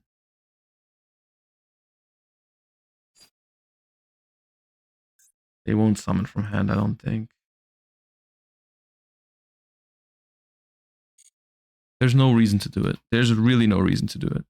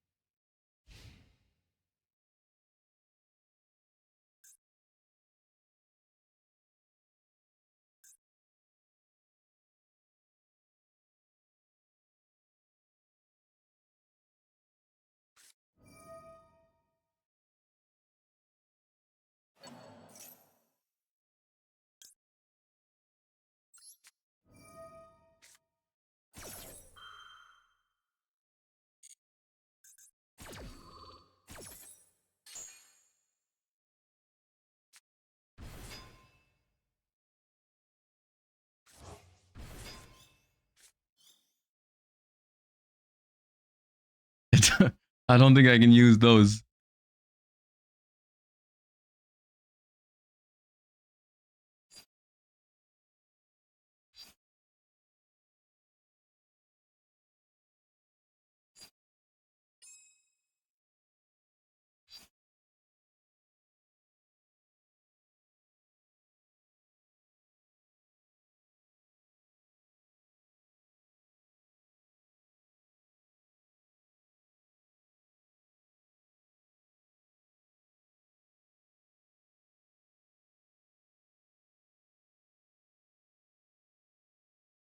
Spell monster add.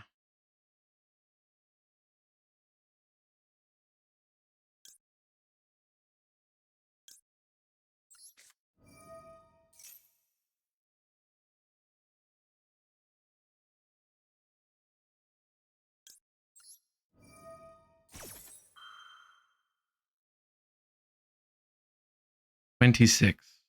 Every draw from hand, every summon from extra is 2.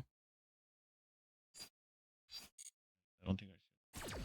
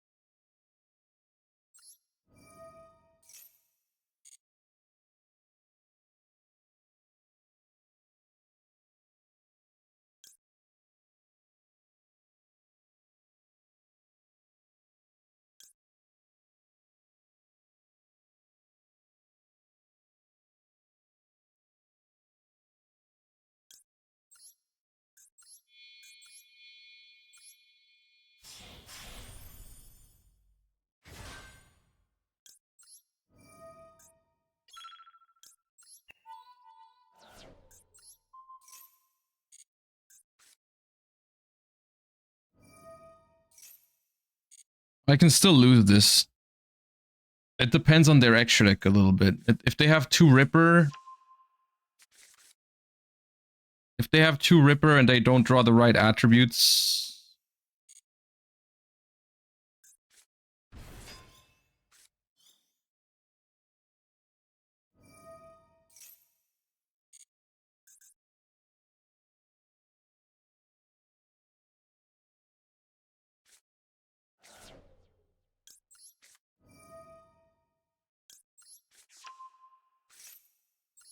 They're not pushing, they have to.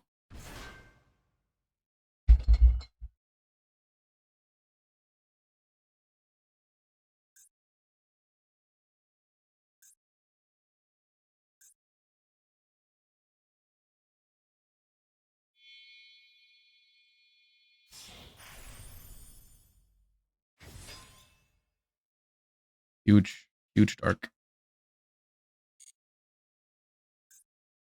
But I don't have another Raisin in the deck because I drew the second one. And I also don't have Valius in the deck. Nee. Nee.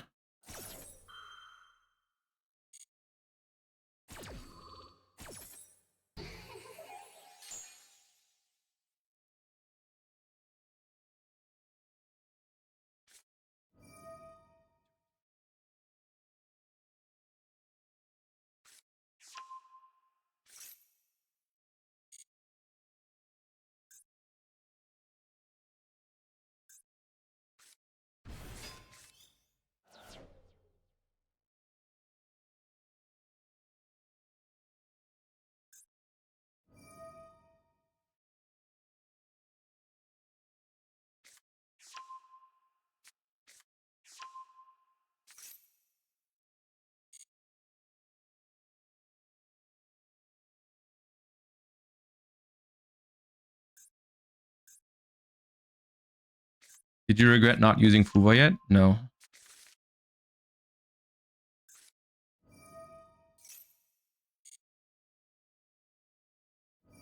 I regret drawing the second Raisin, because I would have summoned it already. That would have been great.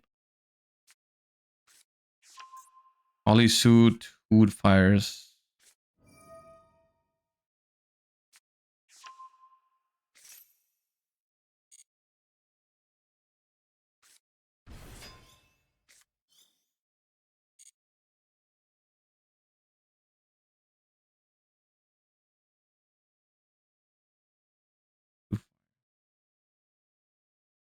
I don't think what they're doing is winning.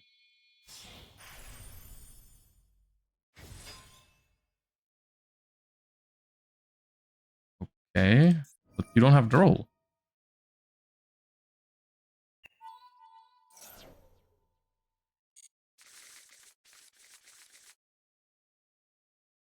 Okay, Raisin is back on the menu.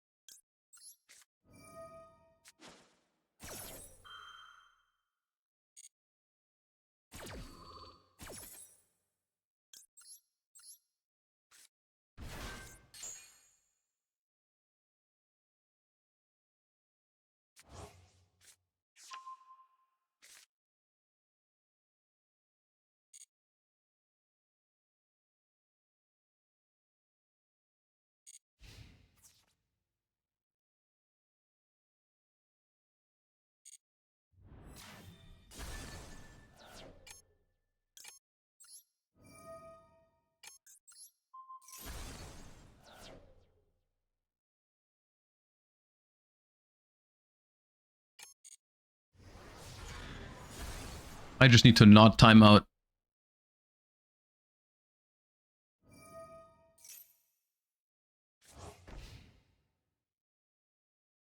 Now I don't know what's in their hand anymore, which is annoying, but I think it's okay.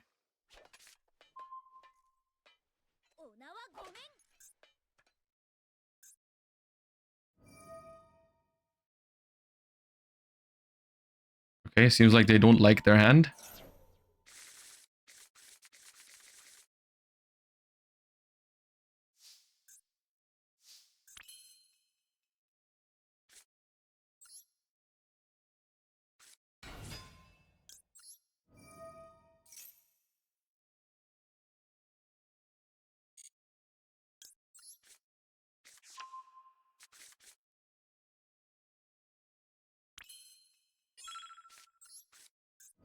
Hurry!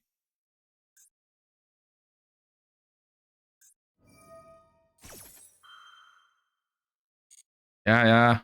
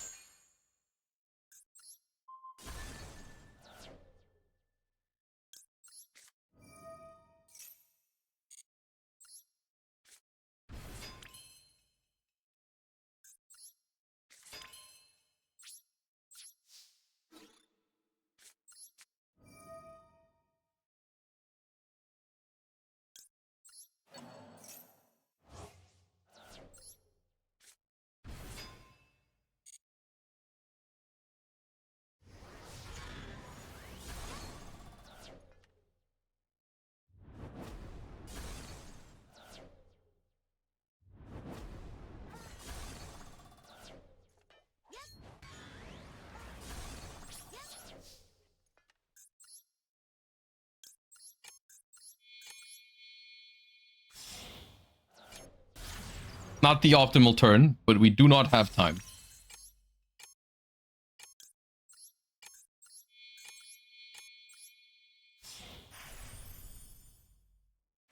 It should be fine.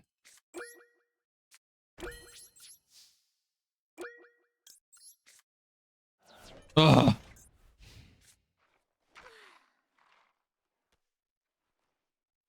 Why did my timer not go up? Okay.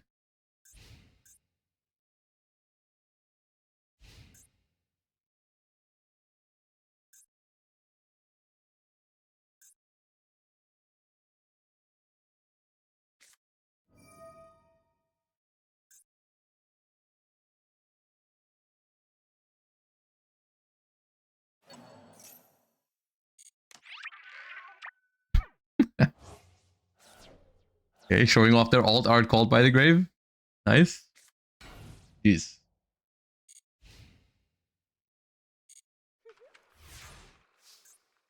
I think they were trying to see if I would time out. Well, of course I got time back. But...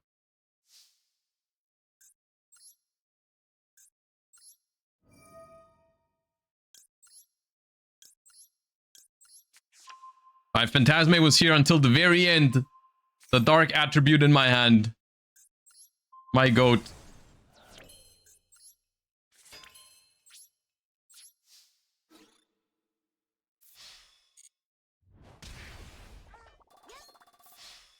Ooh, that was a fun one.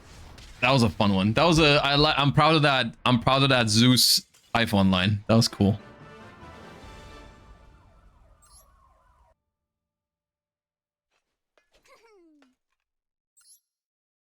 Yeah.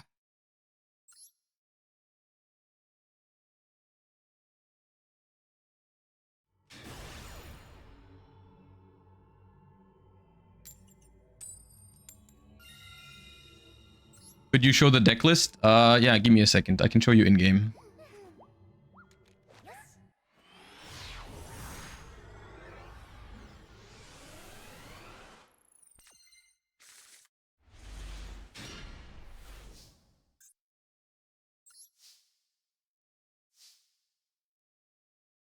Oops.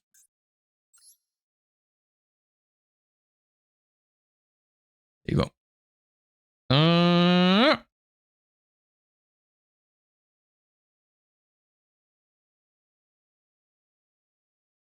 Start with Mad Love or start with Case for K9?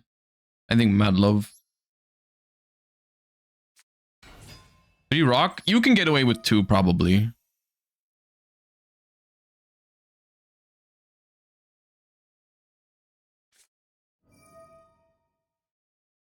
Yeah, I have no access to a fire monster.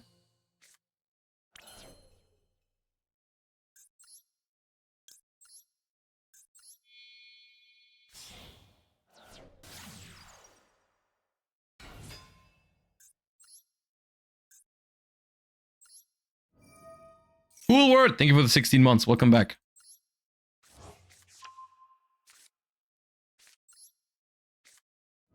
Society of Lantern was a fire. Probably better that it isn't.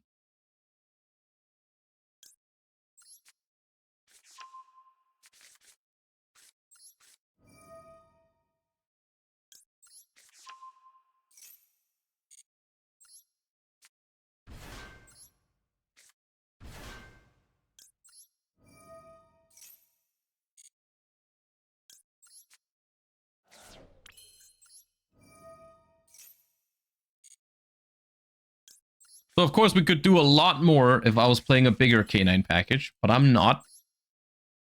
Because I'm based and I stand by that. I think I might just go Nash Knight.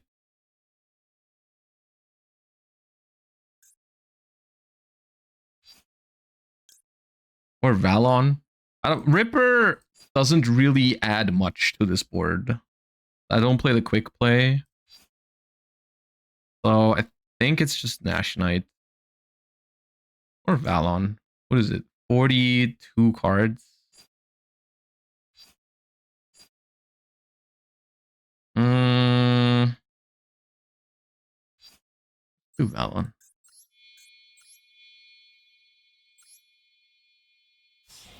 Why not draw 4 with Sorry Yugioh? I don't play the cards for that.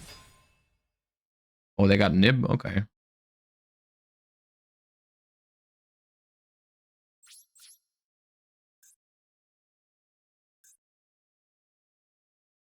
No.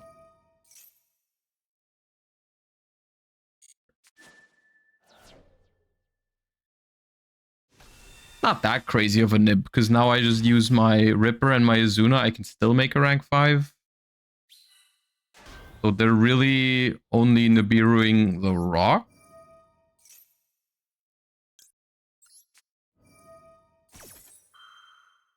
And I guess it does take my last Earth away from my hand, which is a little annoying.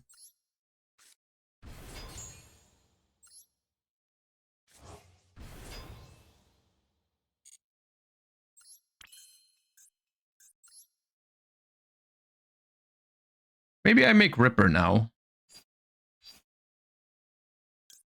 Ripper, search another Izuna.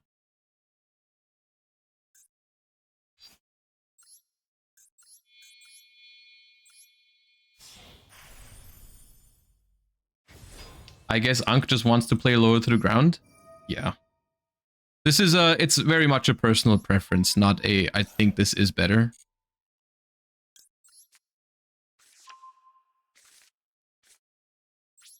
Like if I got the quick play for free now, this would be infinitely better. Maybe I should play the quick play still. But that's how slowly but surely you keep adding more K9 to the deck, and then all of a sudden you're playing Vanquish Soul K9.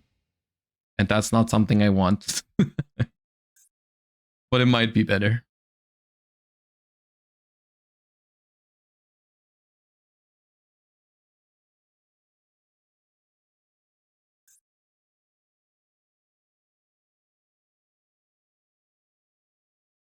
What does the Angel XYZ do? What, Tiras? It cannot be destroyed by card effects. And at the end of the battle phase, it can target a card and destroy it if it battled. So you make it untargetable with Lupus.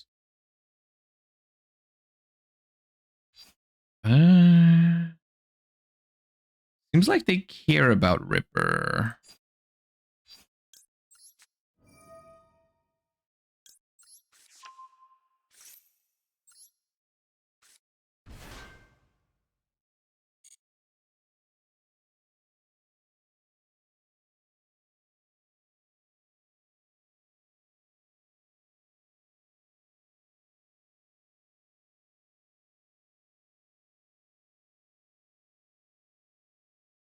Is Nash Knight non-target? Yes, Nash Knight is non-target.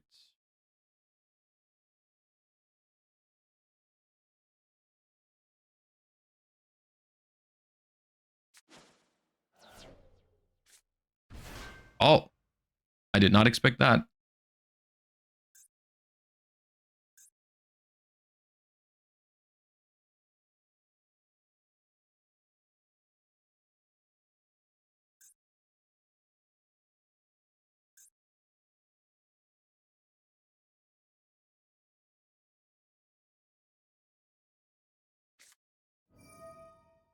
Why did they attempt battle phase if they have all this? I'm confused. Well, what deck is this even?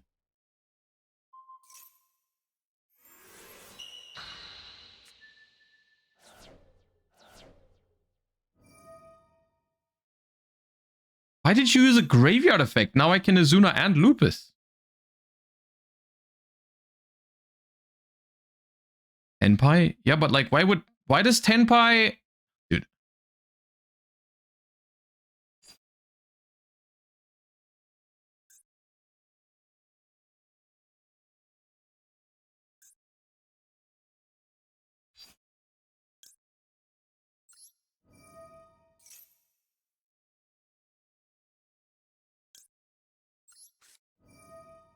I am so scared. If it is Tenpai, I think I'm genuinely hooked. Am I not?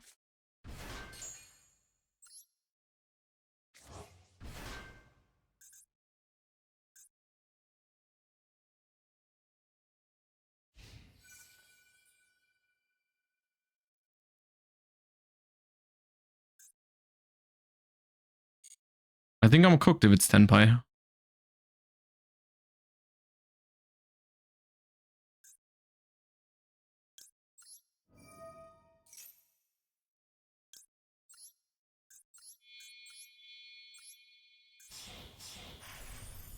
But why does Tenpai play Santa Claus over like kaijus?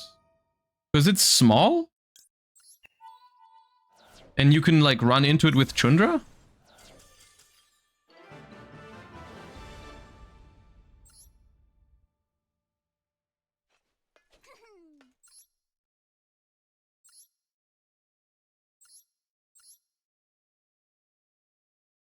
It was Tenpai.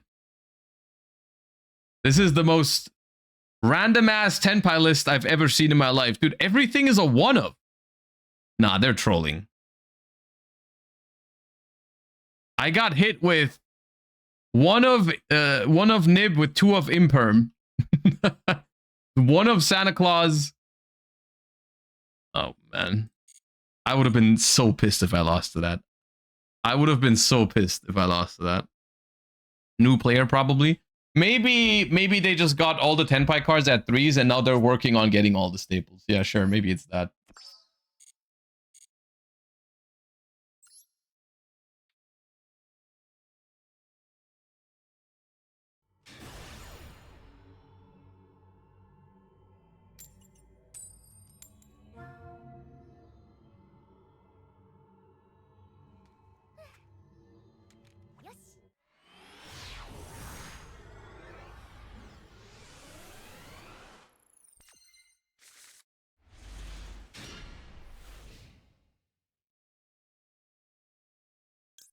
I like my hand.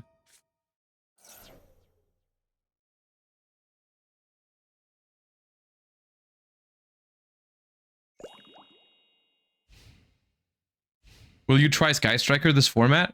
In Master Duel? It depends. It depends when they finally add the Radiant Typhoon card and Fall into Virtuous. I really want to play those. I love getting Ash. My favorite thing in the world. So what is Diviner these days?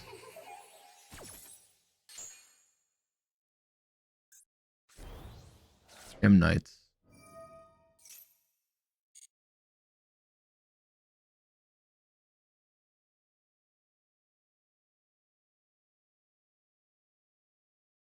I have to Izuna now, right? Because they otherwise just make Baron.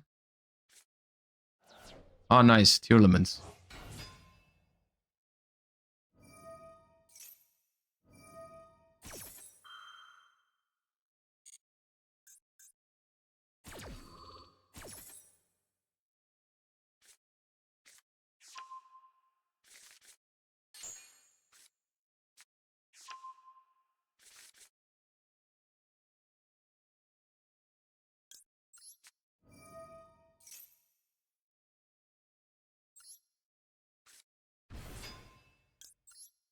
Watch out for Orange Light.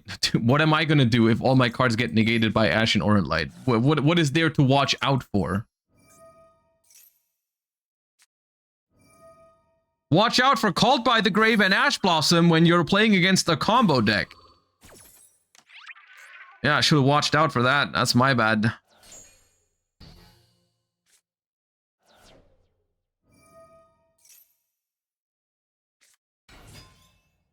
Oh. Oh.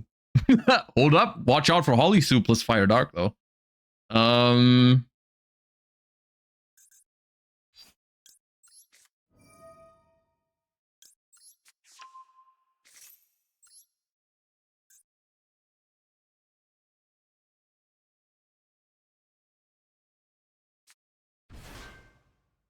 Can wait? Nah, I don't want them to go Baron.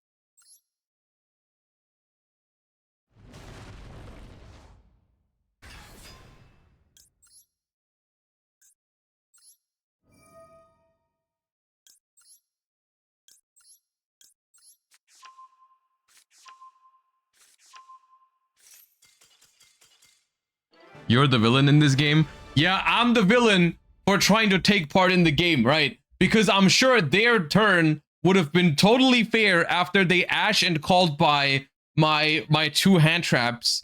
And I'm sure I would have had a great chance to participate in the game with 4 cards left in hand and full Tearlament plus Gem Knight plus Baron the Fleur. I'm sure I was the villain, yes, for trying to play Yu-Gi-Oh with them, right? Absolutely. Yep. Yeah.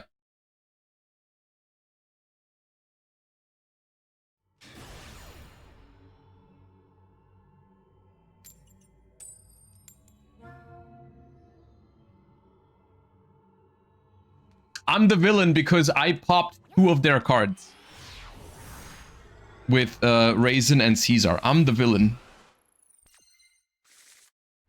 Yeah, that makes sense.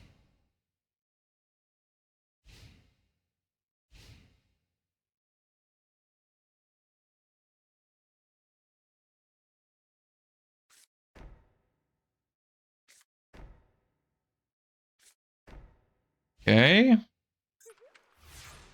Nice. We'd love to see it.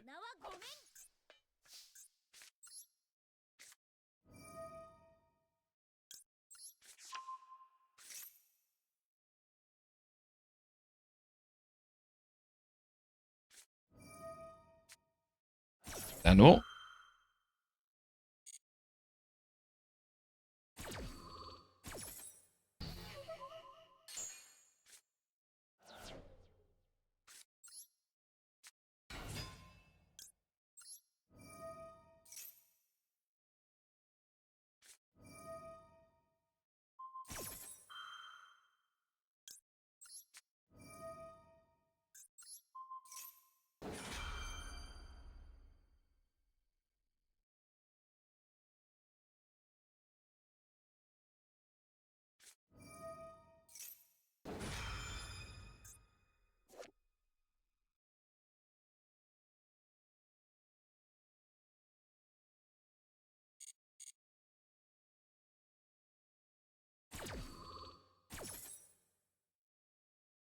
This might be pure canine, which explains why they didn't have a play.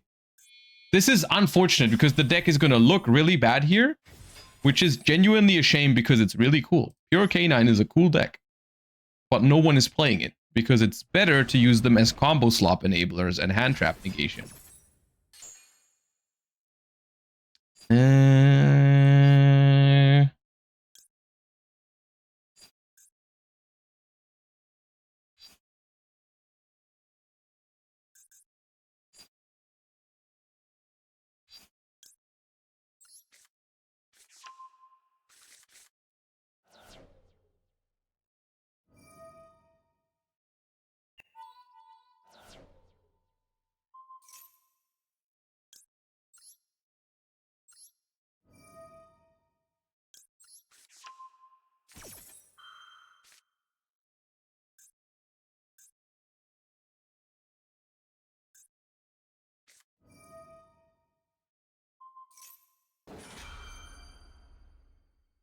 You know, that's pretty good.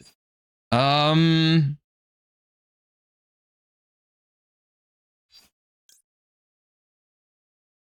have to chain this now. Otherwise, if they make werewolf, I get owned. They can lupus, but that doesn't really matter, I don't think. Shouldn't have been Jiaolong. It should have been Jiaolong, you're right. I'm in a much tougher spot now because I didn't go Jiaolong.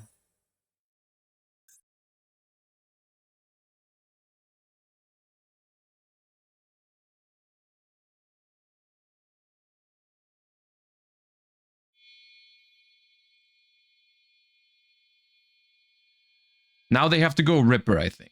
Because if they go... Yeah, they have to go Ripper, but that's fine.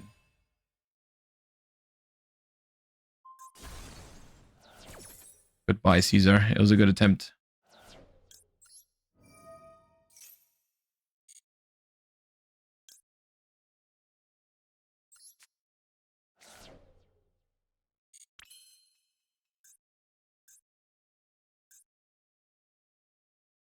Your canine monster battled this turn. You can set this card from your grave. All right, this is just a Typhon angle.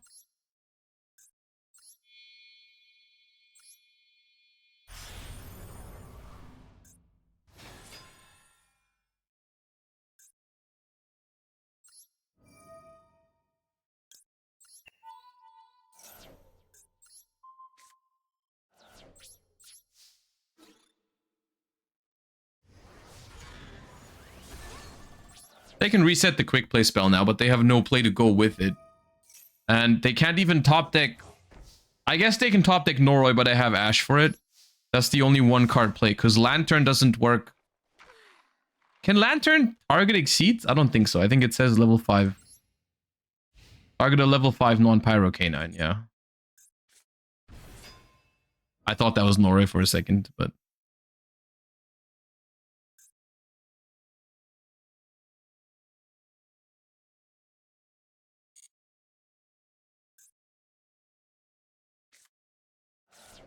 Ooh, 2 Lupus.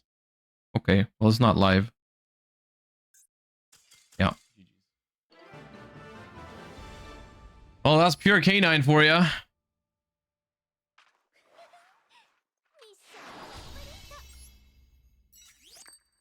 That is pure canine for you.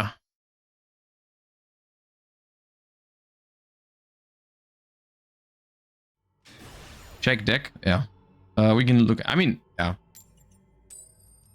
Too late now, but we can check after this game if you remember, if you remind me. Not a good showcase. I mean, yeah, genuinely, the deck is a little bit better than that. Their hand was really unfortunate. They drew the trap card and the quick play spell cards that, and Lupus cards they normally want to search or access for free. Like the deck is better than that. Yeah, that is true.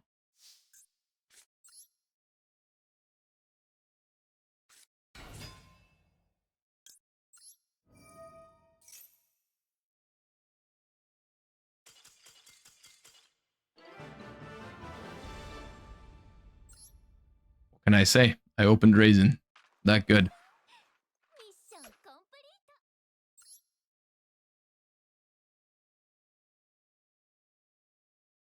Ah, dude, I forgot the list. Oh my god, Ankh.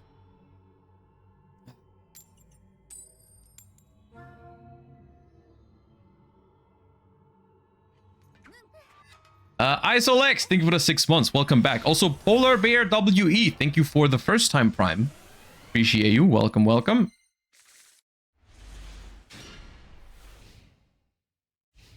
All right.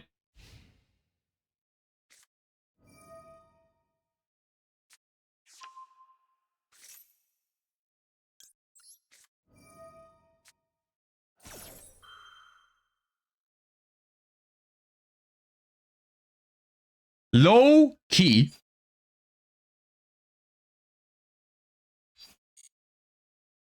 I'll keep it for my turn. I think. Okay, that's also something I could consider holding for my turn.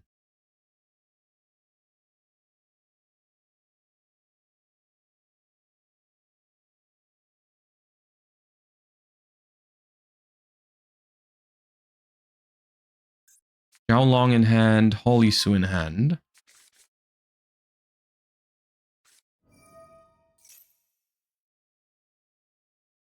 Abort mission.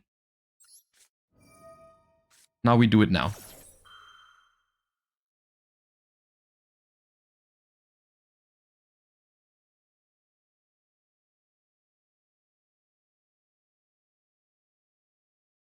-1 draw. No, they could have chained Azuna to the Maxi anyways, or they would not have used it. So.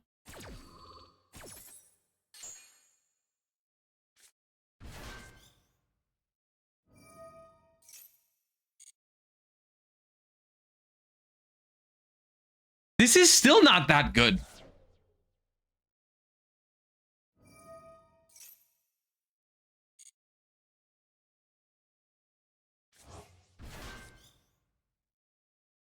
I'm not sure why they bring back Lupus now. They probably pass here, right?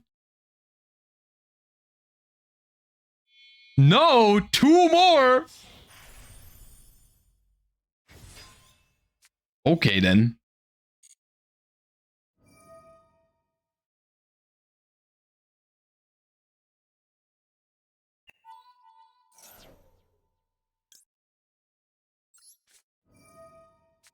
Ash the Ripper.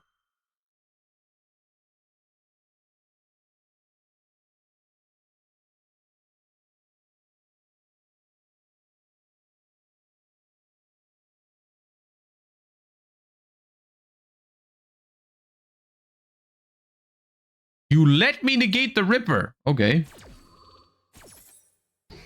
Well then.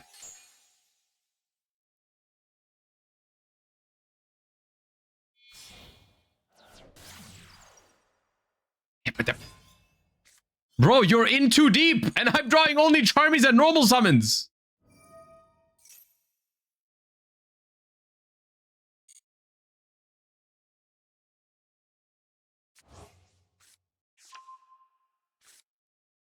Raisin, Jiaolong, Holly Su, 2 unknowns. Okay.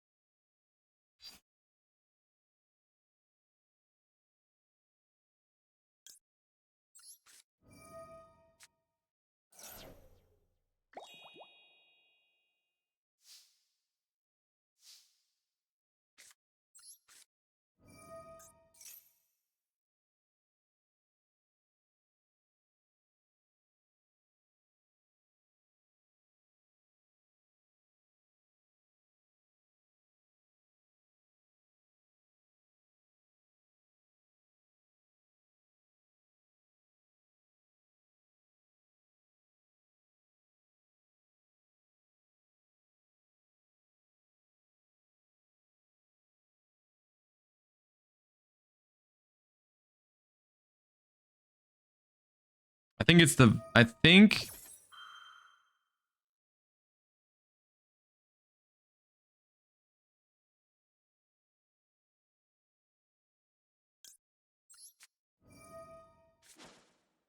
I think it's the K9 quick play.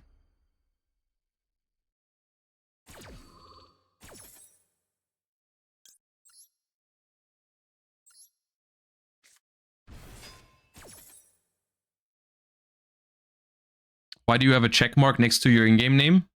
Because it's really me.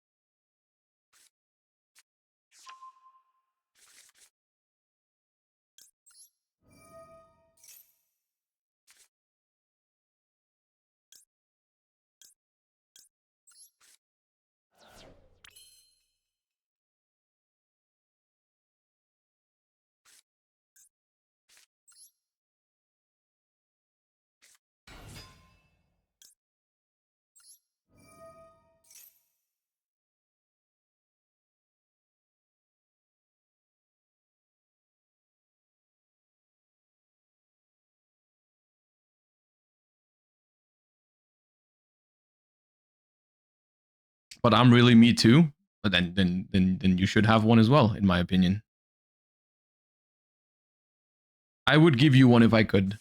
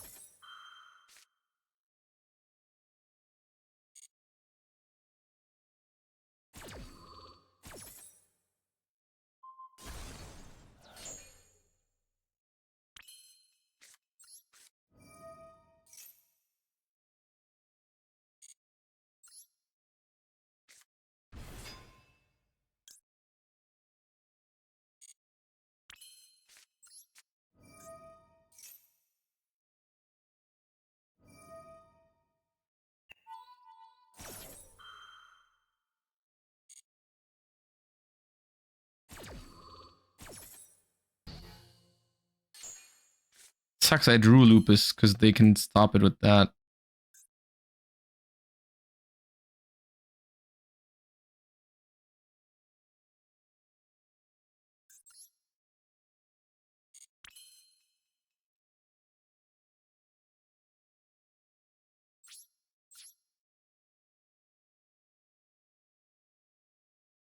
Couldn't we have popped Ripper first? I want to play around the quick play chaining to the Raisin. That's the dynamic that I'm trying to play around. I want to keep my Raisin pop open before they use the quick. Because I think the reason why they allowed me... The reason why they made the Ripper is because they have the quick play spell. And the reason why they allowed me to Ash the Ripper is also because they have the quick play spell. Why do we go battle phase? Because the quick play spell card is battle phase only. Main phase only.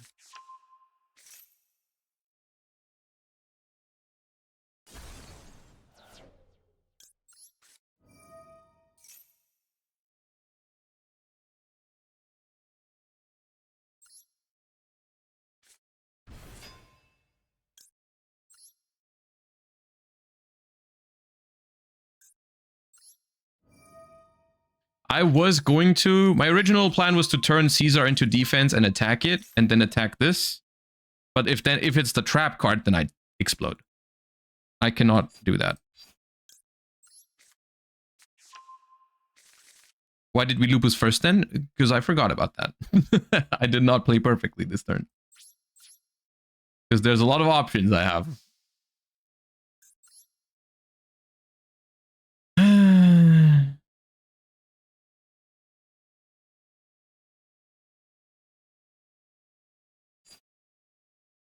Josh's Unk? Yeah, some say that.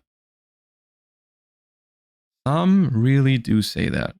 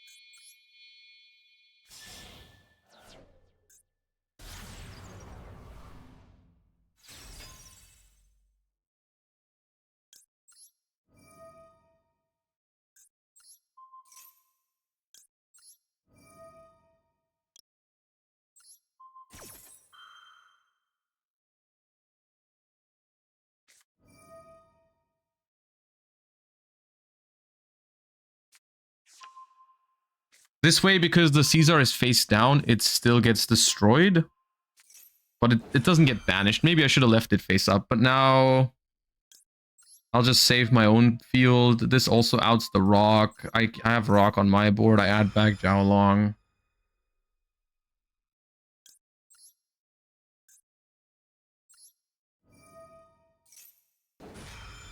But it's not one yet. My hand is like... kinda whatever. And I can't get to... I can get to the trap. I can. I guess they just don't pop now, but then the Valius gets banished, which is good for me.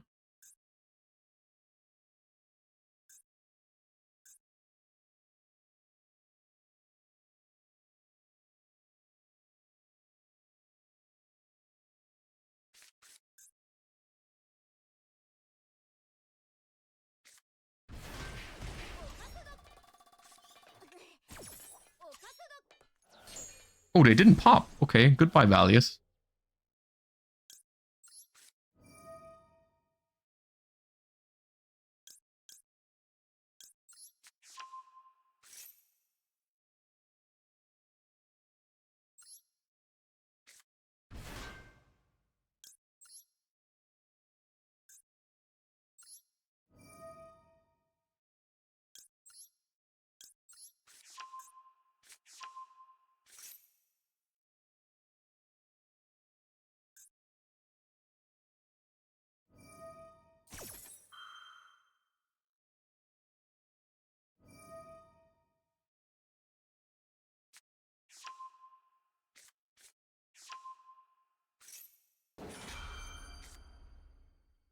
Good.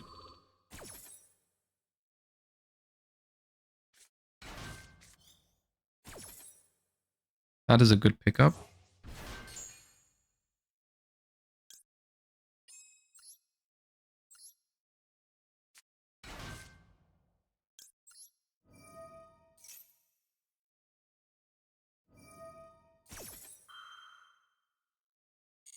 They have to use lupus now.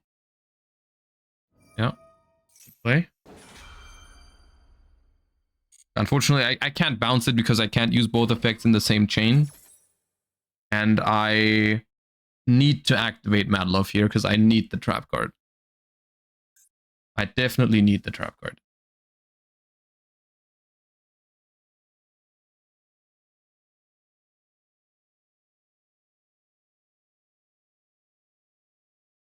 Gotta say, if I need to choose between Draco Tail and versus Vanquish Soul Mirror, all life to Vanquish Soul.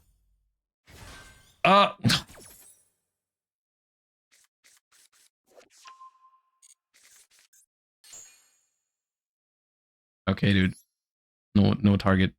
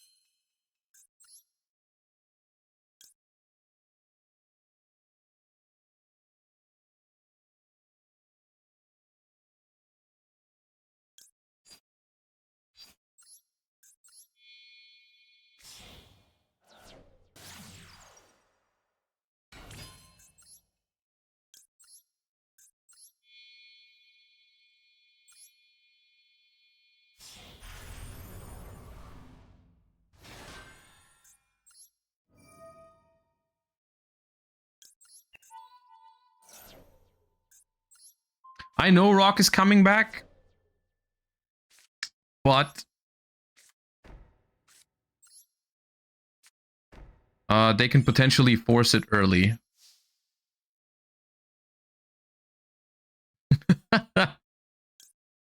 Wait, I have to shuffle back a card? Okay. I don't think that's ever happened to me, that I had to shuffle back in my own end phase. Twice!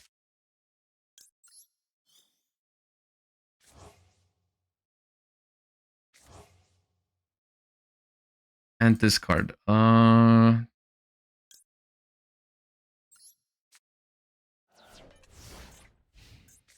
Dude, what a freaking board state, man. 70 seconds. Damn, they got 6 cards in hand. This is not easy. This is not going to be easy.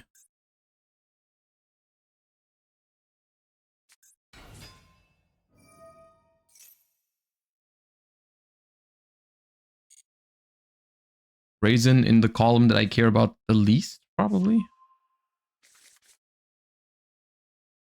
Holly Soup, Mad Love, Burger. How long?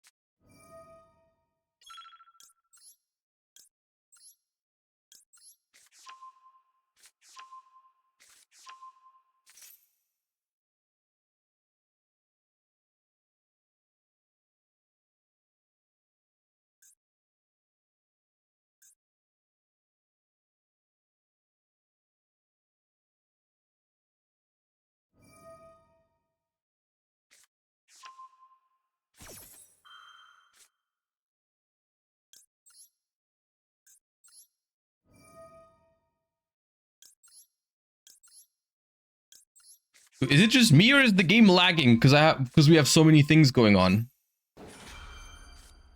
Am I imagining things? I feel like...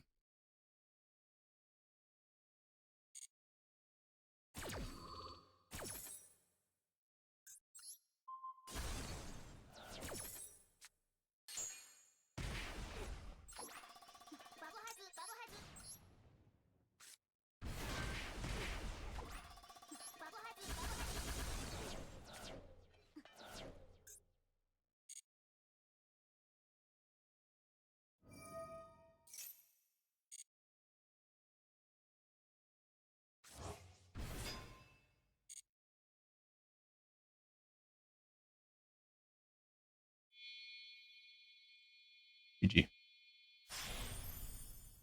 Oh!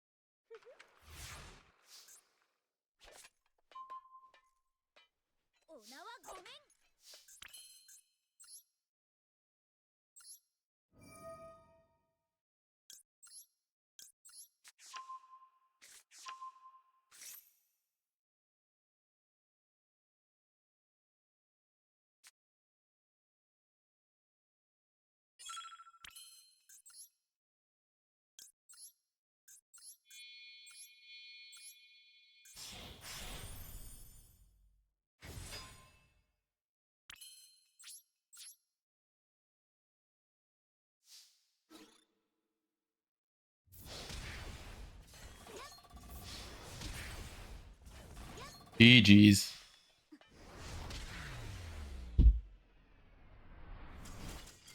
Whew.